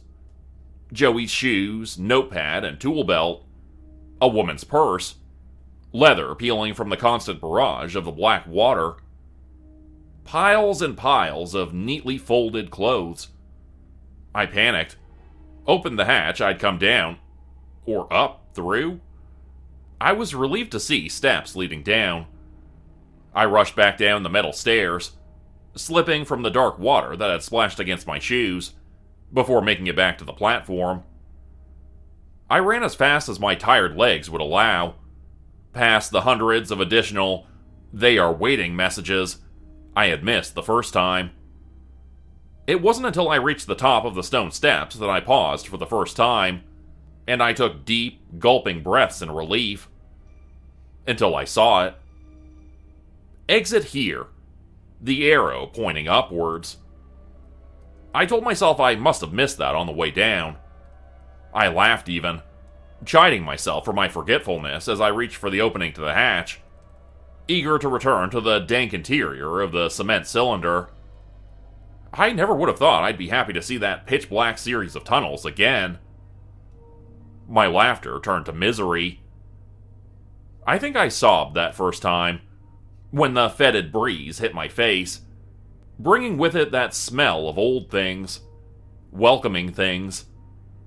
My phone said it was 6:45 a.m., but it never got any lighter outside. The pale things in the sea below moved along with the waves, their tangled limbs just a bit clearer in the closer proximity. I opened the hatch and climbed back down, but slowly that time, wobbly with exhaustion. When I descended and reached the platform and little room again, exit here, pointing downwards at the hatch, I didn't even bother opening it for the longest time. Eventually, I knew I needed to. Just in case, I needed to see.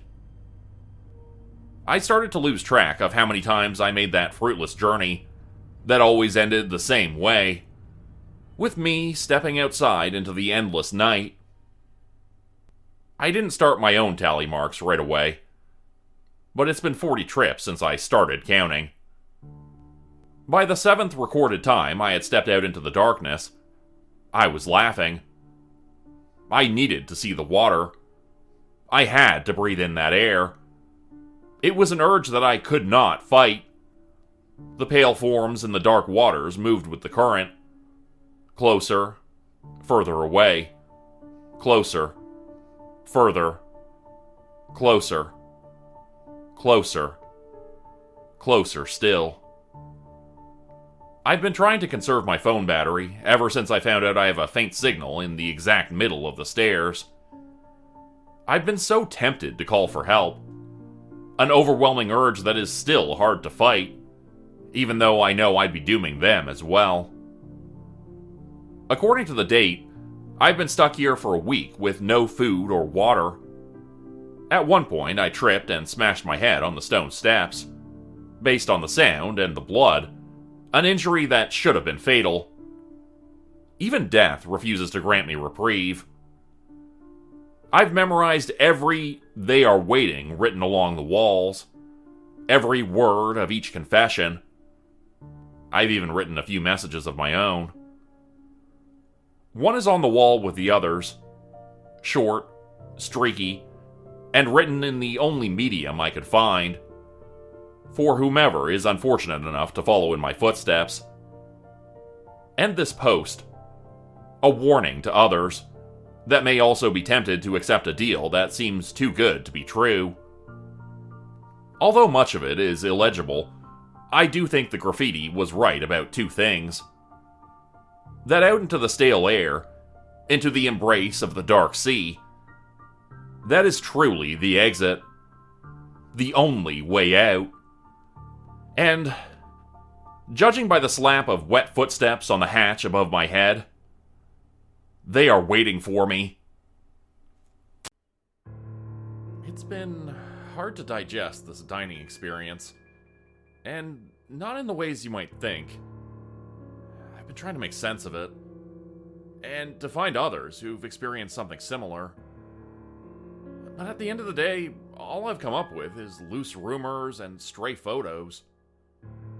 I know it was real, and I know it's out there. But that's all I got so far. Back in February, I was stood up on a date. I dressed up all nice and brought her flowers. She just texted me that she'd met someone. Not even 20 minutes before we were supposed to meet. I'm thinking she'd been juggling several people at once and decided to settle on someone else.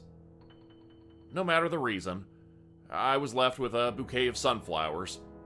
Those fancy blue ones from the corner shop. And nothing to do. As I was walking home, I decided I was going to treat myself. In the immortal words of RuPaul, if you can't love yourself, how the hell are you going to love someone else? That's how I ended up outside the Cardinal secret kitchen. This was the kind of place I'd always pass by.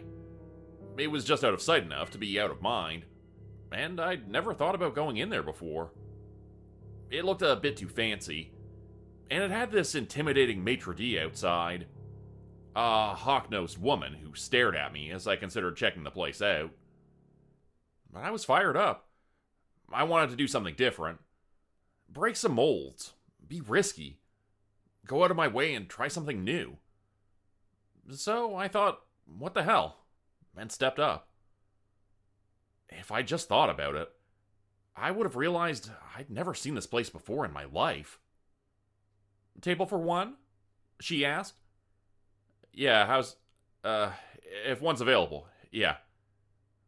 She looked knowingly at my bouquet of flowers and gave me a wry smile. I'm sure we can arrange something. Please come with me. Of course. A pity table. We followed a wide staircase to a set of large double doors, leading down into a cellar. It was this wide open space with cobblestone walls and marble floors. The first room had a sort of lounge area with an oak-hewn bar and 4 sets of tables spread out across the room. There were already plenty of people there, most of them very much not looking for a table for one. Most of them had their coats on and looked about to leave. Some of them bringing meals in doggy bags. Business-like types of people, laughing and drinking. I stepped up to a large metal door as the maitre d' held out her hand. Pardon, she said. No phones in the dining area. She pointed to a small sign on the side of the door. A little phone with a red circle and a cross. Of course. I smiled, like an idiot. Where do I... She held out a little silver tray, which I put it on. We can charge it for you while you dine, if you wish. Sure, Thanks. Absolutely. If you just keep going into the next room, Antonia will meet you. I thanked her as I stepped through the doors. I actually thanked her. It was a long room, about 50 by 30 feet, with an identical metal door on the other side. I realized I was still carrying my bouquet of blue sunflowers, so I dropped them in a little garbage can by the door. There were 8 tables in total, 4 on each side of a red carpet. There were thin mirrors on the wall, as if to simulate slim basement windows. The large door swung shut behind me rather forcefully. The dining hall was full of dinner guests, most of which seemed to be waiting for their order. I did as I'd been told and just kept going straight through. I opened the door on the opposite side. Another room, almost identical. This place seemed larger than I'd thought. I could have sworn it would be one main room and, at most, one side room. This seemed excessive. Then again, I'd never been there before. Still, I'd lived in this town for 7 years, and never heard anyone mention it. Another 50 by 30 feet of dining area. There were fewer guests in this second room, but no waiter, so I just kept going. There was no Antonio coming to meet me, so I figured there was a room even further off. There was yet another door on the opposite side of the room. Just how big was this place? I noticed some of the guests giving me side eyes, as if I'd stepped into something private. At the moment, I wasn't really paying attention, but thinking back on it, I think at least half of them were talking in foreign languages. Just as I was about to step through the next door, it opened. 2 guests stepped out, carrying a paper bag. A doggy bag, like the ones I'd seen in the lounge. I figured I was on the right track. But as I stepped through, and the door closed behind me, I realized something was off. The third room, identical to the other 2, was completely empty. Not a single dinner guest. 50 by 30. The same type of tables and everything, but empty of people. I thought I'd stepped into someplace I shouldn't have, like it was closed off for some reason. I turned around to head back, thinking I might have missed something. But the room I just came from was also empty. I just stopped as my heart skipped a beat. I was standing in the doorway between two identical empty rooms. Looking back and forth, I was having trouble wrapping my brain around it. I was sure there had been people there. It was messing with my head. Had I gotten turned around somehow? Had I imagined them? Hello? I called out. I'm looking for Antonio? No answer. Just these two beautiful rooms full of dimly lit tables. I could hear my voice bounce off the cobblestone walls. I decided to go back, to ask for directions. Bother or not, I was getting uncomfortable. I walked through the room I came from, now empty, and opened the door on the opposite side. Again, an empty room. The room looked identical no matter which side you were coming from, and it was messing with my head. Standing in the doorway, I couldn't tell where I'd come from, and now it was all empty. I turned around, towards what I knew to be backwards. It had to be. And I just started walking.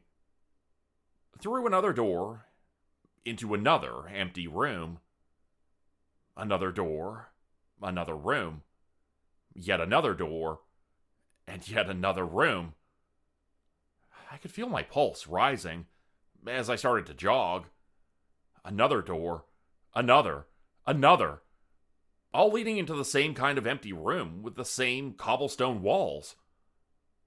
The jog turned into a run, and then a sprint.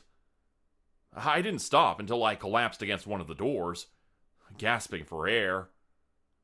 I must have run through 20 of them. I figured I'd gone insane. Something must have broken inside of me. Maybe I was having some kind of seizure. I collapsed against one of the doors, trying to catch my breath. There was a garbage can on each side of the room, placed in an identical way. Out of exhaustion, I checked it. My blue sunflower bouquet was in there. How? I dropped it in the first room. This wasn't it. I picked it up and clutched it to my chest like a teddy bear. This was impossible. What I was experiencing was impossible. There was no way this place could be so big. And there was no way everyone would just decide to collectively leave. Counting the petals on the bouquet, I started thinking that maybe the place itself was crazy, and not me. If I was sane enough to calmly count, to think things through, maybe I wasn't the problem. The maitre d' had taken my phone. That couldn't be a coincidence. Then again, even if she hadn't, I might not have signal down here anyway. But it got me thinking, maybe there was some sort of method to this madness. What did they want from me? As I kept walking forward, I started noticing little changes. The tablecloths were a darker shade, and the red carpet started to look black. There were irregularities in the floor, making me almost trip over my own feet. The mirrors on the wall were less reflective, until they were just glass. The cobblestone patterns were changing room by room, going from even sizes to these absurd and almost biological shapes. The simple dining room chairs were changing into stools, office chairs, and even a beanbag at one point. It seemed that the further I went, the less the place resembled a dining room hall. Like I was going further and further away from what it was supposed to look like. Devolution, in a way. One room at a time. I tried turning around, but it seemed that whatever direction I went was still forward. Good thing I had my bouquet to comfort me. I must have wandered around for hours. My feet were killing me, so At one point, I sat down at one of the tables. That's when I noticed there was a servant's bell.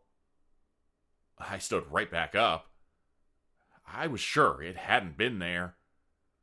I'd seen hundreds of iterations of this room, and there'd never been any bells. Had it appeared as I sat down? As I put my hand over it, I considered what to do.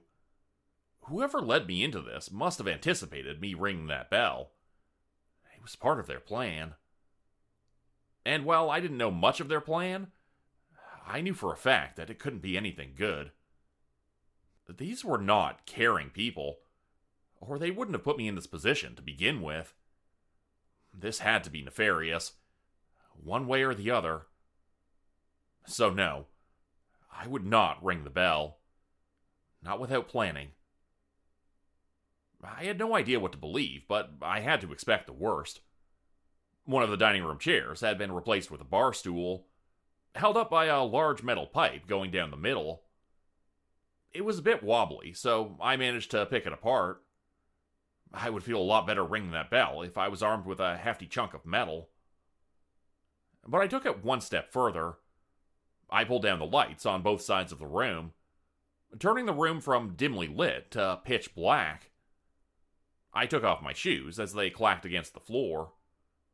They couldn't hear me in just my socks.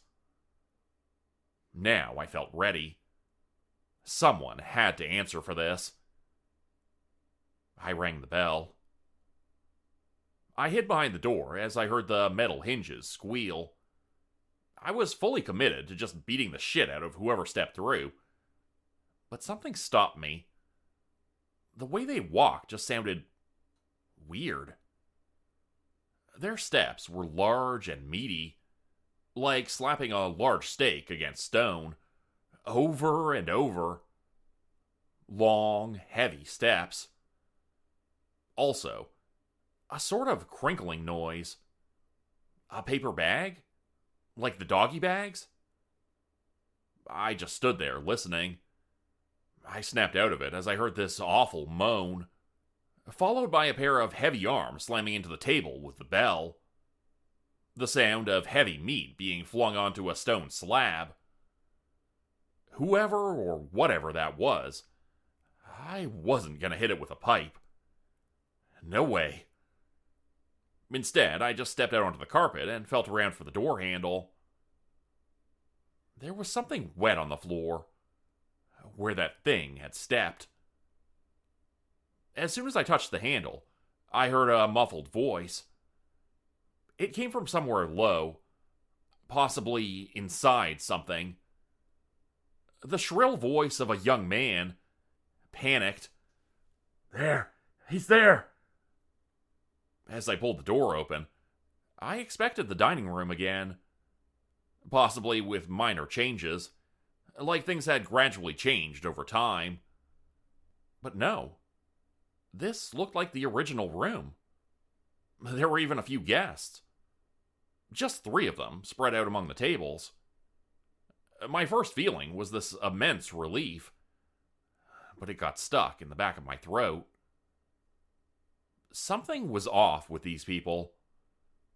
One of them, a man in his early 50s, didn't have eyes. Next to him was a young woman in her 20s, sporting a pearl necklace made of eyeballs. In the very back was an older woman missing her jaw. They all turned their heads toward me, grabbed their silverware, and stood up. Behind me, from the door I just passed through, I could hear meaty steps coming. I just ran, flailing my pipe against anyone even coming close. I clocked the middle-aged man on the side of his head, collapsing him over one of the tables. He didn't even scream. He made no sound whatsoever, not even acknowledging that I'd hit him. I could hear the door open behind me as I burst forward, crashing through the next room. Just a single guest. A kid, no more than 7 years old, chewing on an ear. Flickering lights made it look like he moved in stop motion. On the other side of the room, The garbage can had been knocked over, revealing a pile of paper bags. I just ran. The kid was nowhere near fast enough to get close to me. I could hear his lips smack as he kept snacking on that ear, like a dog. As I passed the pile of paper bags, I could hear voices coming from them. Sad, desperate voices. Wait! Come back! Take me with you! Wake me! Please! I just kept going, my heart pounding. Not so much from the running, but the absolute panic. The feeling that no matter how far I ran, and no matter which direction I went, I was going the wrong way. I was just going further and further out, as the Cardinal secret kitchen was slowly starting to forget what it was supposed to look like. After another 12 rooms, I could no longer hear the steps behind me. Then again, it wasn't as if there were many places to hide. I just had to keep going forward. It'd catch up to me soon enough. The guests were fewer and fewer. It was as if they appeared more frequently the closer I got to the waiter. Antonio, I guess. I had no idea what time it was. All I knew was that I was exhausted. I decided I'd go 50 rooms in total before I stopped to rest, just to put some kind of distance between me and whatever was out there. After 40 rooms, I called it quits. By now, the dining room was barely recognizable. The cobblestone walls now looked like red tendrils, and the ceiling was so low I could barely stand up straight. The tables were just slabs of stone sticking out of the ground, covered in some kind of plastic sheet. The ground had turned to dirt. The red carpet had turned into a puddle of muddy water, and the garbage cans were just hollow pieces of log. Nevertheless, I collapsed in a corner of the room. I listened for footsteps, but couldn't hear anything. I grabbed the plastic sheets from the tables and covered myself in them. My bouquet of blue sunflowers leaned against the wall, along with my metal pipe. My hands were cramping from holding them so hard. I couldn't imagine myself falling asleep in that place, but I did. I got a few minutes here and there. After what felt like a night of rest, I got up. Thinking it was all a bad dream, my heart sank as I opened my eyes. I was still there. This was still my reality. The Cardinal secret kitchen was still there. This was my reality for at least 6 days. Going from room to room, seeing it morph and change over time. At one point, it was a forest.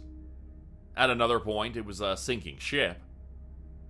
I managed to find some edible bark on a tree that had replaced a garbage can.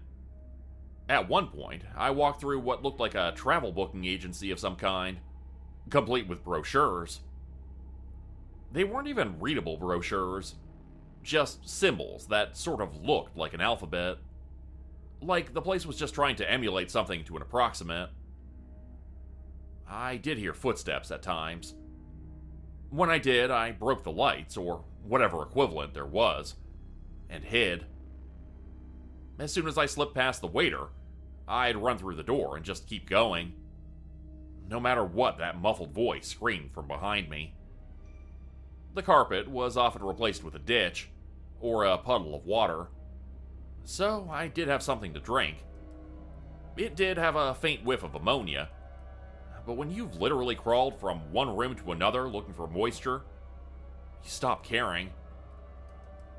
My sweat-soaked clothes were cutting into my skin, and I'd gotten dozens of rashes. I tied my socks into a makeshift bandana to keep the sweat out of my eyes. I picked up tablecloths along the way to make myself a sort of bag.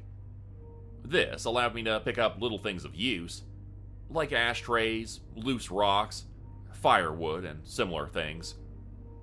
I was shaking from exhaustion as I stepped through another door. That was the one thing that never changed. The door. The same metal door. The same metal handle. I'd examined it for hours, looking for patterns or clues. There was nothing. Just a door. But this time, I stepped into a train. A night train. 4 sets of seats next to 4 sets of windows. It was fresh. The seats were soft. And the rhythm of the track was almost hypnotic. It took me a full 10 seconds to realize I wasn't alone. On the other side of the room was a woman. She looked about my age. Unlike other guests I'd seen, she didn't look like a complete horror. There were no missing limbs, no threat. She was just reading a book, paying me no attention. As I walked up to her, she put it aside and met my eyes. Suddenly, she looked concerned. Are you all right? She asked. No, I huffed, clearing my throat. I'm not all right. What happened to you? You look awful. Hi. I'm not proud of it. I just broke down sobbing. Talking again made me feel like a person. Like there was a chance I might make it out of there. It reminded me that I had something to lose, and that I was a victim. Despite me looking like absolute shit, she hugged and comforted me. I broke down in the middle of the train car, just bawling my eyes out. Holding her tight, I felt my salty tears soak into her hair. A person. A living person. She could help. Do you have a phone? Can you call the police? I cried. Sure, sit down, please. You want me to fetch an attendant? No, please, just call them. Don't go. All right, no problem. What is your stop? I don't even know where. Footsteps. My single thought was, no. Not again. Not now. Not when I found someone. The meaty steps were coming closer. I grabbed her hand and pulled her out of her seat, and she almost dropped her phone. What are you... He's coming, I cried. Please, we have to go. Let go of me, you're... The door on the opposite side of the room opened. A large black silhouette resembling the image of a man, covered in some kind of slick black goo, holding a doggy bag in his left hand. Impossibly long fingers, with at least 6 joints bending in both directions. It was so tall that it leaned its head to the side just to fit in the room. It held up its paper bag, as if pointing it towards me. There.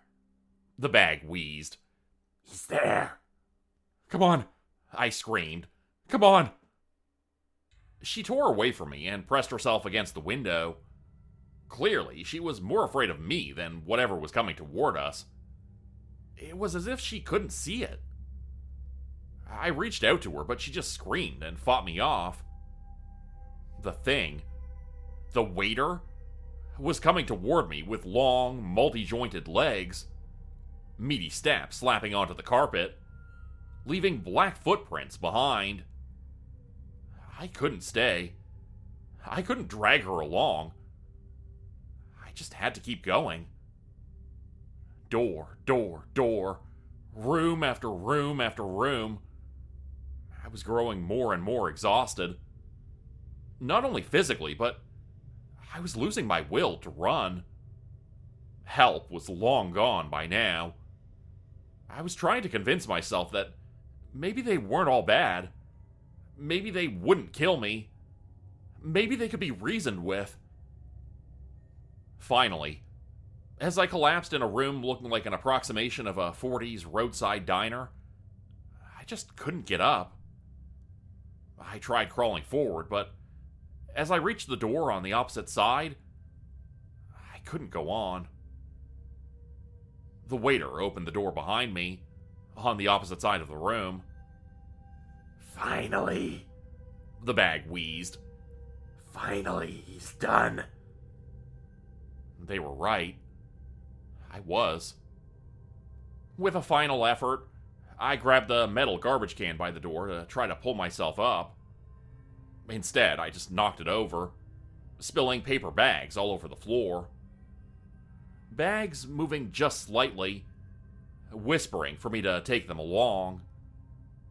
I just collapsed back onto the floor, preparing myself to die right there on the clean floor of a copycat diner.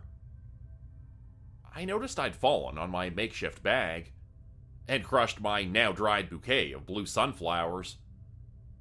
The petals were barely hanging on, but some were still there. With a desperate effort, I looked through whatever trash I'd picked up along the way. There was nothing to save me. I couldn't beat this thing off with a pipe or a rock. This thing was a monster. As the creature loomed over me, I could barely hear my thoughts. My blood was running through my mind, pounding at the back of my eyes. There was a sound coming from my throat, like my body wanted to scream more than my mind did. I grabbed the closest things I could and shielded myself. The worst part was the waiting, not knowing what would happen. But nothing happened. I looked up. The thing was just looking down on me, holding that paper bag in one hand. Hello. This time, the sound was coming from the creature itself. I noticed I was clutching one of the paper bags from the trash can. That was the first thing I grabbed. I could feel a faint outline of a face through the paper. "Hello?" I said. I'll take this to go?" It just looked at me. My mind was racing 1,000 miles an hour. I was trying to figure out 4 different ways to run at once, but my body wasn't letting me. "Here, for your trouble." I handed it my dried bouquet of blue sunflowers. It gingerly picked it up with 2 fingers, studying it with intent. Hello. It pondered the gesture, studying the flowers, and just walked right past me. I laid there counting my breaths. The footsteps kept going. Gone. Clutching the paper bag to my chest, I stepped through the door. All of a sudden, I was outdoors. A February night, just outside the double doors leading to the Cardinal secret kitchen.